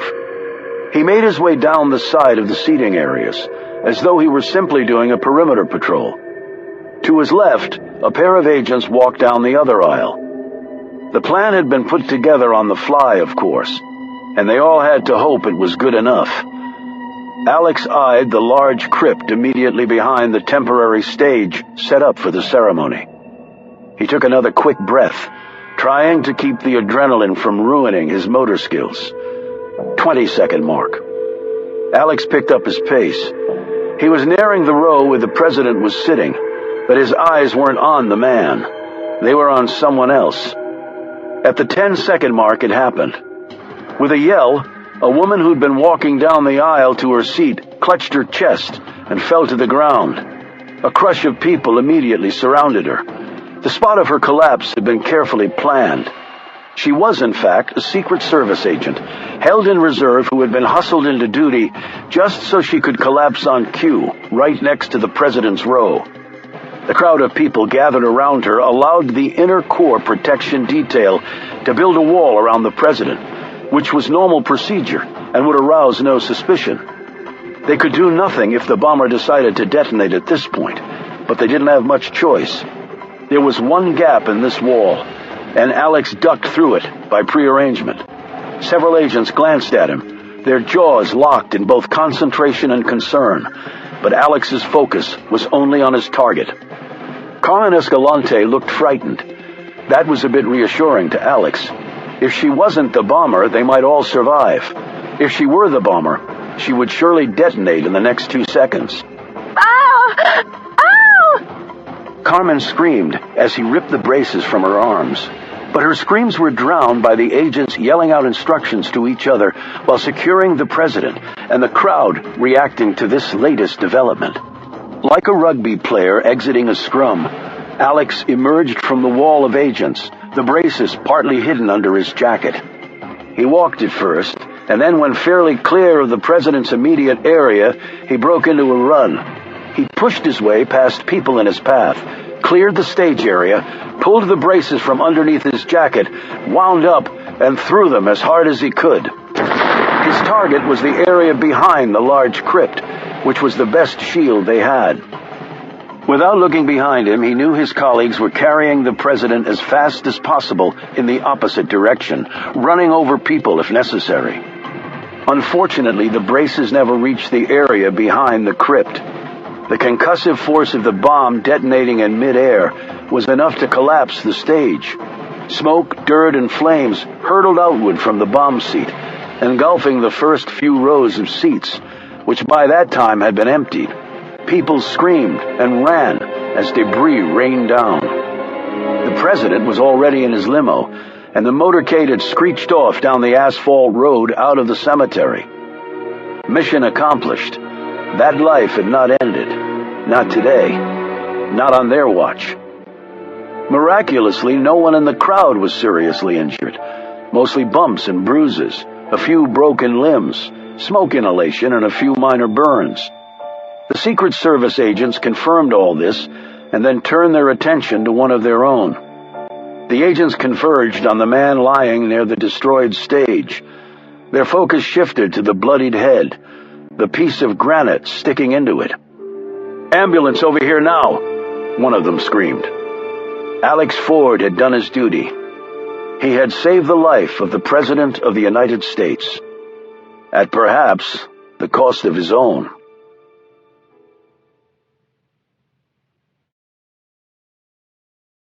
Chapter 86. Oliver Stone sat in the waiting room of the hospital, the other members of the Camel Club and Mary Chapman surrounding him. No one spoke. They all stared off, contemplating the possible loss of another friend. Annabelle's eyes were a dull red, her face puffy, and a tissue clutched in her hand. Caleb and Reuben, his arm and leg bandaged, sat huddled together, heads bowed. Harry Finn leaned against the wall next to the door. He hadn't known Alex Ford as well as the others, but he had known him well enough to be deeply distressed by what had happened to the man. Alex was in intensive care after emergency surgery. The doctor said the head trauma had been severe. His skull fractured by the chunk of crypt blasted off by the explosion. The hemorrhaging had nearly killed him. As it was, he was now in a coma, and not one of the doctors could tell them if he would ever come out of it. Stone went to each of his friends, speaking in a low voice, offering words of comfort. When he got to Annabelle, she rose and went outside. Stone started to follow her. Chapman snagged him by the arm. "Maybe she needs some time alone." "Right now, that's the last thing she needs," he answered, as he pulled the door open and left the waiting room. He caught up to Annabelle as she reached a window and looked out at the setting sun. I really can't believe this, Oliver, she said in a trembling voice. Wake me up and tell me this is not real. But he's still with us. He's tough. We just have to keep believing that he will come out of this. She sat down in a chair. Stone stood next to her. When she started to cry, he handed her a wad of tissues he'd grabbed before following her. When the sobs subsided, she looked up at him. The doctors didn't seem very optimistic. Doctors never do. Their job is to dampen hopes, not heighten expectations. Then if the patient comes out of it, they look more competent than they actually are. But they don't know Alex like we do. He's a hero, as brave as anyone I've ever met. Yes, agreed Stone. So you emailed him, told him about the bomb? Stone nodded, and with each motion of his head, his guilt deepened. I emailed him. I made him confront the problem. I'm the reason he's lying in that coma. He sat down next to her. I wasn't very forthcoming with Alex during this whole thing. He thought back to when he and Chapman were leaving Friedman's office that night. Alex had approached, obviously wanted to talk. And I basically blew him off, he thought, and now he's lying in a coma. While putting on a brave front to Annabelle, Stone had had a private chat with the doctors. They were not hopeful of recovery. Is there brain damage? Stone had asked. Too early to tell, replied one of them. We're just trying to keep him alive. Oliver. He turned to see Annabelle staring at him. What were you thinking just now? That I failed my friend. That he deserved better than me. If you hadn't gotten that message to him, the bomb would have gone off. So many people would have died, probably including Alex. The logical part of my mind realizes that. He touched his chest. But not this part. He paused. Milton, and now Alex. It has to stop, Annabelle. It has to. We all knew what we were getting into. No, I don't think anyone really knew. But it doesn't matter. I want to find who did this, Oliver. I want them to pay for what they did. They will, Annabelle. That I swear to you. She glanced sharply at him. You're going after them? It'll either be me or them who walks away. I owe Alex that. I at least owe him that. Stone looked off down the hallway. He seemed to sense it before it even happened. Annabelle noted this. What is it? They're coming. Who's coming? He helped her to her feet and hugged her. I promise you that I will find who did this. I promise you. You can't do it alone, Oliver. This time, I have to. When he stepped back from her, there were tears in his eyes. They slid down his narrow cheeks. Annabelle looked stunned by this. She had never seen Oliver Stone cry before. Oliver. He kissed her on the forehead, turned and walked away, just as the men in suits rounded the corner and headed toward him.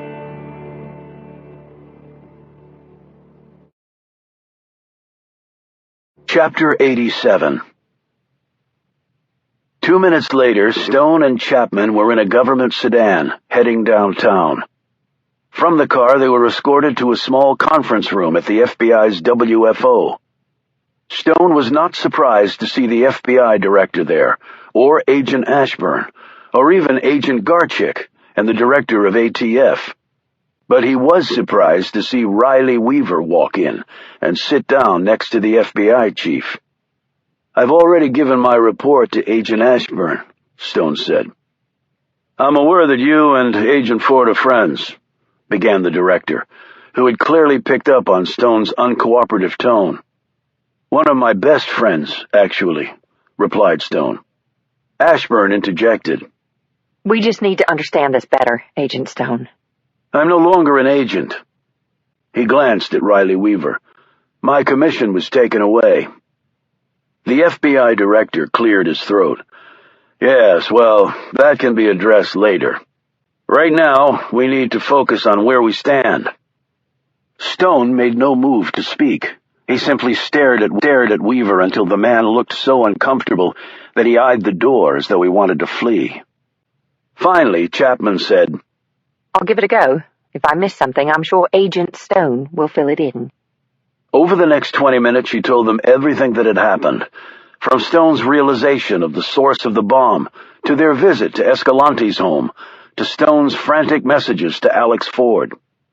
"Nifty piece of investigation and deduction, Stone," said the FBI director, as Ashburn nodded in agreement. The director added, "If you hadn't acted as you did, the nation would be mourning its president. You saved his life. You have Alex Ford to thank for that, not me." "We all realize that," said Weaver curtly. Stone eyed him. "Good. I'm glad we're all on the same page there." When the explanation turned to the nanobots being used to change the molecular makeup of the bomb's traditional sense, both the ATF director and Agent Garchik looked like they might be sick. "If that's true, it changes everything," Garchik said. "Everything." He looked at his director, who was glumly nodding in agreement. "We could always count on the dogs," said Garchik. "Always." Weaver looked at the FBI director. "And we're sure this is the case?" "Carmen Escalante passed by 2 bomb detection canines at the ceremony today," said Ashburn. "Neither animal made a sound." "And we checked the video feed on Padilla entering the park. Same thing.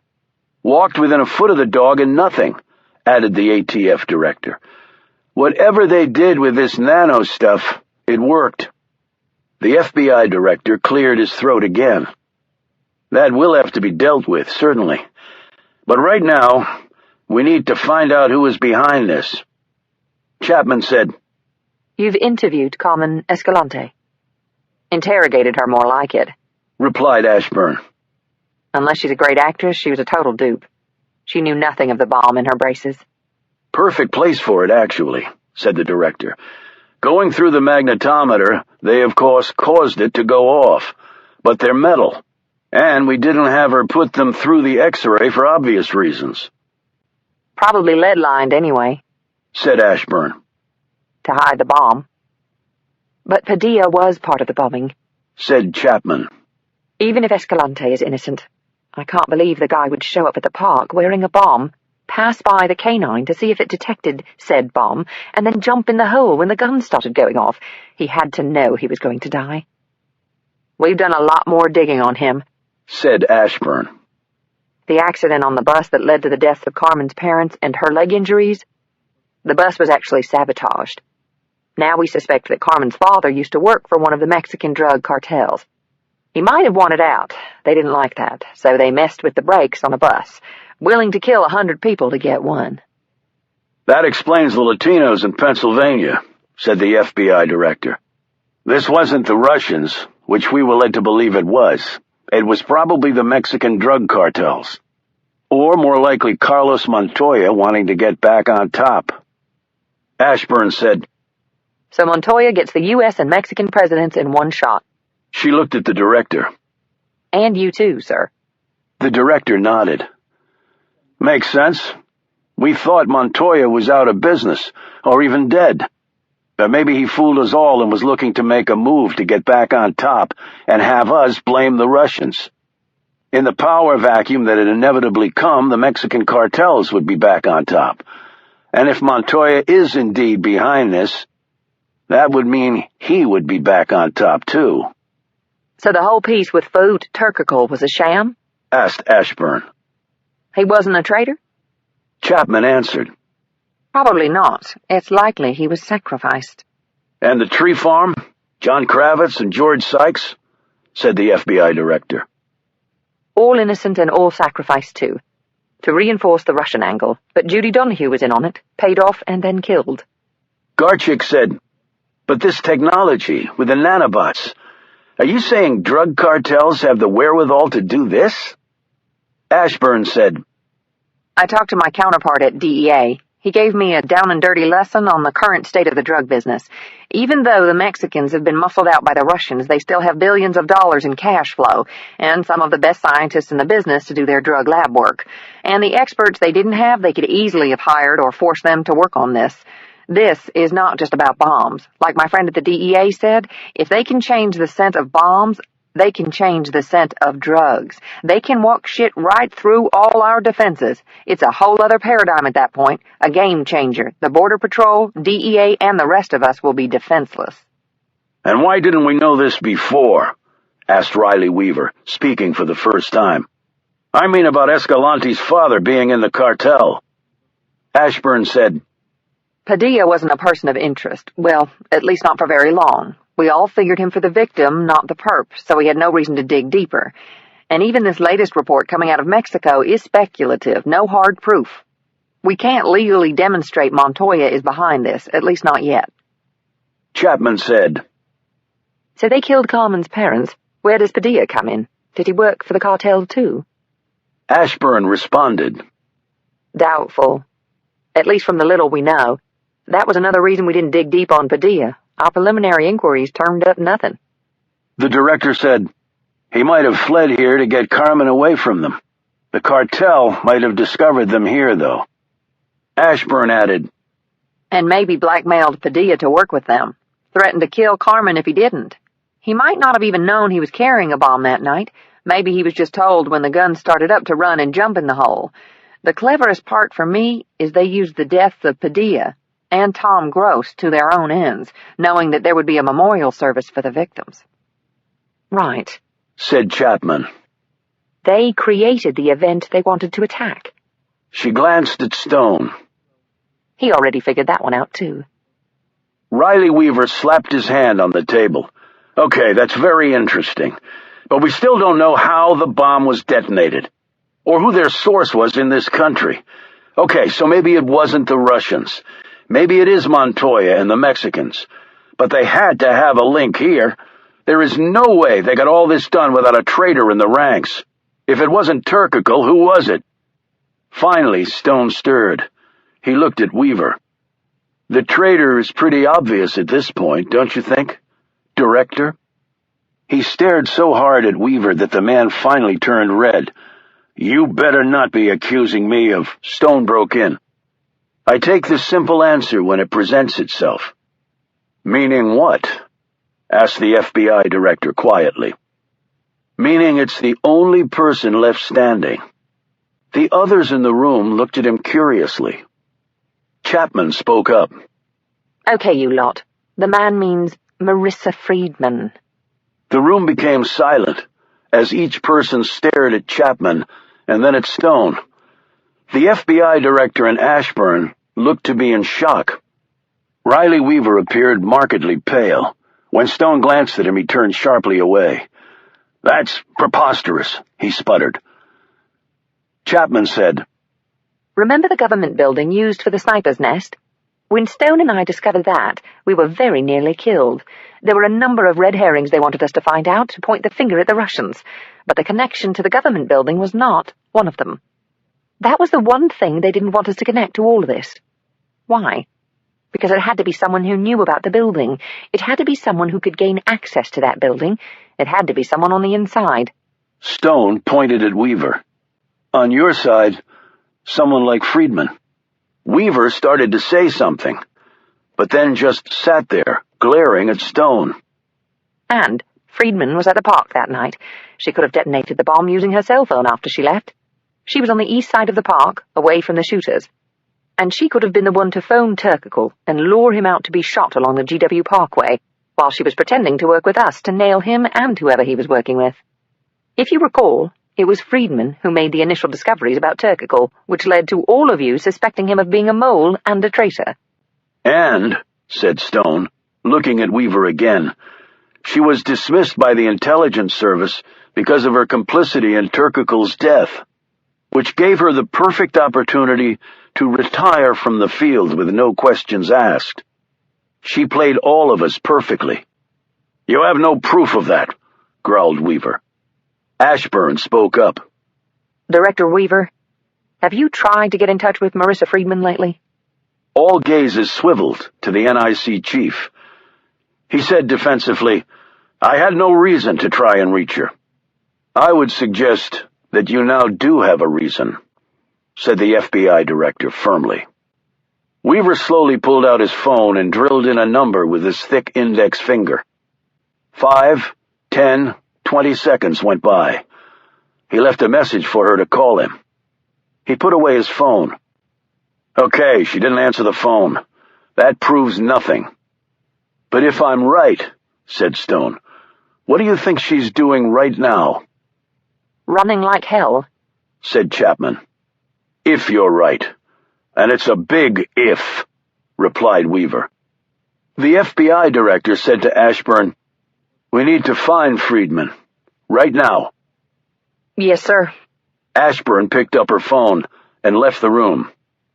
Weaver shook his head and looked at the FBI director.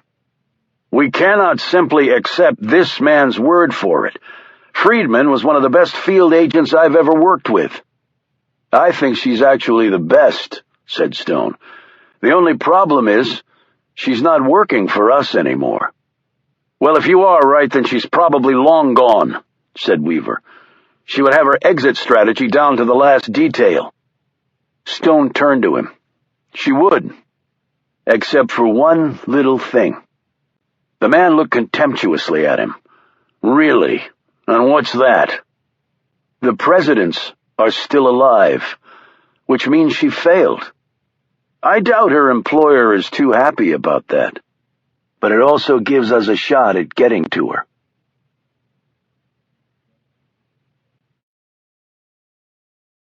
Chapter 88. Several hours later, they had a lead on Friedman.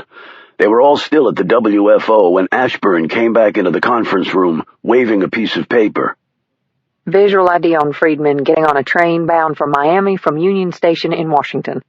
We checked the passenger manifest. She's traveling under an alias, obviously. No Friedman on the list. Guess that confirms her complicity." They all looked at Weaver, who sat sullen-faced in a corner of the room. Ashburn said, "I take it she never called you back, sir?" Weaver didn't even bother to answer. Ashburn said, "Miami makes sense. She's presumably working for a Mexican cartel. She gets to Miami and hops on a private plane headed west to Mexico. And her taking the train was a smart move. She probably thought we'd expect her to use wings to get away fast." Stone looked at Ashburn. "Visual ID? Did someone actually see her?" "We have surveillance cameras set up at all the airports and train stations. We programmed her features into the loop and got a hit at Union Station." "Did you look at the video?" he asked. "To check, to make sure it was her." "I did. It wasn't a clear shot, and she was obviously in disguise, but the computer can pick up on factors the human eye can't. And the match came back. We're going to hold the train at the next stop, go through it passenger by passenger, and take her." They all hurried out of the room. Weaver was the last to leave. He turned to Stone. "I guess I owe you an apology." "You don't owe me anything. It's complicated. I've been in the dark almost as long as everyone else." "You saved the president's life." He added, "Fair winds and following seas, I believe, are in your future permanently." Stone said nothing. He simply watched the man turn and go.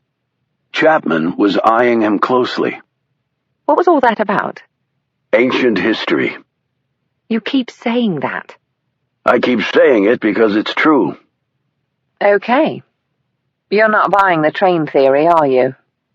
Stone recalled the things Marissa Friedman had said to him. They were all lies, of course, but that was how spies survived. "She said she wanted to go to a desert island," he said quietly. Chapman perked up. "Really? When did she say that?" "When I went to her office to tell her I was sorry for destroying her career. She said she wanted me to go with her, that we were so much alike." Chapman put a hand on his shoulder. "For what it's worth, I don't think you two could be more different. She's a cold-blooded, ruthless bitch just interested in the money. And you, well, you're obviously not that." She looked down, perhaps embarrassed at her words. "A desert island," he said. "Right, where she really wanted to go." "She's a spy. She lies for a living." Chapman looked at him with renewed interest. So not a desert island, then? Facial recognition software, said Stone abruptly. I've heard the stuff is really very accurate. It's a machine doing it, so it's only as good as what's fed into the machine. Which makes me wonder something. What's that? I wonder what database they use to compare the picture to. You mean someone as obviously as smart as Friedman would have thought of that? She would have known they'd use that measure against her. And if she got into the right database and fed slightly different parameters into them, that would register a hit on someone else that she made sure was at the train station on the way to Miami.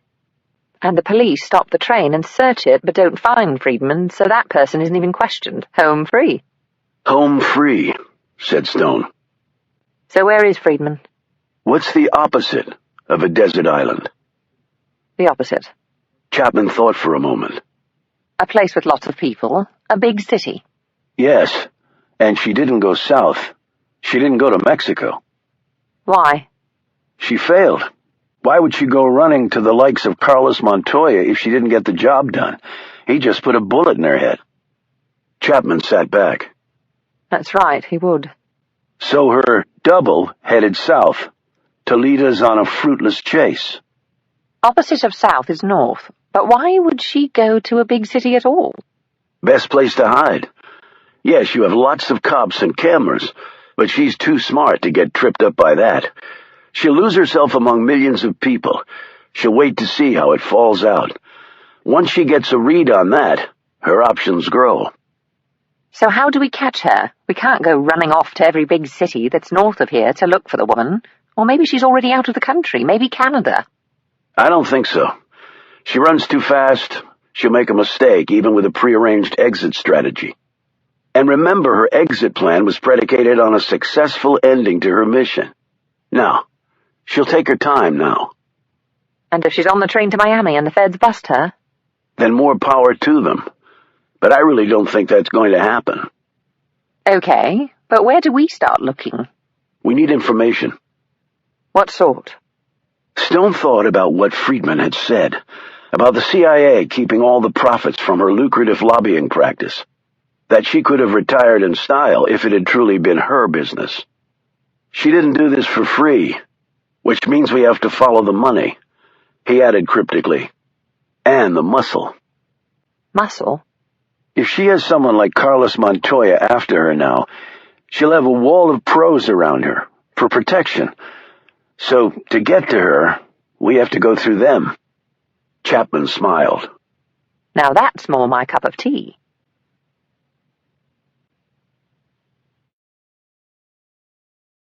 Chapter 89. Annabelle sat down across from Stone at his cottage. They let me see him, she said, her voice barely above a whisper. Alex? She nodded as she traced her forehead with one of her fingers. Piece of granite hit him right about here. An inch to the left it would have missed him, and he wouldn't be lying in that hospital bed in a coma. Is his condition the same? A bit worse, actually. She stifled a sob. His vitals aren't as good today. Stone reached across his desk and gripped her hand. All we can do is hope and pray, Annabelle. That's all. He's such a good guy, Oliver, solid as a rock. Always there, even when I acted like a bitch to him. We all have regrets, probably me more than anyone when it comes to Alex. He took his hand away and sat back in his chair. We have to get her, Oliver. Her eyes were no longer moist. She was staring earnestly at her friend. I know, and we will. She pulled some pieces of paper from her bag. After you called me with your questions about the money trail, I spoke with my contact in Bermuda. Was he helpful? You know the amount of illegal monies that are funneled around the Caribbean banks on a daily basis? Literally, hundreds of billions. Needle in a haystack, then, said Stone doubtfully. It would have been, except for one thing. She looked at one of the papers. $500 million was wired into an account 1 month ago at a bank in the Caymans. It just sat there. A little over 1 week ago, it was released. 1 hour after that, another $500 million was wired to the same account. It sat there for the full week. Then it was released. But it didn't go forward into another account. It went backwards. Return to sender? Exactly. It was rescinded. What day exactly? The day Alex nearly died. When they knew Friedman had failed? That's right. So, she got half the money when certain goals were met, probably the explosion in Lafayette, the death of Tom Gross, and cleaning up the loose ends like Sykes, Donahue, and the Latinos. What about Turkerkel? He's a special case. At first, I just thought that she had seized an opportunity that had presented itself, but now I'm not so sure. I'm not getting what you mean. I'm not sure I do either. We'll just have to see how that plays out. Any way to see where the money went? She shook her head. The cops have put pressure on Swiss banks to open up their records, and they've complied. That's pushed a lot of the illegal transactions to the Caribbean. And the islanders have not been as compliant as the Swiss. We'll need some more expertise to get those answers. I think I might have a way to find some. But Friedman has $500 million at her disposal. That will fund an excellent escape plan. Yes, it will. But she has some problems. Her employer. She tries to run now, it puts up signals they can intercept. She may think if she bides her time, they'll lose their focus on her and move on to other matters. But she may also be able to finger one or more of the cartels with the assassination attempts. They aren't going to let that hang out there. Now she's become a potential witness against them. She's a very smart woman, and she's undoubtedly thought the very same thing. All the more reason for her to take it slow, and that's only one side of the equation. Meaning the cops coming after her on the other end. Yes. I'm sure by now Friedman knows we're onto her. As Annabelle gathered her things in preparation to leave, she said, If Alex doesn't make it, how are we going to get home without him, Oliver? She looked like she was going to start crying again. Stone put his arms around her, held her tightly. He let Annabelle Conroy, possibly the most gifted con artist of her generation, but a woman with a huge heart and a rock-solid understanding of loyalty, sob quietly into his shoulder. When she was done, Stone said quietly, We can never get on without him, Annabelle. All we can do is just survive each day as it comes. I think you and I have a better understanding of that than most people. She nodded dumbly and then left. Stone watched her car drive off, and then went back inside his cottage. Stone made a call to someone he'd only recently met, but with whom he'd formed a permanent alliance. Joe Knox said hello on the other end of the phone. Joe, it's Oliver Stone. The man's response was classic Joe Knox. I was wondering how long it was going to take before you called me in on this. I'll be at your place in an hour.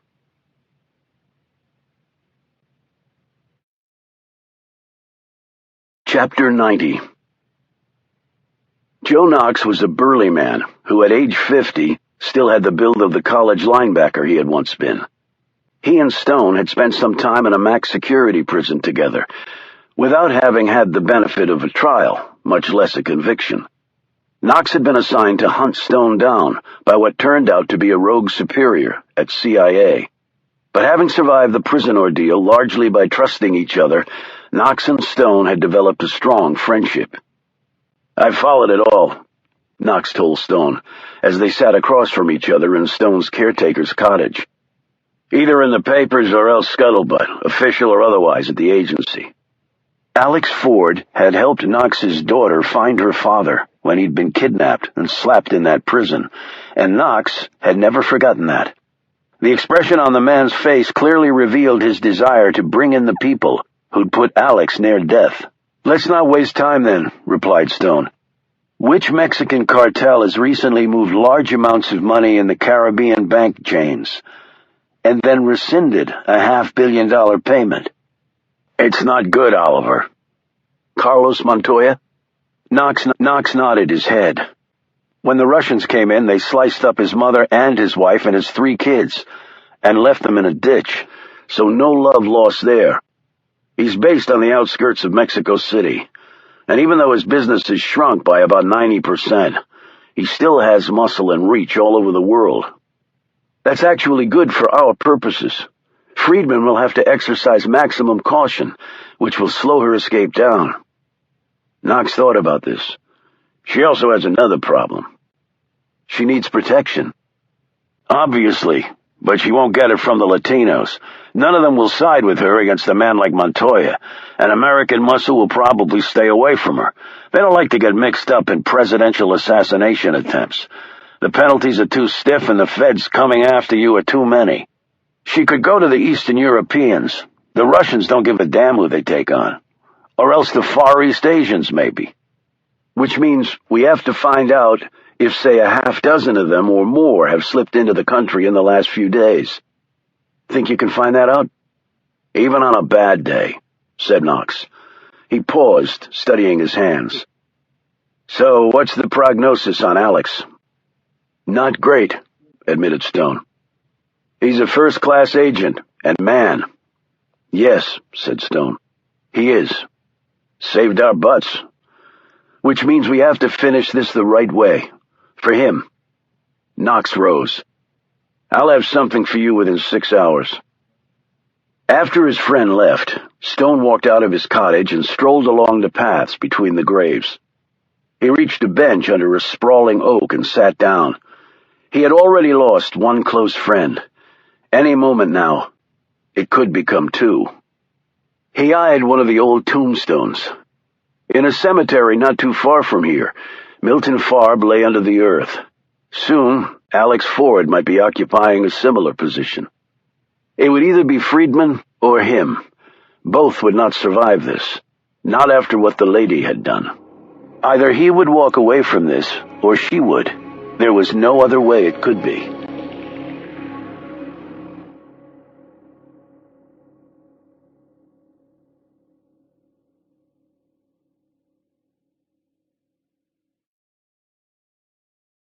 Chapter 91.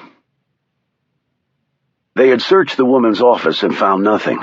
That wasn't surprising, since she had officially been fired and had moved out of the space. But when they went through her home in Falls Church, they found nothing there either, and she clearly hadn't moved out from there. But it was clear she'd left in a hurry, her timetable no doubt disrupted by the fast-acting Secret Service after being tipped off by Stone. Stone and Chapman looked around one more time through the 3-level end-unit townhome that had been built in the early 1980s and where Marissa Friedman had lived since the year 2000. Ashburn gave me an inventory of what they took from here, and it was pretty minimal, said Stone to Chapman, as the latter sat down in a chair and surveyed the room. But there isn't one personal photo, no scrapbooks, old yearbooks, nothing to show she had a family. She scrubbed herself clean. She's a spy. It obviously comes with the territory. Even spies have lives, Stone said firmly. Much of their history might be invented, but they usually have some personal items around. What do we know about her background? She was born in San Francisco, only child. Parents both deceased. How? House fire. You don't think? She was only 4, so no, I don't think she killed them. Her parents had been wealthy, but the estate taxes took a real bite out of the money, and apparently the relatives who took her in weren't that generous. They couldn't deny she had brains, though. She went to Stanford undergrad, Harvard Law School, then recruited by the CIA. She's been one of their top field agents for a long time. The lobbying firm facade was a brilliant one.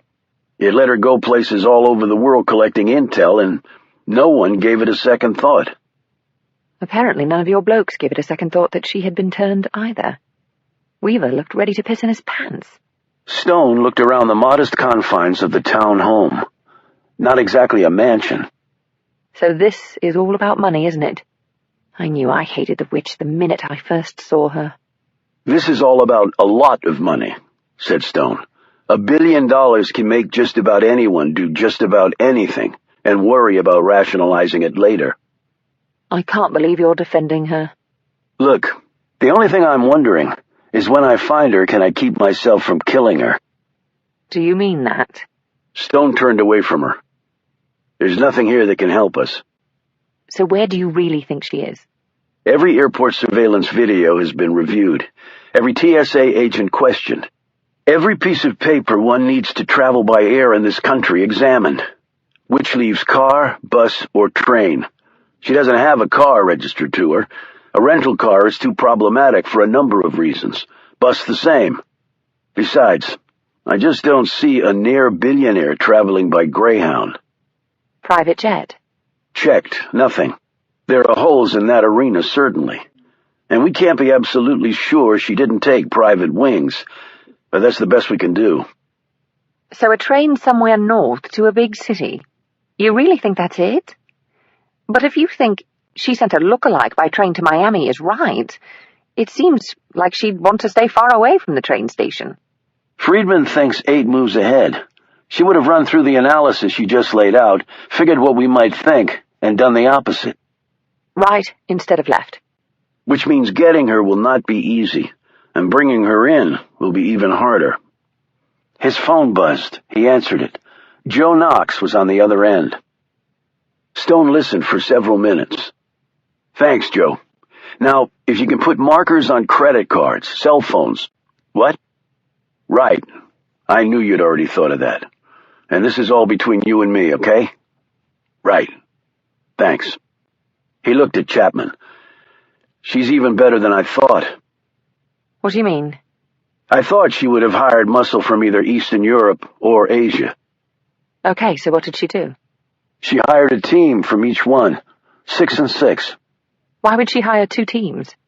2 walls between us and her. And if one team for some reason turns on her or gets paid off by Carlos Montoya? She has another team to fall back on.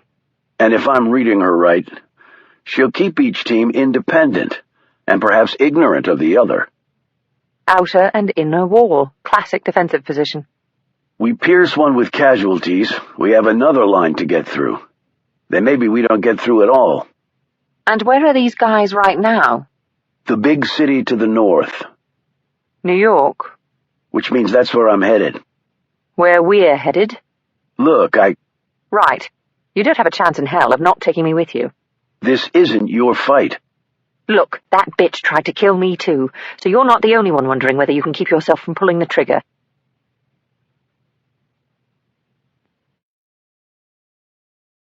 Chapter 92. 6 hours later, a fellow named Ming, who was part of Friedman's Asian protection team, came to the surface. He was known as a highly paid mercenary, who sidelined as a hired killer. No case could ever be built against him, mainly because witnesses kept disappearing. Probably against orders, Ming had used his credit card to buy some lunch at a deli in the South Bronx. That was still a big area, but they had managed to whittle it down some. They could trace no rental cars to anyone on the watch list Friedman might have hired. Cabs in the Bronx were not as plentiful as those in Manhattan, and there was no record of Ming being in New York before, which probably precluded him from trying to figure out how to use the subway. So based on all that Joe Knox assumed, he was probably on foot when he went for his meal. On the phone, he told Stone, "Let's figure in a 6-block radius with the deli as the center point. It's a lot of ground to cover, but not nearly as much as we had to check before." "That's good work, Joe. So who do you have on your hunting team?" "Harry Finn, Mary Chapman from MI6 and me." "And me." "No, Joe, not you. Alex Ford saved my life. I owe him this." "I thought you were going to retire." "I will, right after this." "How are we getting up there?" "Private wheels. For all I know, Friedman has a way to put markers in the electronic system too, so rentals are out." "We can take my Rover. When do you want to leave?"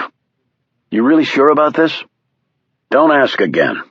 But what about the rest of the Camel Club?" "Reuben is shot up. I don't want Annabelle going anywhere near this. And Caleb, well, enough said." They headed out at 4 a.m. Knox drove. Stone rode shotgun. Finn and Chapman were in the rear seats. Stone had explained the plan to them the previous night. Except for Knox, they were all disguised, just in case Friedman had scouts out doing what they were doing. Friedman might have gotten a look at Finn when he was tailing Turkical, and Stone was not willing to take any chances. They each had a photo of Ming, and Knox also had one of Friedman, although it was doubtful the woman would look anything remotely like she had before. 6-block radius, Stone repeated to them. as they reached the Big Apple, which was fully awake by now as millions set off to work. Knox was going to roam in his wheels after he dropped the other three off in different locations around the South Bronx. The area they were in wasn't exactly Park Avenue, but they were all armed and well capable of taking care of themselves. Stone walked his route inward toward the deli. He had no need to look at Ming's photo again. He'd memorized each of the man's distinctive features, the most prominent of which were a pair of blank eyes. Stone knew if he weren't a hired killer, Ming would have simply become a sociopath and done the same thing for free. But even sociopaths made mistakes. Ming's era had been using his credit card for a pastrami sandwich, a can of Sapporo, and an order of fries. While there were many gentrified areas of flourishing neighborhoods and retail strips, the South Bronx also contained over half of the borough's public housing projects. And despite the presence of the new billion-dollar Yankee Stadium, about 50% of the population lived below the poverty line. Crime was a problem, and there were parts of the area one should avoid. Stone and Company were in precisely one of those areas. However, Stone was less worried about domestic criminals than about a team of imported killers. His gaze kept moving, but as the sun rose high overhead and sweat began to trickle down his neck, he understood quite clearly that it would take a minor miracle to find them. He was only hours away from getting one. Chapman reported the sighting. She gave the address where she was. He's headed west, just crossing the street. The others moved in, while Chapman relayed updates via texts. She texted one last time and then called Stone. He just went into what looks like a machine shop on... Hang on. East 149th Street is what the sign says. What's the cross street? Stone asked, and Chapman told him. He said, Now get some cover. They might be watching the street. She crossed over and entered an alley. She looked back at the 4-story brick building. It looks abandoned, she said into her cell phone. Stay put and keep watch, said Stone. I'll be there in 10 minutes. In 9 minutes, Stone joined her in the alley. I've got Knox and Finn approaching from the other side, he told her. He glanced at the building. Seen anything else? Figure at a window on the 3rd floor didn't look like Ming, but I couldn't be sure. Stone studied the area and wondered why Friedman would have chosen this spot to hide. Certainly parts of the South Bronx offered lots of space that no one else was using. Still, it was an odd choice, thought Stone. But he was coming to realize that Marissa Friedman was far more complex than he had originally believed, and he had thought she was quite talented to begin with. He gazed southeast toward the East River, where more than a few bodies had been dumped over the years. To the west was the Harlem River. Beyond that, Upper Manhattan, and beyond that, the Hudson River, where Interstate 95 connected the city with New Jersey to the south and New England to the north. What's the plan? We sit on the place and observe. How long? As long as it takes for us to figure out what they've got, who's there, and how we get to them at minimal risk to ourselves. How about we call in NYPD and/or the FBI? Stone glanced back at her. When you insisted on coming, I took it for granted that you were going to follow my lead. I will, to a limit. We need to do everything possible to ensure that Friedman gets back alive to stand a trial. You said you were going to have a hard time not pulling the trigger. I only said that to make you feel better. I'll have no problem with it. She's not worth screwing my life over. But the question is, can you stop yourself from pulling it? If I have to, yes. What's that supposed to mean?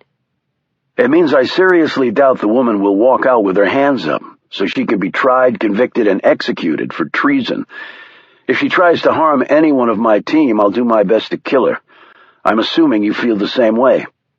How much weapons training does she have? I checked her file. She's got plenty, and all top of the grade performance-wise. Close quarters and long range. And here I was thinking she was just a pretty face.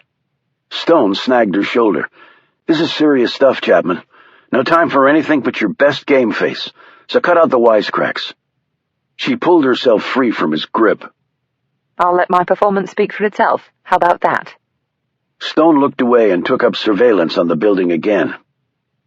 A few minutes later, he received a call from Finn. In position. No activity back here. 2 entry points. 1 center and 1 east of center. Appears to be locked, and would assume watched. They might have a portable surveillance system in place, too. At least I would if I were them and had picked an area like this to hole up in.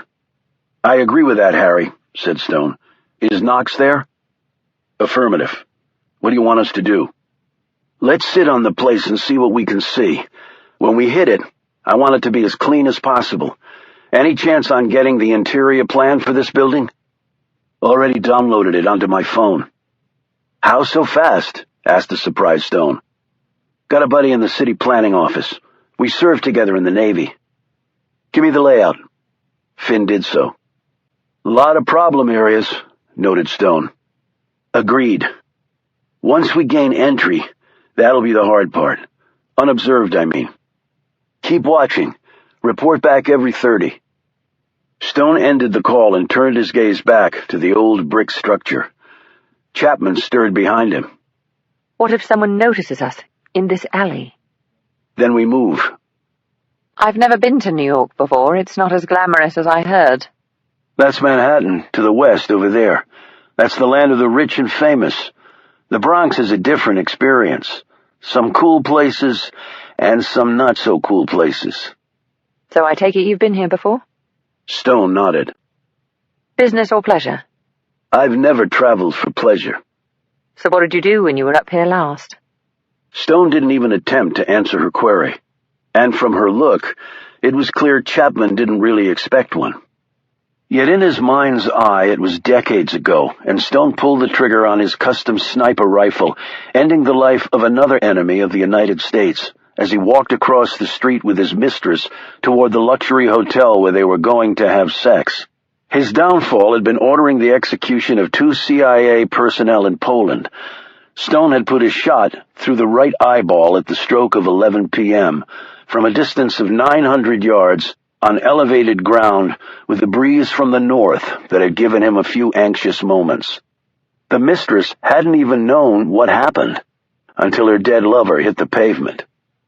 The NYPD and local FBI, tipped off to what was going down, had never attempted to solve the case. That's just how it was done back then. Hell, thought Stone. Maybe that was how it was still done. He refocused on the brick building, even as his index finger curved around an imaginary trigger.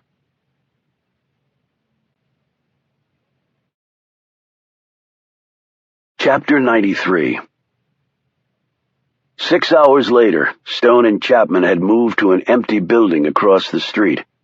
Filthy mattresses and dirty syringes signaled this for a prick palace for addicts, although it didn't look like anyone had been there in a while. They entered through a rear door and settled themselves in for however long this would take.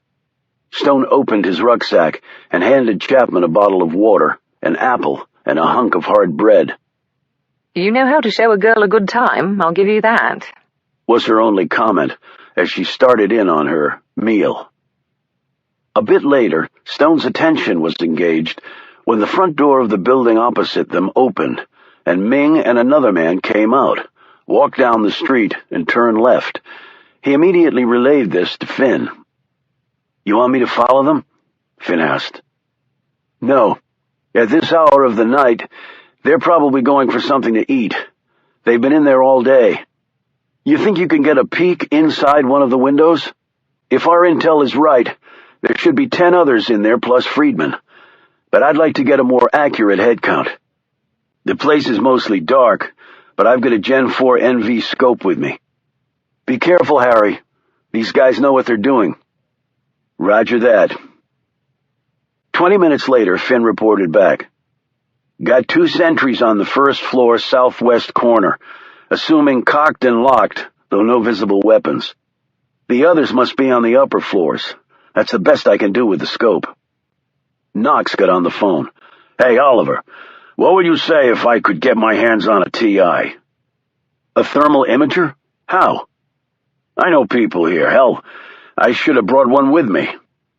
How fast can you get it? 1 hour. Do it. Within 1 hour, 2 things happened. Knox returned with his thermal imager, and Ming and his colleague came back and went inside the building. They were carrying large bags of what looked to be fast food. 2 minutes later, Knox buzzed Stone. Knox said, "Okay, I just hit the building as best I could. This device is rated for penetration of most construction materials, so brick, rebar, and concrete block are no problem." "How many are you seeing?" "I've got 6 images, all with SBAs, said Knox, referring to soft body armor. "It blocks the thermal signals so it stands out pretty prominently." Stone looked perplexed. "Just 6? You sure?" "Wait a sec. Okay, now I see it. 3rd floor, I've got a thermal with no SBA. Gender?" "From the silhouette, looks to be female." "Friedman?" "Probably, but I've never met the lady. No way to do a positive ID from the TI anyway." "Thanks, Joe. You and Harry sit tight." He looked at Chapman. Okay, we have the players lined up, site locked down. Do we go in shooting or do we call in official reinforcements? "Some reason you keep harping on that theme?" I could say I was concerned we'll all get shot. Well, I am concerned about that, but I'm more worried that some of us will be tempted to do things that we might officially regret later. Well, I'm worried that one of us will be tempted. She looked at him expectantly. "You can leave right now. No one's stopping you." It wasn't an ultimatum on my part, merely a passive comment. "That'll get you sometimes." Just sometimes I'm disappointed. "How many weapons do you have?" My Walther and a Glock, 4 extra clips. You? "Enough." A shotgun, MP5 or Tech 9 would be nice in close quarters combat. "Let's hope the other guys don't think that way." You know they'll be loaded. "Maybe, maybe not. You can't exactly walk through the city with an arsenal without getting some attention from the NYPD. Maybe they've stashed it there earlier. Maybe they did. We can still call in backup. We don't even know if Friedman is in there for certain." But at least 6 bad guys are, in a building they're not supposed to be in. "Well, for all we know, they leased the space and have every right to be there. And in case you've forgotten, we're not supposed to be here either. Joe and Harry are doing me a favor, and I'm unofficial. You're the only one with the badge, and it has the Queen on it. It would take about 6 months to explain it all to the boys in blue, and we'd probably stay in lockup that whole time." Well, the Queen has revoked my authority, but I see your dilemma. So what do we do now? "I expect they believe a zig is coming." So we zag? "We zag." Stone picked up his phone. "Get ready," he told Knox. "We go in 1 hour." The zag did not exactly go according to plan. In fact, it did not come close to going according to plan. The first indication was that neither the front nor rear doors were locked. Finn and Knox collapsed the rear entry, and Stone and Chapman the front entrance at 2 a.m. precisely. The guards stationed there were asleep. Guns pointed at their heads woke them, but they took their time about it. By the time Stone's team hit the top floors, the 4 other men were up and stretching. The second indication of their plan being unsuccessful was that none of the men even had their guns in their hands. The last clue was that the woman on the 3rd floor wasn't Friedman. She was older by about 20 years and appeared to be drunk. At least they couldn't wake her. She snored on. Thoroughly frustrated, Stone let his anger get the better of him. He grabbed Ming by the neck and slammed him up against the wall. "Care to tell me where Friedman is?" Ming's smile was both deliberate and superior. He replied coolly, "She anticipated your visit." Stone slowly released the man. Ming looked around at the other 3, their guns pointed at him and his team. The woman snored loudly in the corner on an old cot. "She anticipated me? Me specifically?" Ming nodded. "John Carr," he said. He pointed at Stone. "That is you. She gave us your picture. Even though you are disguised, the eyes give you away." Stone glanced at Finn, then Knox, and finally Chapman, before bringing his gaze back to Ming. "Why all this?" asked Stone. "She pays us big to come here, stay in an old building, walk around, be seen. No fighting. Easiest gig I've ever been on." Stone swore under his breath. He'd been played again. Ming interpreted his look and his smile deepened. "She tells me you are smart, that you will not believe she has gone on the train to Miami." He paused and added, "A desert island?" "Opposite," said Stone. "Right," replied Ming. "When we go on a job, it is usually with more cover. This job, I buy lunch with my own credit card, because she tells me to." Another red flag that I missed, thought Stone, because I wanted her so badly. She used every instinct I had against myself. "To what purpose?" said Stone. "A distraction." Stone thought. 2 teams, Asian and Russian.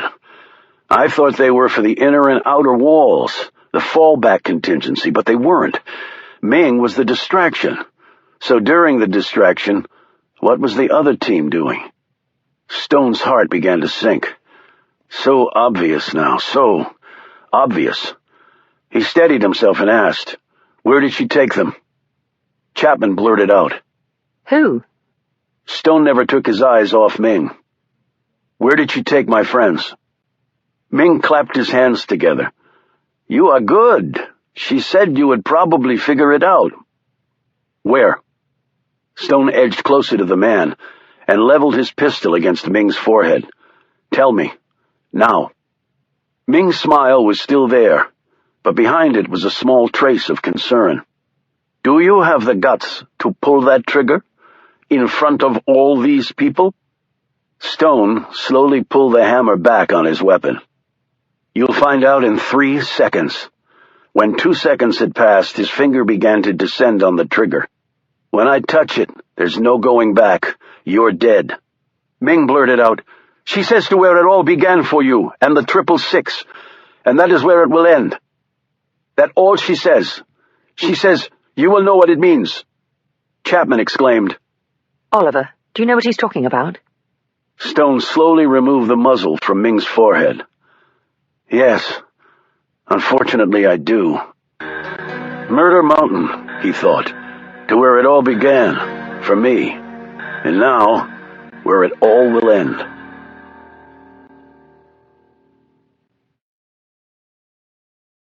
Chapter 94. With Agent Ashburn at his heel, Stone strode down the hall at WFO like a plane gathering power to lift off the ground. He didn't stop to knock on the door. He slammed it open and walked in. The FBI director looked up at him, stunned. Across the conference table from him was seated Riley Weaver. The director said, "What the hell is going on?" Stone didn't even look at him. His gaze went immediately to Weaver. "What did you tell her?" "What?" snapped Weaver. "We're in the middle of a meeting, in case you hadn't noticed, Stone."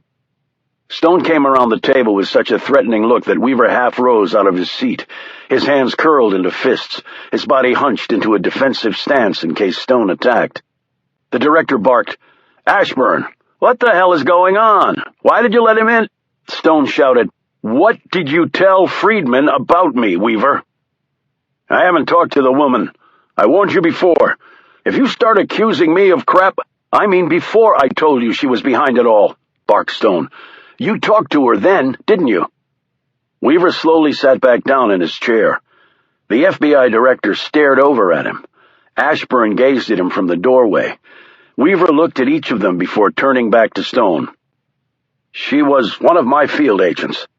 I had every right to talk to her. What did you tell her about me? That I figured it out? That I was the one who warned the Secret Service?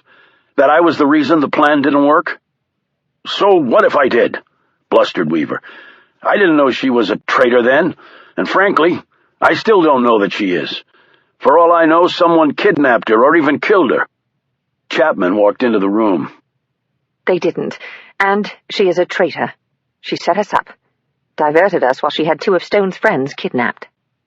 "What?" What? exclaimed the FBI director and Ashburn in unison. "How do you know that?" asked Weaver curiously. "We searched the train to Miami. She wasn't on it." "But something tells me you already knew that." He glanced at the FBI director. "Holding out on us, Stone?" "I'm no longer working for the government, in case you didn't get the memo." "That's bullshit." "What's bullshit is you talking to Friedman and not telling any of us. In fact, I bet you kept her in the loop the whole time. I wondered how they always knew what we were going to do before we even did it. Now I know. It was you, wasn't it?" "I don't owe you or anyone else an explanation for my actions." "I'll tell that to my friends when I find their bodies," snapped Stone. Ashburn said, Do you have any idea where she's holding them? Stone calmed and finally looked away from Weaver. "No," he lied. "I don't." "So why'd you come here?" asked Weaver. "You want our help?" "No. I just wanted to know who I had to thank for fingering me to Friedman." "Damn it! I didn't do it intentionally," roared Weaver. But Stone had already left the room. They could hear his footsteps marching rapidly down the hall. Ashburn looked at Chapman. What is going on? He told you. His friends have gone missing and Friedman has them. "You're sure?" asked the director. Heard it from the horse's mouth. Ashburn glanced down the hall. What is he going to do? What do you think he's going to do? Replied Chapman. He can't do this alone. The director added, "We have resources that he doesn't." That may be all well and good, but he's John Carr, and quite frankly, he's got resources you lot don't have either, and there's no one on earth who has more motivation to get this woman than he does. And you're telling us he doesn't know where they are being held? Asked Ashburn. If he does, he hasn't bothered to tell me. Where did you find this information out? In the South Bronx, said Chapman. The South Bronx? Yelled Ashburn. How the hell did you get a line on the South Bronx? You'll have to ask Sherlock Holmes that question. I'm just good old Watson. Agent Chapman, began the director. Sir, if I knew something helpful, I would tell you. Why don't I believe that? He paused, studying her. I think I can plainly see where your loyalties lie. My loyalties, sir, lie about 3,000 miles from here, to a dear old lady, an ambitious PM, and an old man with dandruff and a brilliant mind. Are you sure?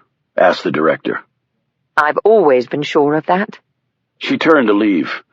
Where are you going? Demanded Weaver. Holmes needs his Watson. Agent Chapman, this is not your fight, said the director. Perhaps not, but it would be awfully bad form to stop now. I can have you detained, said the director. Yes, you can, but I don't think you will. Chapman turned and hurried after Stone.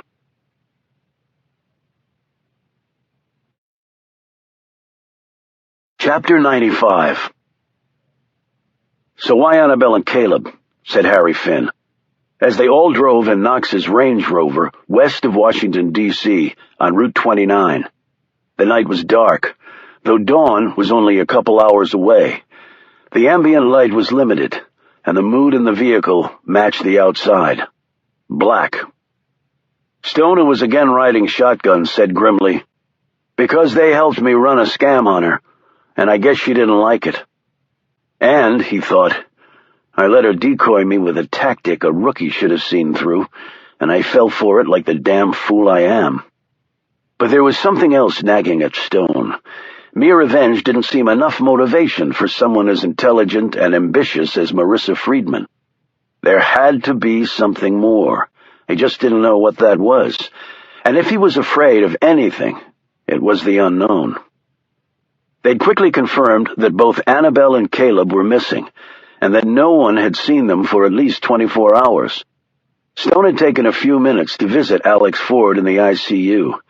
His condition hadn't changed, but it hadn't gotten worse either, which Stone took as a rare bit of good news.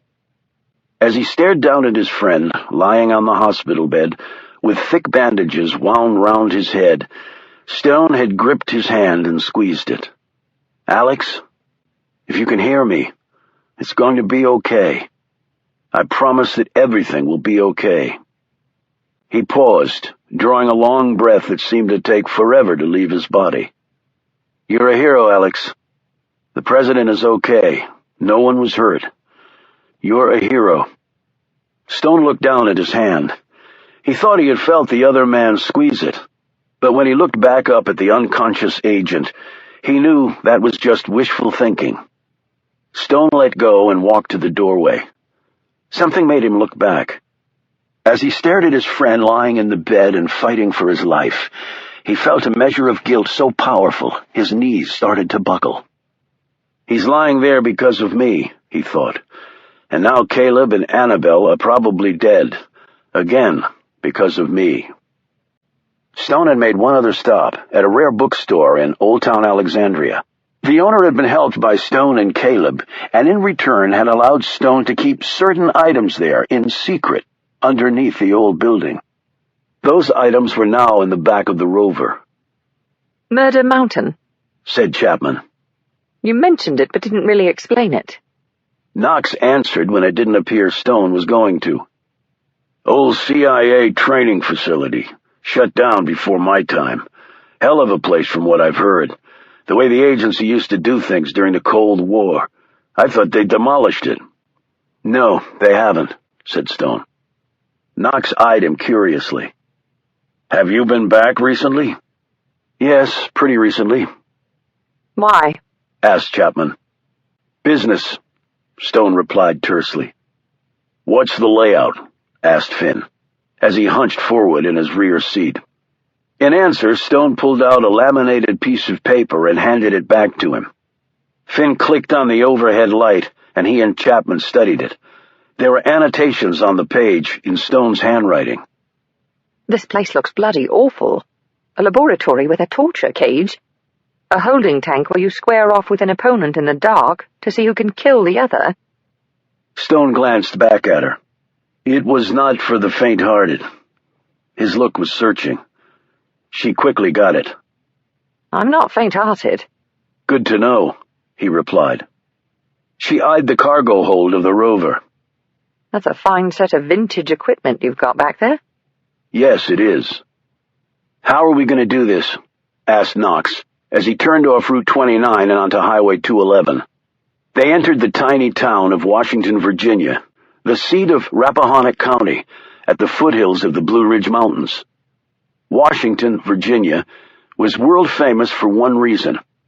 It was the home of the Inn at Little Washington, a prestigious restaurant that had been serving world-class cuisine for over a quarter century. As they left the town and rose higher into the mountains, Stone broke his silence. "There are a couple of entry points. One is obvious, the other is not." "How well do you think she knows this place?" "Like Knox. It was before her time. She never would have trained there. But I can't answer your question. She obviously knew of its existence. She may have explored it thoroughly. In fact, from what I know of her now, she probably has gone over every inch of it." "So she'll know about the secondary entrance," said Knox. "We have to assume she will. But," he thought, "she won't know about the third way in and out, because I'm the only one who does." Stone had discovered it in his 4th month at Murder Mountain, when he just needed to get outside the place for a few moments alone, just to catch his breath, collect his wits, just get out of what had become a hellhole, worse than any prison ever could have been. That was the principal reason Stone had been able to weather the max prison he and Knox had ended up in. "Because," he thought, "I endured something far worse. A year at Murder Mountain." Chapman said, "What I don't get is why she would have set up shop at this place, kidnapped Caleb and Annabelle, and then basically dared you to come get her. She'll never be able to escape now." Stone looked grim. "I don't think she intends on escaping. She's conceded that she's going to go down for this, but she's choosing an exit on her own terms." "Meaning she's willing to die," said Knox. "And take us with her," replied Stone. "Dangerous opponent," said Finn. "Someone who doesn't care if she dies, like a suicide bomber." "She better be thinking the same thing about me," muttered Stone. The other three glanced at each other, but said nothing. Chapman finally broke the silence. So front or hidden entrance? We have to get in some way. She'll have 6 guys with her, all Russian, all hard as nails. They'll kill anybody she tells them to. Okay, but that doesn't answer my question. It's a big place, and they'll have to have at least 1 man guarding Caleb and Annabelle. Friedman will be back in a protected space. That leaves 5 men for perimeter duty. That can't deploy them all at the entrances. They have to hold at least 3 back for interior protection. That leaves 1 at each entrance. That's thin. What do you think they expect us to do? Hit both entrances, and whichever team gets through, so be it. If we did that, we'd split up, making it 2 against 1. If we hit 1 entrance together, it's 4 against 1. I like those odds better, said Knox. So do I, said Stone. But we're not going to do it that way. Why? Said Chapman. You'll see why.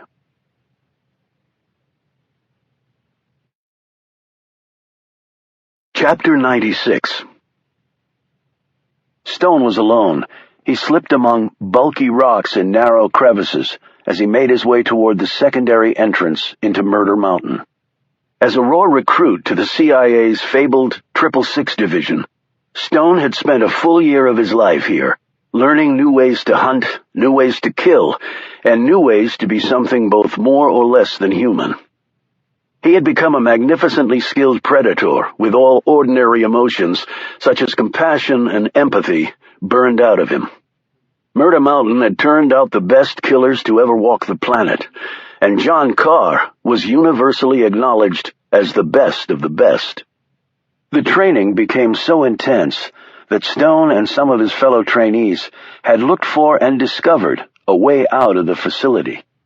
They had done so not to run to the rural town about 20 miles distant to get drunk or bed a few farmers' daughters, but simply to sit under the stars, look at the moon, feel the breeze, see the green of the trees, feel the earth under their feet. Stone had just wanted assurance that there was still a world going on outside Murder Mountain.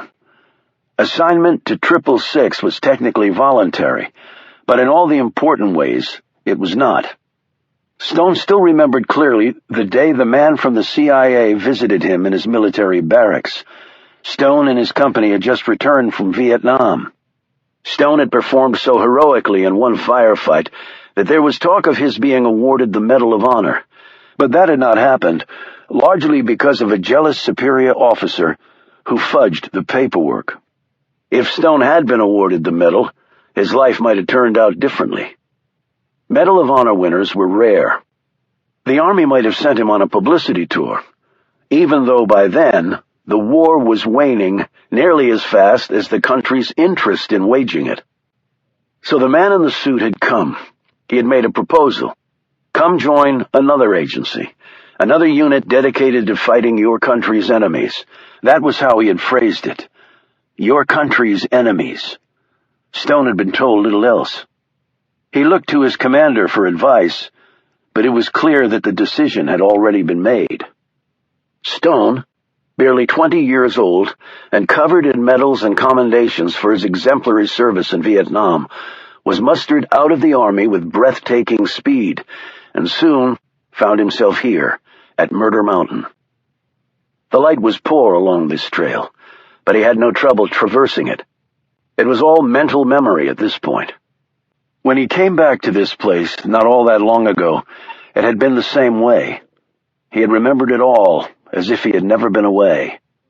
As if the memory of it had been lurking in a set of brain cells, sequestered from the rest and not degraded in any way. Like a cancerous tumor lying dormant until it started its fatal spread. Then, nothing else was safe. Every part of him was vulnerable. That could sum up his life in 666 quite adequately. He slipped a pair of old NVGs over his eyes when the light became too poor to make anything out. The crevices grew smaller. It was a good thing he had remained lean for all these years, or he never would have fit. Although he recalled Big Reuben Rhodes had managed to squeeze himself through the rocks when he came here with Stone to save a man's life, to save President Brennan's life. All the men in 666 had been lean, nothing but gristle and muscle. They could run all day, shoot all night without missing. They could change plans on the fly, ferret out targets no matter how deeply they had dug in. Stone could not deny that it had been exhilarating, challenging, and even memorable. "But I never wanted to come back here," he said to himself. He paused, looked ahead. The entrance he was searching for was up ahead. It was built into the back of a kitchen cabinet on a swivel pin. Stone had always assumed that another group of trainees before his time had done that. Stone and his teammates had merely discovered it one night and followed it out. They weren't the only class of 666 recruits who wanted a bit of freedom, it seemed. Or maybe the people who ran Murder Mountain had done it, sensing that the recruits needed to believe they had a bit of control over their lives, that they could take a few moments' rest from a hellish experience. Maybe they were afraid we'd all go mad and kill them, Stone thought. He slipped his gun from its holster and another object from his belt. The entrance was straight ahead. He assumed Friedman had given strict orders. Do not kill, at least him. Bring him to me. Then she would kill him, probably after making him watch the deaths of Caleb and Annabelle. He reached the outside of the entrance. Readying his gun, he held out the other object, a telescoping rod. He flipped it out to its full 6-foot length. He nudged the wall in front of him that represented the back of the cabinet on the pin swivel. It had been painted to resemble black rock, but it was only wood, rotted wood now. He pushed harder with the rod. The wood gave way. The pin swivel did its job, and the wall swung inward. Something shot out of the opening and hit the rock Stone was standing next to. This he'd expected. A dart. Paralyze, not kill. He pulled the pin on the lump of metal he'd taken from a compartment on his vest and tossed it into the opening at the same time he slid behind a large outcrop of rock. There was a small pulse of energy, followed by a dense cloud of smoke. Stone slid on his gas mask and counted. He stopped counting when he heard the man behind the wall hit the floor. He moved through the opening and looked down. The Russian was large, with a shaved head, a small goatee, and a dart pistol in his hand. It was probably not in the man's nature to seek to stun instead of kill. He'd not been very good with the dart gun. Stone used 2 pairs of plastic cuffs to immobilize the man's hands and feet. Clear of the gas, he removed his mask and moved forward into Murder Mountain. At the front entrance to the facility, Finn, Chapman, and Knox stood facing a metal door revealed in the rock face of the mountain where they'd pulled aside a curtain of kudzu that covered it. Stone had told them where the door was located and had given them a key that he said would open the portal. But there wasn't even a keyhole to try the key in. He also told them that he was the only one who could make it through the hidden entrance, because there was no way for someone to follow him closely enough not to get lost. He told them he would rendezvous with them at the front door. "He snook at us," moaned Knox, who was holding the useless key. "I can't believe I fell for it. Like he'd have a damn key to this place after all these years." "He's going it alone," said Finn. "The hell he is," snapped Chapman. She reached inside her jacket and pulled out a slender metal object with a magnetized edge. "What is that?" asked Knox. "Well, love, at MI6 we call this a doorbell." She attached it to the metal door where it met the door jamb. She motioned them to step back. She drew a remote from her pocket, slid open the protective hard plastic covering, and pressed a button. "Don't look at the laser." They all looked away as a burst of red light erupted from the device she'd placed on the door. It cut neatly through the locking bar, and the door swung free on its hinges. "Pretty cool technology," said Knox. "One-time power pack, good for most secure doors, metal or otherwise." "I see Mr. Q is still alive and well in British intelligence." "Actually, it was a woman who invented this little toy. but you can just call her Ms. Q. Guns out, they approached the door. With Chapman and Knox covering him, Finn slowly pulled the door all the way open. He aimed his gun into the darkness, and then nodded at the others. They pulled on protective goggles, as did Finn. A second later, Finn hit the opening with a pulse of blinding white light. There was a shout of pain from inside, and then the light vanished. Before the men could move, Chapman was through the opening. They hustled after her, in time to see her nimbly disarm the man and then smash her foot into his face, sending him rocketing backward against an interior wall. The man, partially blinded by the light, ricocheted off the wall and came at Chapman, big arms swinging like pistons. Finn moved to step between the attacker and Chapman, but the MI6 agent had already launched off the ground. With her left foot, she hit the man with a crushing blow to his right knee. They all heard the bone in his leg snap. He crumpled downward at the same time she delivered a kick to his chin, flipping him heels over ass. When he tried to rise, his gut pushing in and out with painful breaths, Chapman laid him down for good, with an elbow strike to the base of his neck. She rose and placed the muzzle of her Walther against the unconscious man's temple. "Wait a minute," snapped Knox. What? "You just gonna shoot him, in cold blood?" asked Knox. Do we want to leave witnesses? "Witnesses to what?" To whatever's going to happen here tonight. Like me killing Stone for him playing us for fools. "We're not killing anyone, unless they're in a position to kill us," Knox said firmly. Chapman deftly cuffed the unconscious man. Suit yourself. Finn said, "Where'd you learn moves like that?" Maybe you blokes think otherwise, but MI6 is not a bloody girls' school. Now let's get going. She turned on a flashlight and headed down the corridor. Finn and Knox looked at each other, and then quickly followed the woman.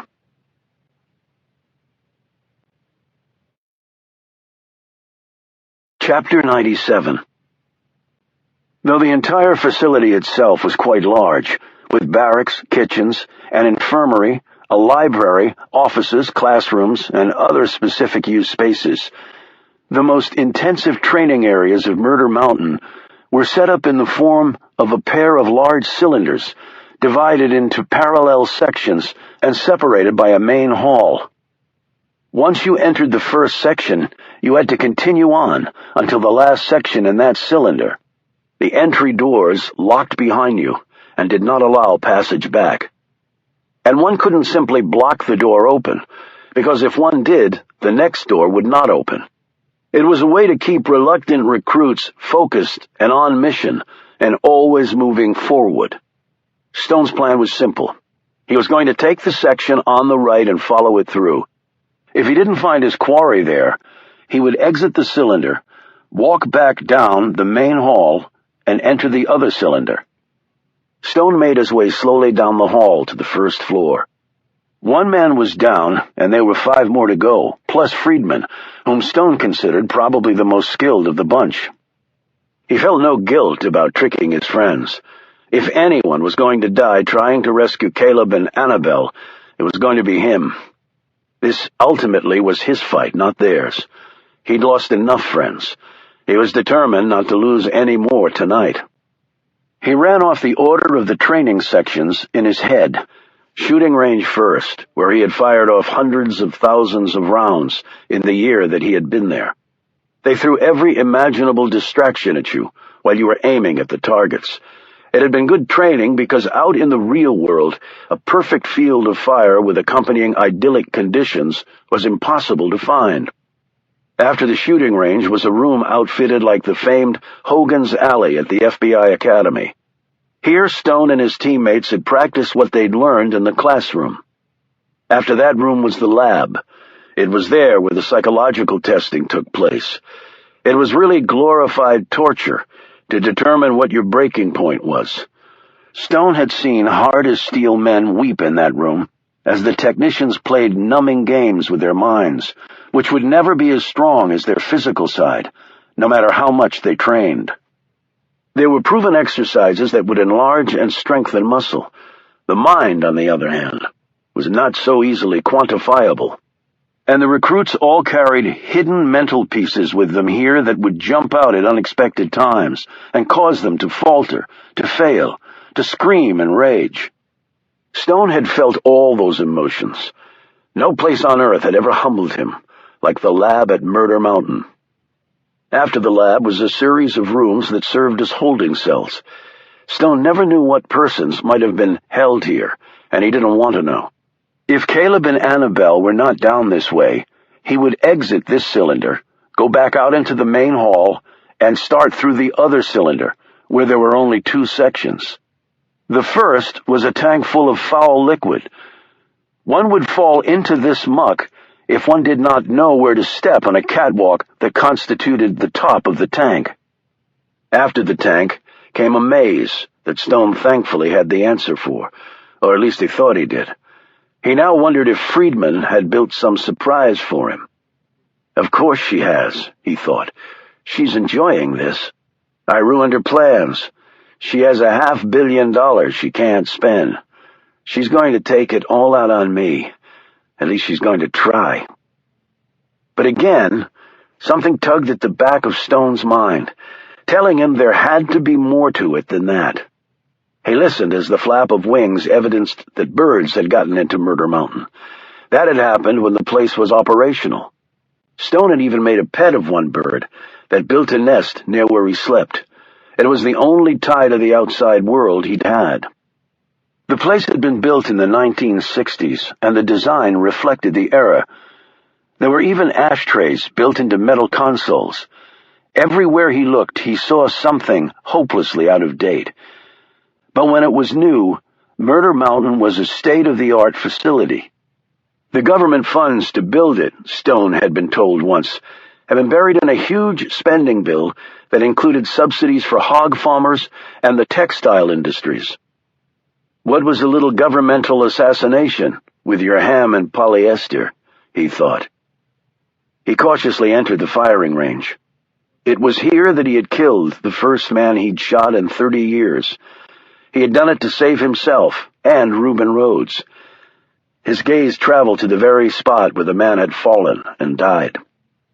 The fluorescent overhead lights were too weak to allow Stone to see if the man's blood was still there. At least his body wasn't. The place had been cleaned up after his last visit here. He wondered why they just hadn't imploded it, burying it under tons of steel and rock. Maybe they were holding on to it in case they needed to use it again. That was a chilling thought. The lights were on, though, however feebly, which meant Friedman had figured out how to use the old generator system to create a bit of power. He crept forward, past the tattered targets, ducking under the sagging wires on pulleys that allowed the paper targets to be moved back and forth. He stopped thinking about anything else other than what would be waiting for him. The bare scrape of a shoe on the dusty floor caused him to drop low behind a wooden counter where he had once stood daily to fire his allotted rounds. The sound had come from his left, 10 yards at most. He wondered if they were all using darts until the moment of truth came. It didn't really matter. If he allowed himself to be knocked unconscious by a tranquilizer round, he was as good as dead anyway. Crouching down, he circled backwards, his gun covering both front and rear flanks in alternating swivels. This tactic must have confused his opponent, who probably thought Stone was moving forward and not backward with every creak of boards. When the man emerged from his hiding place to fire at a target that wasn't where it was supposed to be, Stone placed one round in the man's arm, disabling him. As he clutched for his wounded limb, Stone fired the kill shot into his neck, neatly bypassing his body armor. The man dropped on the spot, his carotid severed. Stone studied the door, did the math in his head. It was probable that the man he'd just killed was a ruse to flush him. Sacrifice one to accomplish the mission. The landing at Normandy in 1944 had followed this same strategy, only the number of lives sacrificed had been in the thousands. On the other side of that door were probably at least 2 shooters waiting to take him. So he waited. He counted off the seconds in his head. patience. He had spent years learning that trait. There were few men who could outwait him. 10 minutes passed, and the only part of stone that moved was his chest, with each shallow breath. The only problem was that Friedman, and thus her men, knew that one could not go back in these sections. One had to go forward. How long were they willing to wait? How long was Stone willing to wait? We're all going to find out, he thought.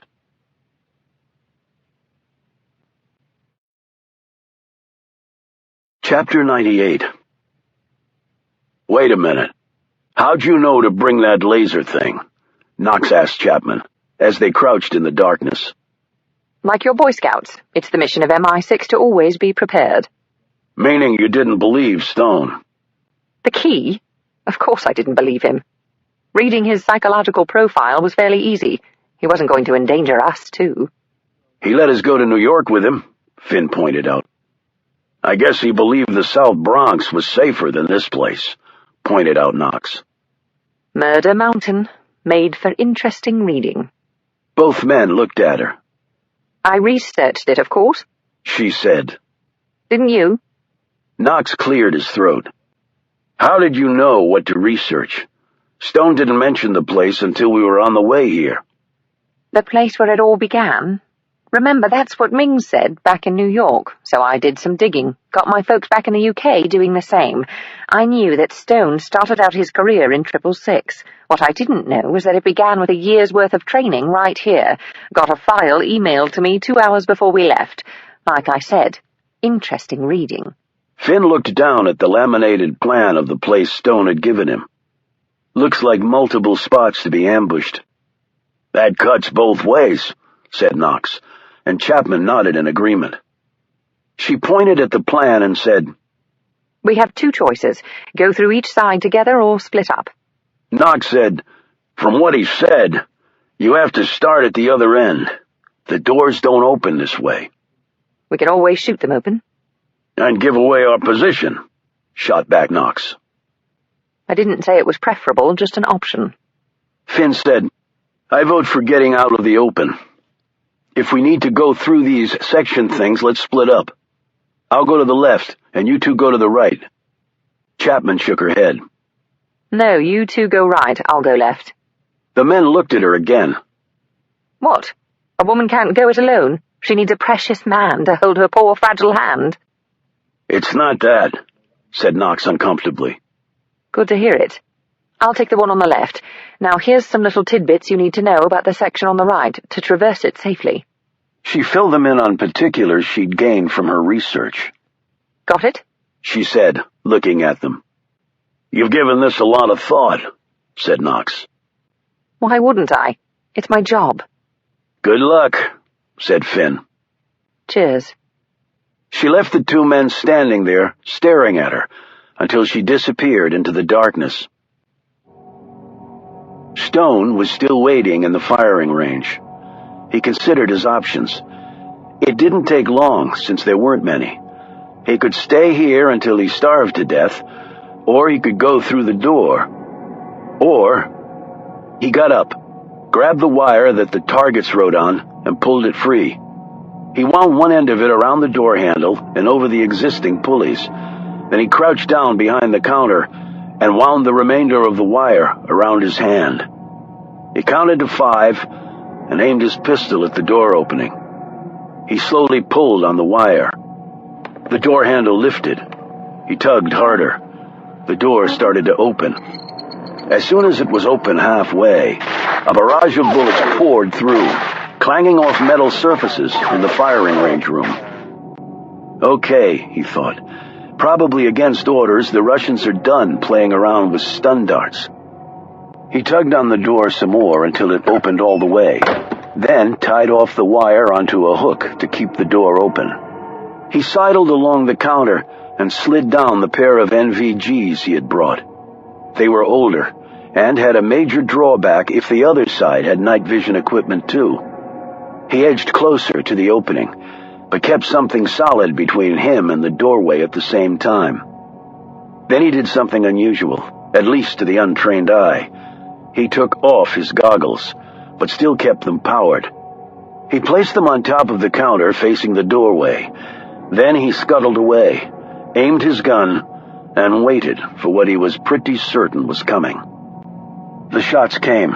He counted 4 of them. Stone couldn't see the rounds, but he was sure they had passed an inch above the red dot that was revealed by his goggles to someone looking at them with NV eyewear 2. That was the drawback to the old generation goggles. While on infrared power, they painted a red dot basically on your forehead, allowing a sniper to draw a fatal bead. But by firing, the Russians had revealed their position to Stone by their muzzle flashes through the open doorway. He fired rapidly, once, twice, and then a 3rd and 4th time, aiming at spots 2 inches above the twin flashes. Stone could tell by the weapon's discharge that they were pistols. If they were firing from classic shooting positions, Stone's target selection would coincide with their heads, bypassing their body armor. He heard 2 distinct thumps as the bodies hit the floor. He got up, snared his NVGs, and kept moving. 3 Russians down, 3 to go, plus Friedman.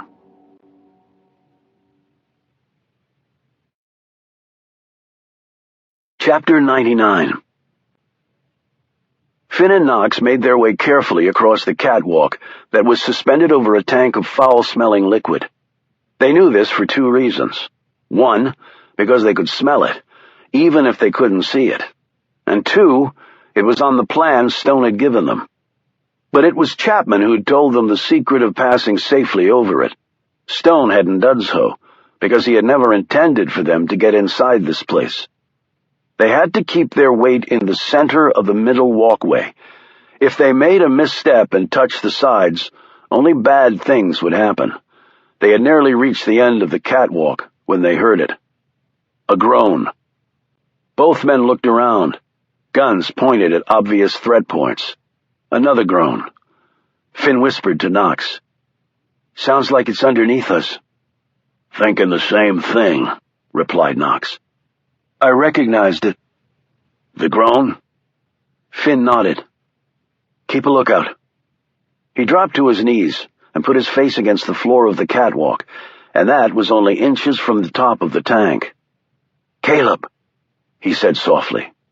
Another groan. "Caleb," he said in a louder voice, as Knox gazed anxiously around. Another groan, and then, "Harry?" The voice was weak, the mind obviously muddled. Drugged was Finn's first reaction. He looked up at Knox. "Remember what Chapman told us?" Knox nodded his head and glanced around. "Got an idea." Keeping to the center of the walk, he headed back the way he had come. He couldn't go back out of the door they had come in. It had locked behind them, and it was thick and made of stainless steel. But there was an old packing crate set against the wall.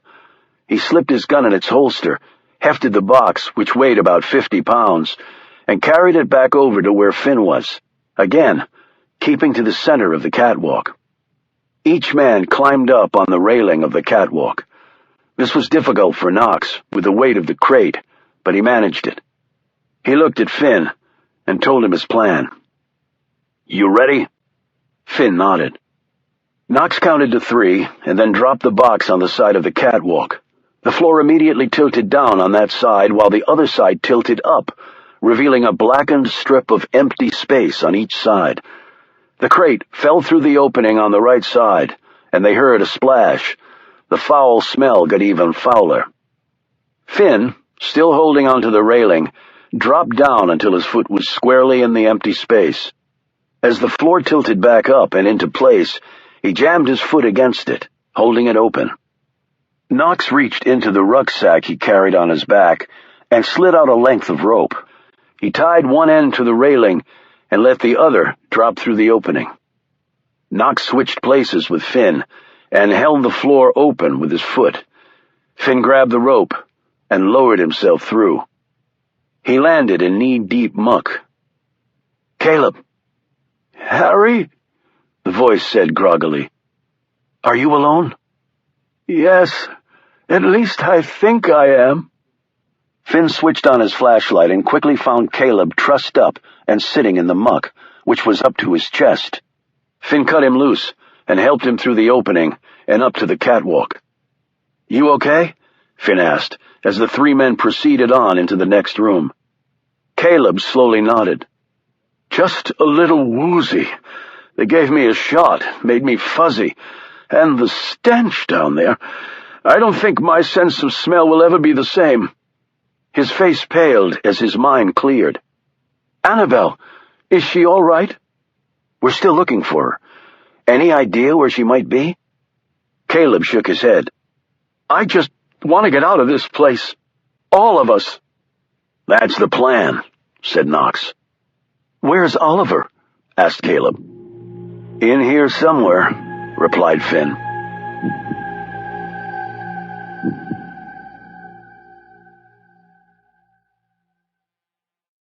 Stone passed into the next section. It had a mock street, building facades, a rotting 1960s-era sedan and mannequins filling in for real people. The mannequins all had bullet holes in their heads. He cleared this space and kept going. The next room was the last one on this section, the lab. Stone cautiously pushed open the door and went inside. No lights here. Using his NV goggles, he checked the room methodically. He kept one hand on his goggles, ready to rip them off if he saw any hint of others using similar equipment, since the red dot would give away his position, and probably his life as well. As he looked around, he noticed something odd. There were long tables set up against one wall of the lab. These tables were new. Various pieces of sophisticated-looking equipment were set up on these surfaces. Glistening metal contraptions with power cords trailing off to the floor, and test tubes in racks lining the walls. Elaborate microscopes and other equipment were centered on another table. On the floor in one corner was a metal cylinder, about 6 feet in length. It had a digital readout screen and a square of glass in the center. None of this was here the last time Stone had visited Murder Mountain. He had no idea what it represented, or who had placed it here, and right now he didn't have time to explore the issue. Next, his gaze went to the cage that normally hung from the ceiling, but now was on the floor.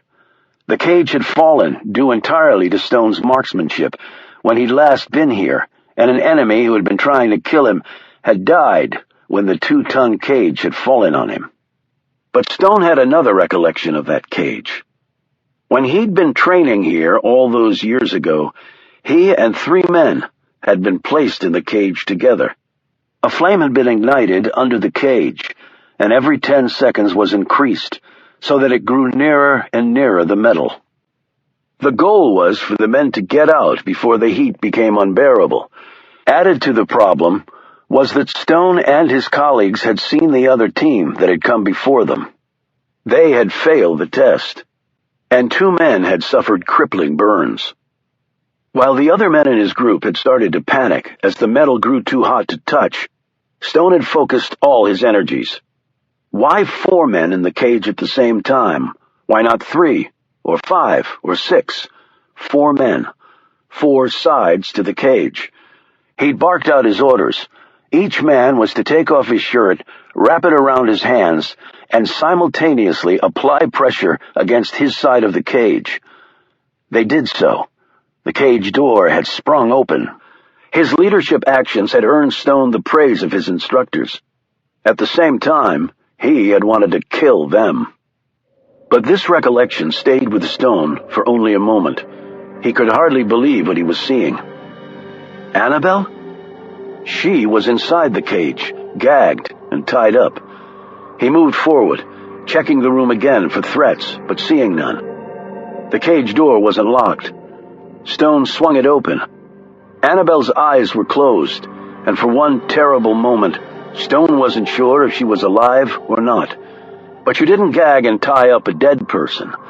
Annabelle had a pulse, and with Stone's touch against her cheek, she slowly came around. He untied her, took off the gag, and helped her out of the cage.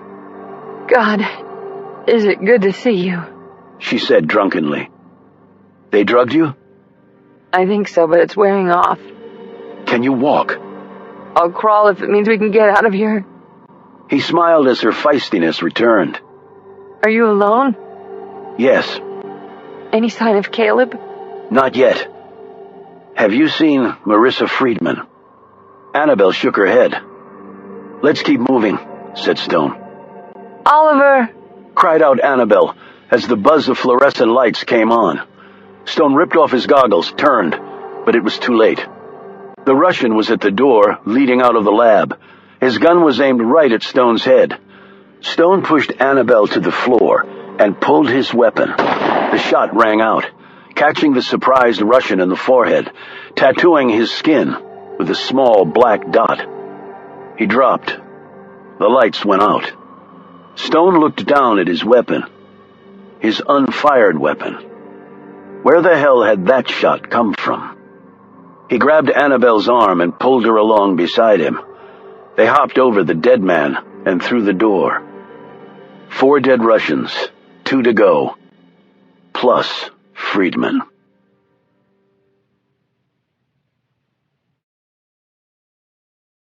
Chapter 100. Stone and Annabelle reached the end of the cylinder, the holding cells. If Caleb wasn't in one of them, Stone would have to start over from the other side, and he would have to bring Annabelle with him. The first thing he saw brought astonishment and then relief. Knox and Finn and Caleb were waiting for them. Weak light allowed everyone to see the other. "How did you get in here?" Stone asked, as they huddled in one corner and Annabelle hugged Caleb, despite his foul clothes and smell. "Chapman's doing," said Knox, as he filled Stone in on what had happened to them so far. "She told us how to get through the maze, too. Said she researched it." Stone looked behind him. "So she went to the left?" "That's right. Any idea where she is?" "Somewhere behind me. And she just saved my life. We got one Russian at the front entrance. At least Chapman got him. So there's only one left." "And now there are none," said a voice. Chapman stepped into the light. "Guy tried to jump me as I came through to start my first section. He either wasn't very good, or I'm better than I think I am." When she finished speaking, Stone looked around, a curious expression on his features. Finn said to Chapman, "Any sign of Friedman?" "No." "I say we get the hell out of here as fast as we can," said Knox. "We've got what we came for. Friedman can keep." He looked at Stone, who seemed frozen to the spot. "Oliver, are you okay?" "Russians." "What?" said Finn. "Russians," Stone said again. "Right, and we killed them all." "Not very good Russians," said Stone. "You would have thought they would have been better." They all looked at him. He stared back. "We went through them very easily. Too easily. They weren't very good. And I think that was intentional." "Why would Friedman hire not very good security?" "Because she didn't need the A-team. The B-team was good enough." "Good enough for what?" asked Chapman. "To draw us here. To get us to this spot, in fact. They were expendable. She didn't care if they died or not." "No, I take that back. She wanted them to die." Knox said, "But if we kill them, that means they didn't kill us. How does that get her anywhere?" "She's trying to redeem herself to Carlos Montoya. She failed the first time around, but now she's going again with her backup plan." "Backup plan?" exclaimed Knox. Stone nodded. "You always have a backup plan, and I walked right into it." "Into what, exactly?" asked Chapman. "They're going to find us all here with a pack of Russians." Stone paused. "And there's a laboratory back there loaded with new equipment. And I think I know what that new equipment is supposed to represent." Chapman was the first to see what he was getting at. "Not nanobots." He nodded.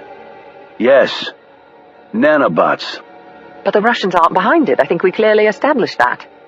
"But when they find us here with all these dead Russians, and a lab full of nanobot research that was probably shipped in from Montoya's facilities.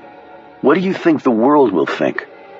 Caleb said nervously, "What exactly do you mean by when they find us here?" Finn answered, "We were set up. We were meant to get in here, plow through the Russians and get to this point." Why? Asked Annabelle. The explosion sounded above them. It was so powerful it shook the floor. Bits of concrete and a plate of steel fell nearby, making them all jump. What the hell was that? Yelled Chapman. That, said Stone, was the front door being sealed off. He grabbed Annabelle's hand. Come on. They all followed his lead as he guided them back to the main hall, and then back the way he had come in. Should we at least see if we can get out the front way? Called out Knox. His answer came in the form of another explosion that dropped part of the mountain 20 feet behind them, effectively cutting off any access to the front entrance. They all ran harder. The mountain was trembling now, as one precision explosion after another detonated. The whole mountain is going to come down on us, screamed Annabelle. No, it won't, said Stone as they raced along. Just enough to kill us. But she has to allow them to be able to get in and find the pieces of evidence she wants to be found. That bitch! Screamed Chapman, as another bomb detonated in front of them, causing Stone to veer off to the left with the others right behind. Oliver, what about the way you came in? Called out Finn. She might not know about that. She does know about it, but we've got no choice, Stone replied. A section of wall toppled over, nearly crushing Caleb. However, Finn and Knox pulled him to safety with a second to spare. But Caleb moaned and clutched his shoulder where a chunk of rock had struck. Finn pulled open his shirt and shone a light on him. Collarbone's cracked, but you're okay. Collarbone's the failsafe. It breaks so another more important part doesn't. Makes me feel so much better, groaned Caleb. When Stone reached the kitchen area, he stopped and stared helplessly at what was in front of him. Friedman had been ahead of him on this, too. She'd collapsed the entrance to the back of the kitchen with a thick wall of debris that had cascaded down from a charge, no doubt having been placed in a perfect spot to accomplish this.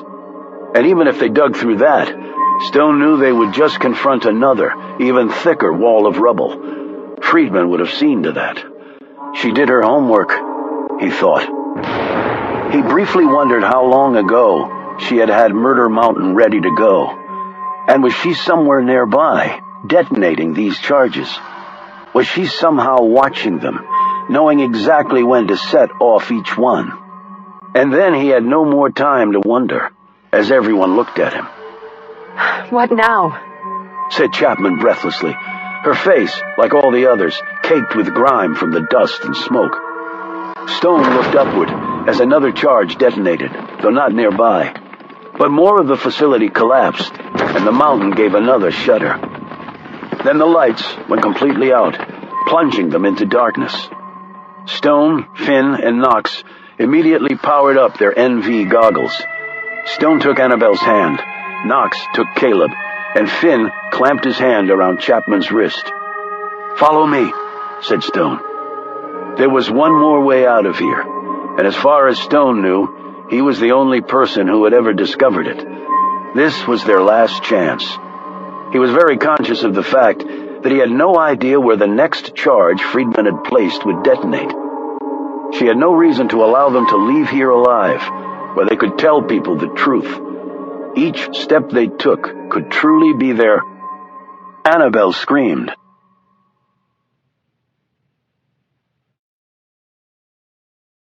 Chapter 101. Joe Knox disappeared under a pile of rubble as a charge detonating 50 feet away collapsed the section of wall next to him. The others instantly began digging the man out. Stone was on his knees, pitching chunks of debris off his friend. His fingers and arms bloodied, the sweat stinging his eyes. He frantically worked in the dark to free Knox. Finally, his fingers touched flesh. In 2 more minutes, they had uncovered the man completely. Knox was breathing, but unconscious. Stone started to lift him up, but Finn said, "Let me do that." He hoisted the 200-pound Knox over his shoulder. "The only other way is up, Harry," said Stone. Finn nodded, a grim look on his face. "Just lead the way." Stone took the length of rope from Knox's knapsack that the man had used to help rescue Caleb from the tank of sludge. Each person looped the rope around their middle and then passed it on. "Let's move," said Stone. He prayed that Friedman had not figured out the third exit from Murder Mountain, as he had done all those years ago. He led the group across the main hall and down to the other end. Stopping in front of what looked like a sheer wall of metal, he ran his fingers up and down its surface. It was cold to the touch, still strong, seemingly impenetrable. Rivets ran up one side of the panel and down the other. Another explosion shook the building. Dirt and dust tumbled down on them from the weakening ceiling. He pressed on one spot and the wall gave way. He slid the metal out of the way, and a set of crude rock stairs was revealed. They went through the opening and headed up. Stone wondered how long it would take for the authorities to realize what was happening. Some local would report the explosions. They would be relayed to the sheriff's department, or whatever police was up here. They would send someone, probably a single officer, and that person would have no idea what they were faced with. Calls would be made. At some point, after a lengthy interval, the CIA would hear of it. They would send a team up here, helter-skelter. But what would they find? They would find exactly what Friedman wanted them to find. Dead Russian muscle, possibly tied to the drug cartels, and a nanobot research facility where long ago the CIA had trained its assassins. That would hit the national and global news pipelines like a nuclear warhead. "And they will find us," thought Stone. "They'll find us dead." But how would she accomplish that last part? The explosions might seal them in here, but they would conceivably survive until rescuers arrived. They had some food, some water. There might be supplies here they could use. She would have thought of that. There has to be something else. They kept moving. When Finn grew tired, Stone hefted Knox over his shoulder and carried him for as long as he could. Then Finn swapped back. But as the route took them upwards, it became harder and harder to manage. Yet they kept going. Chunks of rock now dropped from above with each detonation, since they were in parts of the facility that had never been built out, where the mountain had been left untouched. Annabelle gasped. "Where are we headed?" Stone pointed up. "Not much farther." "Is it on top of the mountain?" "Close to it." "Is there a way down?" Stone didn't answer right away. Actually, he didn't have an answer. He had used this exit before, finding it mostly by accident one night when he couldn't sleep. But he'd never gone down the mountain. He just looked at the stars, had a few moments of peace before heading back and taking up his training once more. So he didn't know if there was a way down the mountain. But there had to be. He would find one. He glanced back at Finn, who was carrying Knox. He looked at Caleb, clutching his injured shoulder. He looked at exhausted Annabelle. He felt his own legs tremble from extreme exertion. "We'll find one, Annabelle," he said. "And being outside the mountain is better than being inside it." They traveled upward another 100 feet. Every time they came to a cross tunnel, Stone had to stop and think about which one was the right one. Twice, he made the wrong decision. On the third time, he went on ahead, alone, until he was sure of the way, and then came back and got the others. Finn said in a low voice to him, "Knox is not doing well." Stone knelt down beside the injured man and shone his light on his face. It was gray, sweaty, but cool to the touch. Stone gently lifted one of the man's eyelids and hit it with the light. He let the eyelid fall back into place and rose. Knox didn't have much time left to live. "Let's go," Chapman said. "Is it my imagination, or is it getting harder to breathe? I didn't think the mountains in Virginia were that high." "They're not," said Stone. He took a long breath, and it caught halfway in his chest as the amount of oxygen drawn in petered out. Now Stone had his answer. Friedman was going to suffocate them. Down below, he heard machinery operating. Fans, he said, taking the air out. He took another whiff, and his features involuntarily seized up. Finn looked at him. And she's adding something to the air that's still left in here, something we don't need in our lungs. Besides, all the smoke and shit from the detonations. Hurry, said Stone. This way. Another 50 feet of rocky paths like large steps made of stone. They were uneven, overly wide in some places, problematically narrow in others. Stone looked at Finn. He knew his friend had uncommon strength and the nearly infinite endurance of the Navy SEAL he had once been, but he was operating on about half the level of oxygen one needed, and the situation was getting worse. Annabelle had her arm around Caleb's hand, helping him up the path, but Caleb was growing tired quickly. He didn't have near the strength or stamina of the others. Finally he stopped and sat down, his breaths coming in desperate wheezes. Just go. Leave me. Can't? Stone turned, put his arm under Caleb's good shoulder, and hauled him to his feet. No one gets left behind, he said. We either all stay here, or we all keep going. They struggled on. Annabelle was the first to see it. Light! They rushed forward, encouraged by perhaps the end of their journey.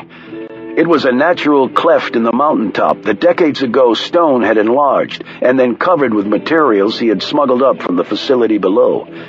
But the cracks of light did not lie. The dawn had broken outside. It was hard for Stone to believe that hours had passed while they'd been inside the mountain. They reached the seam of light.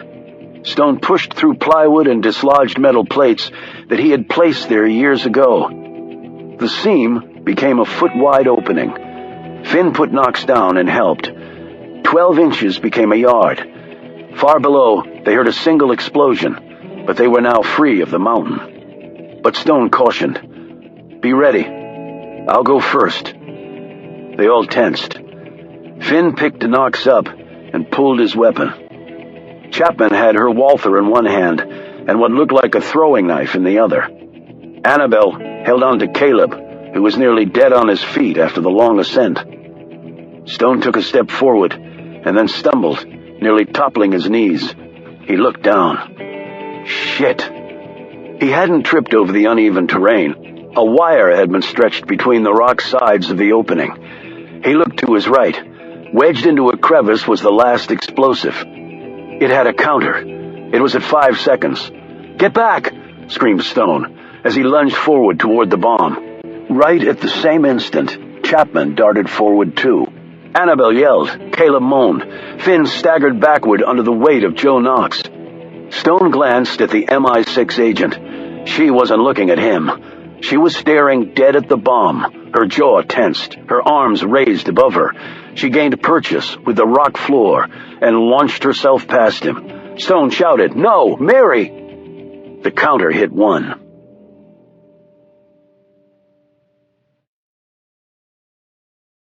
Chapter 102. Another memorial service. At Arlington Cemetery. A trio of caskets was lined up, side by side, representing 3 veterans of America's military. Harry Finn, Joseph Knox, and John Carr. Security was double heavy, considering what had happened last time. There were 4 circles of perimeter patrols. Bomb detection canines were everywhere. Because of what they now knew about nanobots, every bag was hand-searched, every person patted down, every cell phone, iPhone, and electronic device of any kind confiscated. The rules had definitely changed. Nothing would be the same ever again. The president was there to give the eulogy.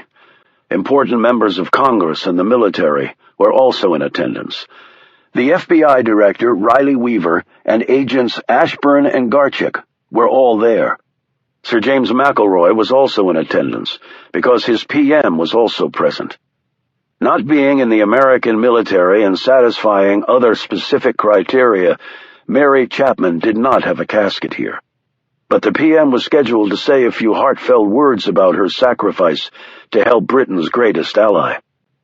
Annabelle Conroy and Caleb Shaw were not here either, for the same reason as Chapman. They didn't satisfy the criteria for burial at the Exalted Cemetery. But the president would mention what they had done as well. The PM spoke first. Then came a stream of important dignitaries to the podium, including Riley Weaver. He didn't explain what Murder Mountain was, because he didn't have to. The press had been kept completely out of the loop on that. Officially, the deaths of Knox, Finn, and Carr had come about by a confrontation with a team of Russian drug dealers who had fashioned a laboratory at an abandoned government facility with the aid of an American intelligence officer turned traitor. The bombing and gunfire in Lafayette Park and the subsequent murders in Pennsylvania, Virginia, and in D.C. had emanated from the same group. Speaking last, the president swore that he would do everything in his power to see that justice was done and the perpetrators of these vile acts held accountable. Tension between the Americans and Russians was understandably at an all-time high. From nearly a half-mile away, atop a knoll at Arlington Cemetery, the woman watched these proceedings while she pretended to be gazing at the faded tombstone of a long-dead general. By virtue of a PA system that broadcast across the cemetery, she could hear every word of the speeches. Most held no interest for her, but the one by the president did capture her attention. When he mentioned the American intelligence operative turned traitor, she had to smile. She knew that the proceedings here were being carried live on all the major networks and cable stations. She also knew that Carlos Montoya was watching, because she had communicated with him and told him to. The plan had worked. Even if the president of the U.S. and his counterpart in Mexico had survived, the Russians were being blamed. Her mission, against all odds, had been successful. Her cell phone chirped. She looked at the message that had just come across the screen. Buen trabajo. Good work indeed. And then the rest of the message came through. It lifted her spirits even more. The remainder of the money was being sent to her account. Carlos Montoya wished her well. She typed her reply, Hasta luego. But she didn't really mean it. She was done. This was it. How could she ever top this anyway? Marissa Friedman swiped at her new hairdo, cut exceedingly short and dyed dark brown. She had used time-tested techniques to change her facial features to the extent that not even her closest friends would know who she was. She could freely walk these grounds without worry of being recognized. She turned away from the ceremony. If she had any regrets, it was that John Carr had not taken her up on her offer. Yet she couldn't have expected that he would. Once he found out she had been behind it all, and he was the sort that would, she would have had to kill him anyway. Yet they could have had a little time together. For someone like Friedman, alone most of her life, that would have been enough. $1 billion in her bank account, and the rest of her life to do as she pleased. She sighed contentedly. It wasn't every day that one pulled off one of the most intricate and earth-shattering operations of all time. Her new papers were in order. A ride on private wings awaited her at Dulles Airport. She had purchased an island through a strawman transaction, and now she intended to do absolutely nothing for the next year except lie on the beach, read, sip a cool drink, and decide what would be next. She passed a number of bomb detection canines. None registered on her. She hid her smile as she passed the wall of security on her way out of the cemetery. Nanobots. Montoya had spent 4 years and nearly $2 billion on engineering the transformation of smells at the molecular level, using this microscopic army of programmable soldiers. Now drugs and anything else that could be detected by scent could flow freely around the globe, but mostly into the United States. Drugs, guns, bombs, nuclear material. This really did change everything. The possibilities for the criminal element were limitless. That was one reason Friedman had purchased her island so far away. She didn't want to hear the screams from her homeland. Screw them. She reached her car, a rental. She surveyed the landscape once more. She looked down as the dog came up to her, No leash, not even a collar, a stray. She bent down to pet it, but it backed away from her. It's okay, sweetie. I'm not going to hurt you. The dog drew nearer, as though to check her intent, but when she put her hand out, it backed away once more, sat on its haunches, and commenced howling. A bit unnerved, Friedman put her key in the car door. Her head whipped around when the men converged on her. There were 10 of them, half in suits, half in military uniform. All had weapons out. All were pointed at her. What's going on? She demanded. She slipped her sunglasses up to her forehead. What is going on? One of the suits said, "Step away from the vehicle and place both hands on your head, fingers interlocked. Now." Friedman did as he instructed. Is this your dog? If so, it's made a very big mistake. You can search me. I have no bombs or drugs or anything like... Marissa Friedman stopped speaking when she saw him come around the back of the SUV parked next to her car. Oliver Stone slipped his sunglasses into the pocket of his windbreaker. Behind him, Mary Chapman kept her aviators on. Something made Friedman look to her left. There was Finn, and next to him was Joe Knox in a wheelchair, a bandage wrapped around his head, and his right arm in a sling. When Friedman looked back at Stone, she flinched yet again. Caleb Shaw, also wearing a shoulder harness, and Annabelle Conroy, looking perfectly fine, stood just behind their friend. Friedman took her gaze off Stone long enough to look at the dog that sat just feet from her. She smiled. What a cute dog. That dog was your undoing, said Stone. How? Stone made a show of sniffing his wrist. It's always a mistake to reveal anything true about yourself that can later be used against you. I don't understand. The Thai perfume, with a visceral impact on men, 2 hearts beating as one, very rare, but not impossible to get if you have the United States government behind you. He looked down at the dog, and a very distinctive smell. 1 sniff is all this little guy needed to track you down in a place as big as Arlington. How did you know I'd even be here? How could you not be here? Replied Stone. Would you have come if the positions had been reversed? No. Why? I never gloated over killing anyone. She stopped, smiling. I wasn't gloating. I prefer to think of it as paying my respects to a worthy opponent. We also just intercepted Montoya's email to you and your reply back. Hasta luego? Nice touch. $1 billion is a nice payday. And best of all, it provided a direct link from you to him. His days are quite numbered now, too. She looked around at all the armed men. Doesn't look like I'll be able to spend that $1 billion. She paused. I have to commend you on figuring out the nanobots and the sense. I really thought I had that one well covered. You did. It was more luck than reasoning. I doubt that. No one is that lucky. When Montoya saw the president walk away from the bombing, he was not a happy man. Hence your comeback plan? She nodded. You always have a plan B because plan A doesn't always work. Most people would have simply cut and run by then. I only had half the $1 billion. I wanted it all. And I wanted to see the plan through. If I could.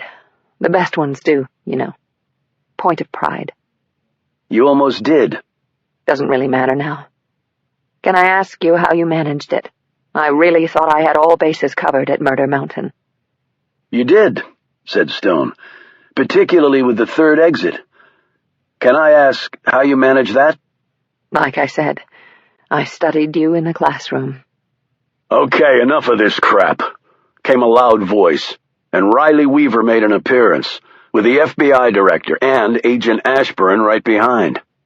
How in the hell did you get so totally screwed up, Friedman? Barked Weaver, pointing a stubby finger at her. She didn't even bother responding to him. She kept her gaze on Stone and smiled. A man like you goes his own way. I found 2 other 666ers who knew of the exit through the kitchen. So I knew you'd have found another way, one that only you would know. Why? Asked Stone. Because you didn't trust anyone other than yourself. Not even your fellow assassins, not really. What made you think that? Because I never trusted anyone either, other than myself. How'd you find it? She looked at the men holding the guns. Do you mind if I lower my arms? I'm getting a little stiff. You can see that I'm not armed, and even if I were, I'm a bit outgunned. Just keep your hands where we can see them, said one of the agents. Holding her hands in front of her, she turned back to Stone and continued. Once I knew I'd use Murder Mountain, I went over every inch of the place. The front door was to the west, the back door was to the east.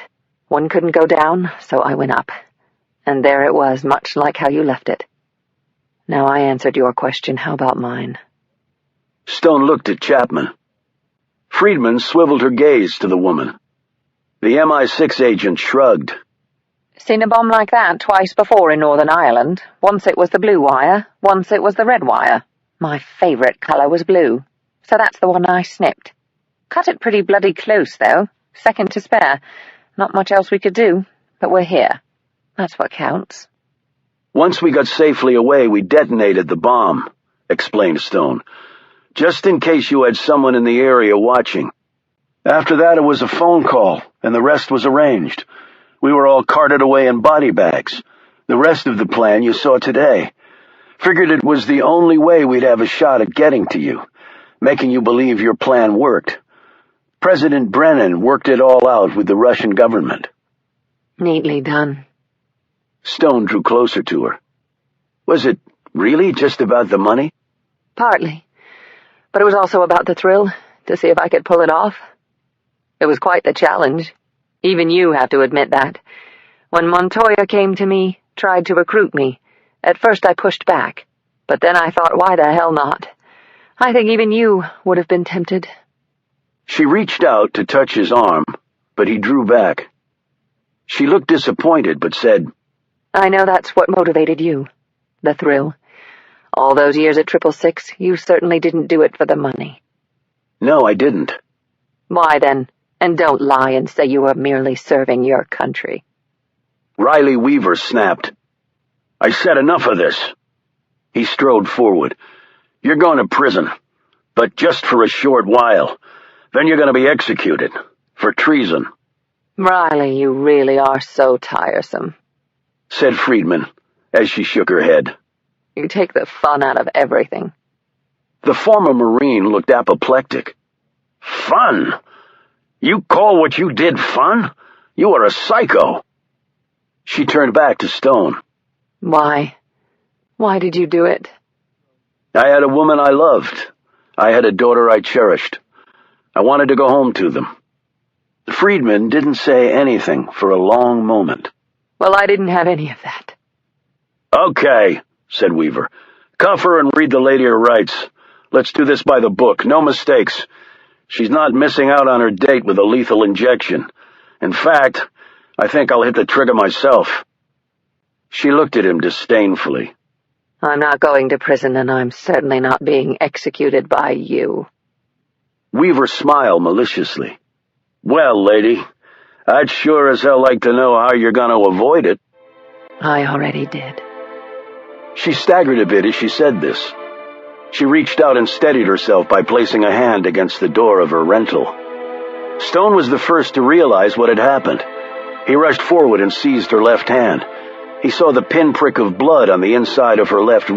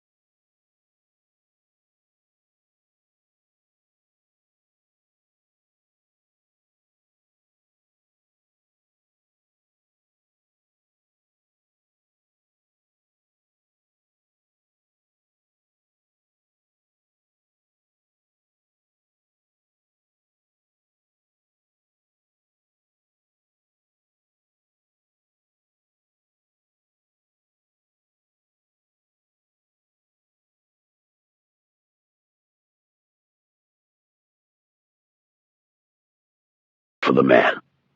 Stone moved closer to the bed and looked down at his friend. Alex still couldn't speak, and the doctors had warned that the extent of his injuries was as yet unknown because part of his brain had been impacted. "He may fully recover, he may only partially recover," the surgeon had told them. "But he'll live," said Annabelle. "Yes," said the doctor. "He's going to live." Stone put a hand gently on Alex's shoulder. "It's good to have you back, Alex," he said in a faltering tone. Alex blinked back at him, his mouth remaining a thin, unmoving line.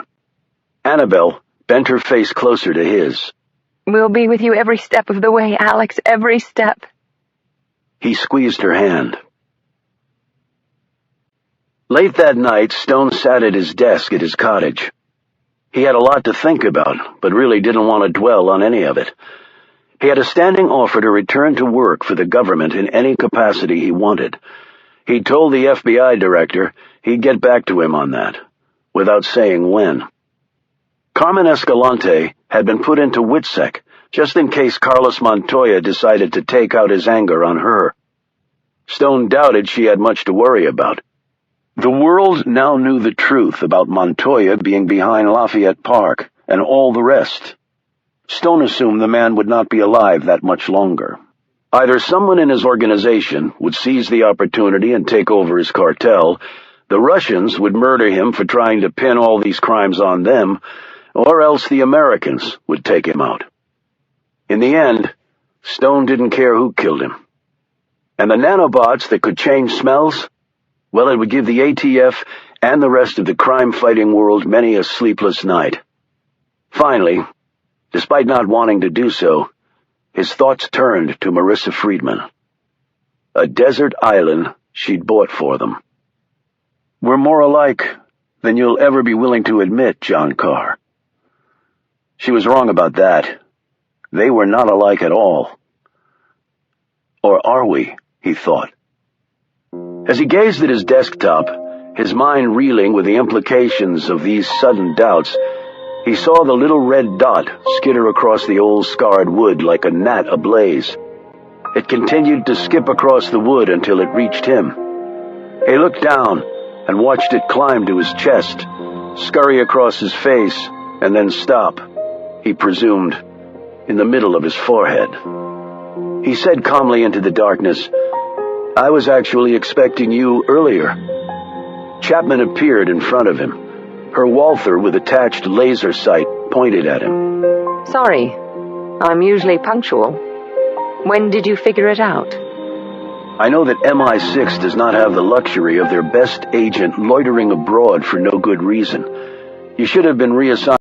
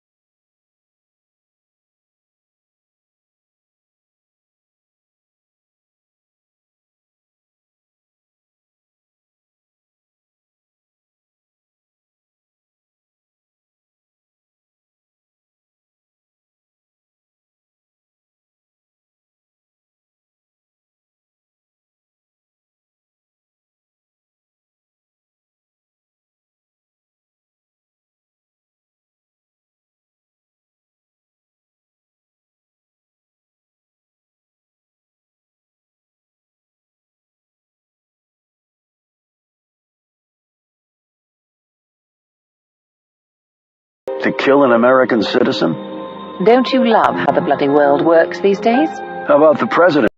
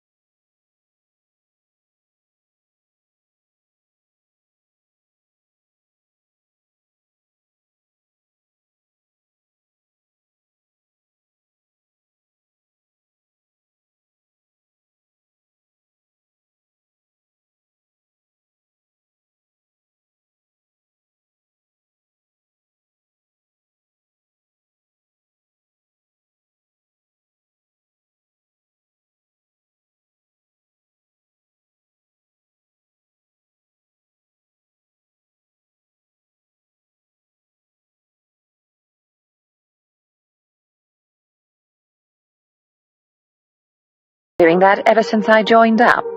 Will I see you again? The future is promised to no one. She turned and walked to the door, and then looked back. Take care of yourself, Oliver Stone. Oh, one more thing. You can put your gun away. You won't need it now. At least not with me.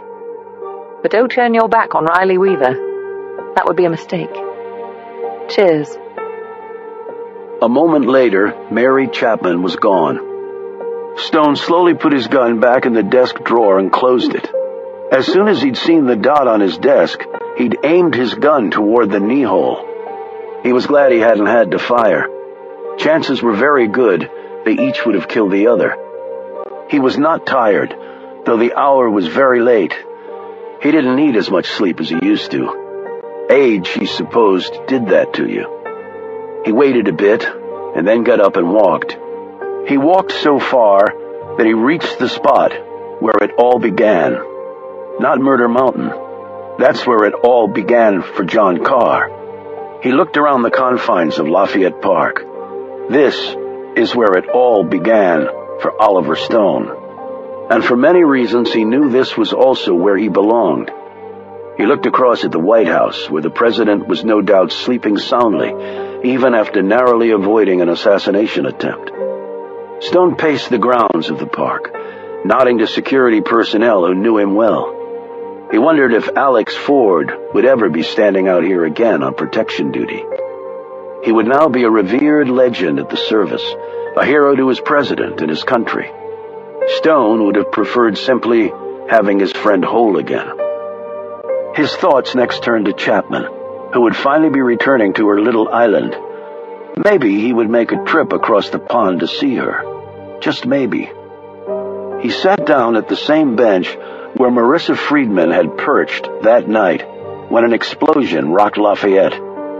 That had started everything in motion. Now it was calm once more. Stone looked over at the maple tree, freshly planted in its new home. It looked like it had always belonged there. Just like some people. Just like me. Oliver Stone sat back, drew a long breath, and continued to admire the view.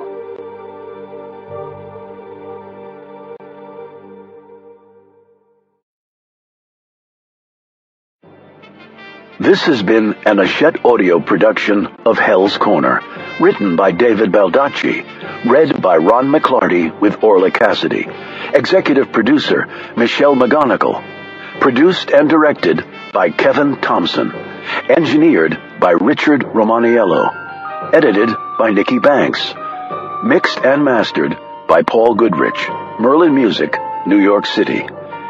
Hell's Corner is also available in print from Grand Central Publishing, a division of Hachette Book Group. Text copyright 2010 by Columbus Rose Limited. Audio production copyright 2010 by Hachette Audio, all rights reserved. Except as permitted under the U.S. Copyright Act of 1976. No part of this publication may be reproduced, distributed, or transmitted in any form or by any means, or stored in a database or retrieval system without the written permission of the publisher. This audiobook is a work of fiction. Names, characters, places, and incidents are either the product of the author's imagination or are used fictitiously, and any resemblance to actual persons, living or dead, events or locales, is entirely coincidental.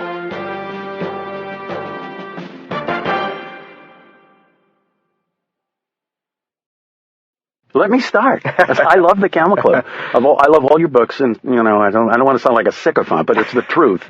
And the Camel Club is my favorite because I love Oliver Stone. And you see the whole book through, unlike some of the other books. Right. The way the narration's set up, it's almost as though it's all going on in his head. It's the story that he takes you through the whole adventure. And I love these guys that he put around him, and I love that he didn't go to Russia or Mexico, and I love that he stayed in this area. It's an exciting book, and so many twists and turns, and I read it in 3 days, and I just have to say that I was so surprised when, I don't want to say what happened, but certain things happen and certain twists happen in there, and and you led to believe, and I bought into it completely, that wasn't the case, and it's just extraordinary.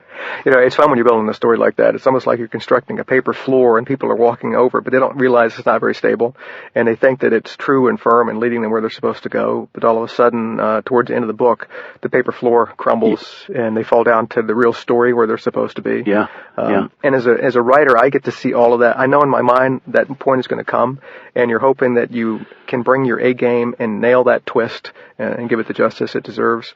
And you hope that the reader will be as surprised as you were when you thought of it, because you're kind of standing in the shower one day and thinking, now how can I really do a 180 here, and where can I take this action? And then when it clicks in your head, you thought, that one is really, really going to hit it out of the park. Oh, yeah. In this book, the plot was intricate, and the plot was, I think, as important as the characters. But like you said, Ron, you see it all through the point of view of Oliver. He's your touchstone in this book. And as you're moving forward through the narrative, he's the guy who's going to carry the story. You're going to see everything through his eyes. You're going to sort of live and die through the story with Oliver Stone.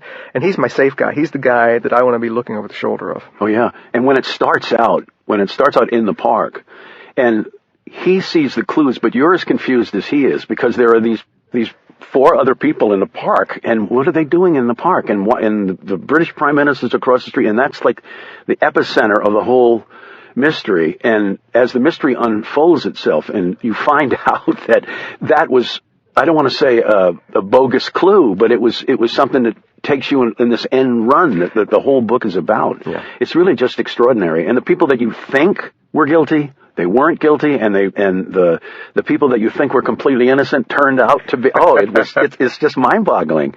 It really is. This is probably the closest I'll ever get to writing a play. Lafayette Park was my stage set for the opening act, and you had the actors hitting their paces and hitting their cues and moving where I'm supposed to be moving, and that whole scene and what happened there in the brief few minutes drives the rest of the novel. But my job as a storyteller was to sell you that scene exactly as you thought it would be, and then sort of pull the rug out from under you later on in the book.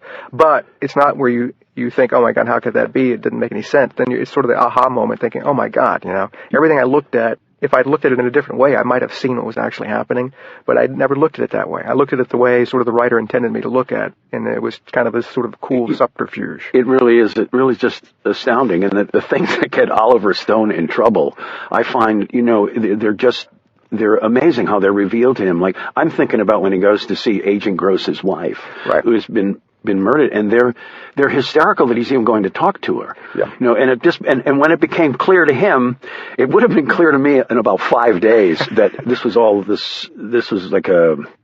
like a false venue for the big event that was going to happen, right, with the visiting dignitaries at the memorial service. And I wouldn't have gotten that. It just hit me like a ton of bricks when he figured it out. And he figured it out in that clear, smart, kind of one-dimensional way, like when he says, this is what I'm thinking about right now. Nothing else is getting in the way.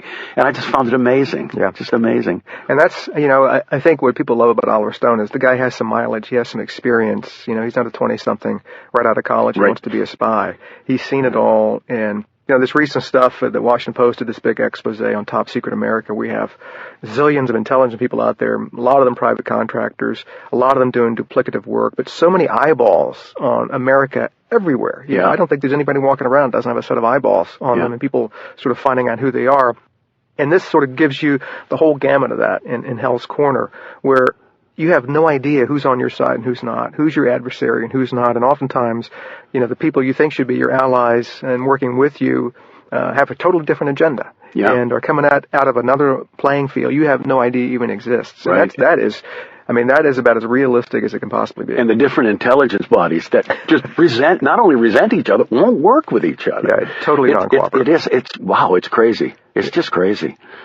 I don't know. There were so many. I love Brennan too. I love Brennan because and that, especially in the. I don't have to give anything away, but in the opening discussion when they pick up Stone and bring him to you can just tell this guy doesn't want to be in the room with Stone, right, because Stone has been responsible for him losing one of his great friends, but on the other hand, one of his great friends is trying to kill him. It's just wonderful stuff. It's just the greatest stuff. Well, I like it that, this world is not simple, and the books sort of try to make it simple, sort of black and white, good and evil, those books really don't interest me, those types of stories, because I know it's so far from what it really is. And actually, the complexities make a far better read anyway. And the differing agendas and how people can rationalize anything. And you have one agency working for a goal that, you might look at from the outside and say, oh my God, that's just crazy. But if you understand their agenda, you can understand the goal they're trying to achieve. But the complexity is what drives me. I hate black and white. I love gray. The world is full of gray, and that's where Oliver Stone lives. He understands that world very well. And the characters have a lot of that gray too. I mean, you could have not. I won't say anything that happened. But Mary Chapman at the very end of the book. I mean, you could have knocked me over with a stick when she showed up with her little agenda. You go, oh no, don't, please don't. It was fantastic. Well, friends closer, enemies closer, and sometimes friends are enemies. Oh, yeah. Yeah. You and I have talked about this before, when you read Last Man Standing, which is a book I wrote about 8 years ago, and I was riding on an airplane. I don't ordinarily listen. I'll confess to you, I don't ordinarily listen to the audiobooks just because I wrote them. I know what the story is, and, there aren't going to be a lot of surprises. But when I was riding on that plane, and the character of Big F, my drug dealer guy, who was like, the size of an NFL left tackle. And the voice you did for him, I jumped out of my plane seat and really thought I was going to be arrested, because I even shouted out. I don't know what I shouted out, but it was like, oh my God, that voice came out of your toes. And from that moment on, it was like, I want Ron.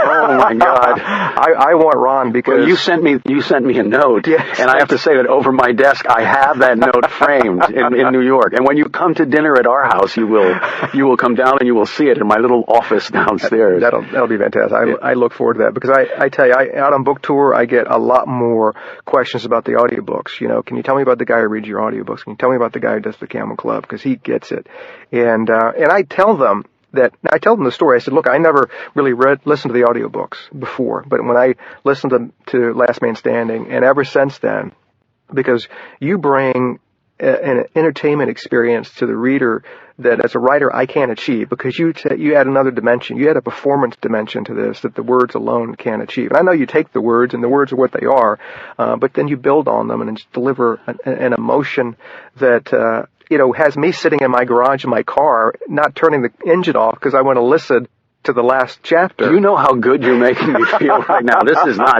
bad for me. My wife tells me I'm not supposed to feel this good, but I do. I mean, it's just, the book says it all. The books are fantastic and wonderful. I love all of your books, but I especially love The Camel Club. I have to admit it.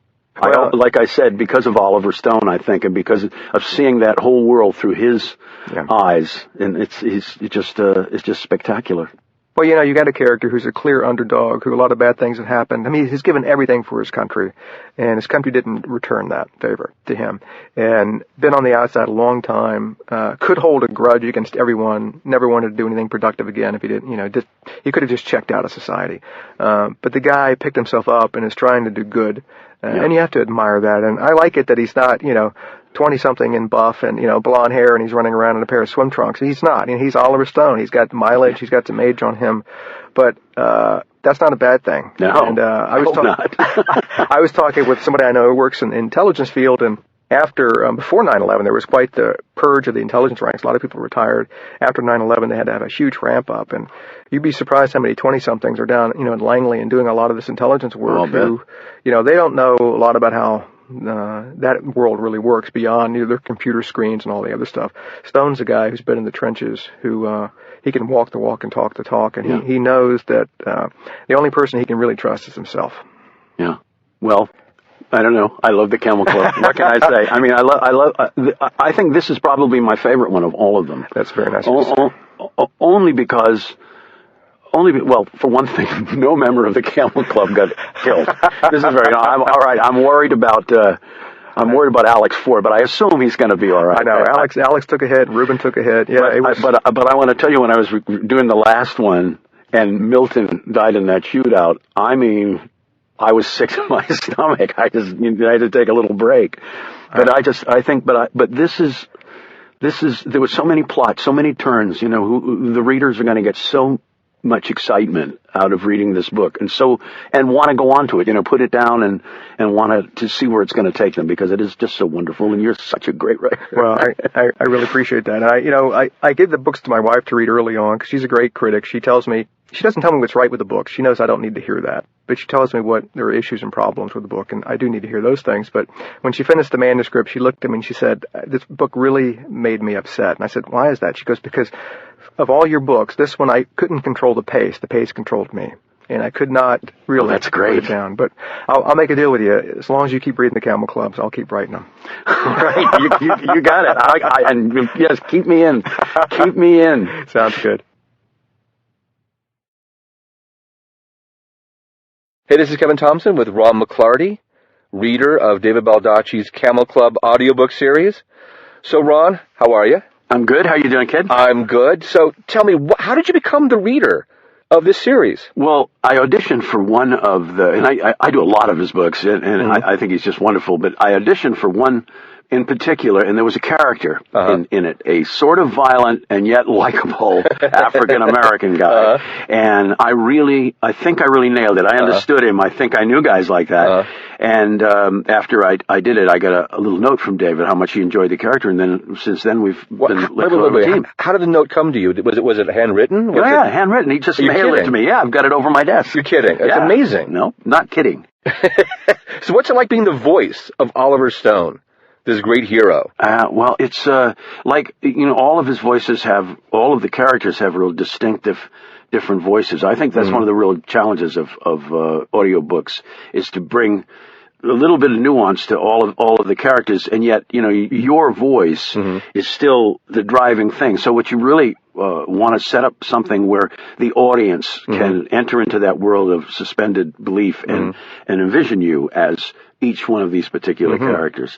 I think that's the way it has to work. When I listen to them, that's the way it works for me. Do you ever find yourself after a recording session, you leave and you keep doing the voice as you go about your day, like to the deli or the subway station? Or the taxi? After I finish a recording session and in a booth about 8 hours, I don't like to talk for the rest of the day. I really don't have anything to say. My brain is completely empty. Now, which of the characters in the club is the toughest for you to do?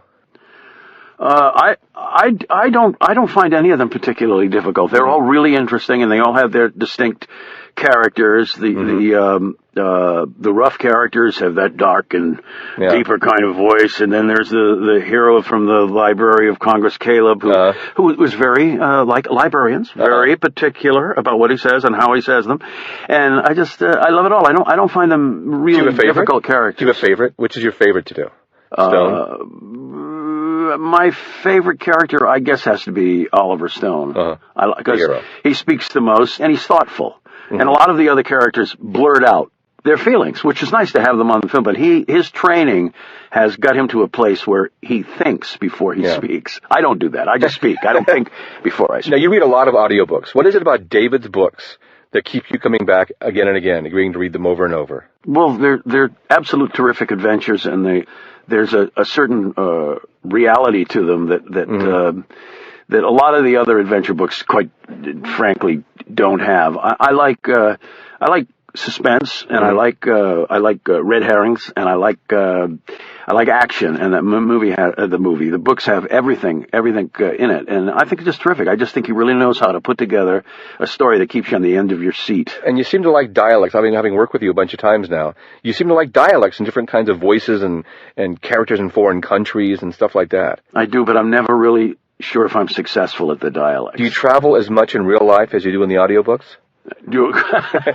I don't travel as much as I would like to. But wouldn't that be great? It would be. What's it like working with David Baldacci? Well, he's just a great down to earth, real human being. And well, you were here when he came and visited right when we kicked off the great guy. The recording. Just a great guy, and he's such a family man, and he's got beautiful great kids, children, and a lovely wife, and you like to see.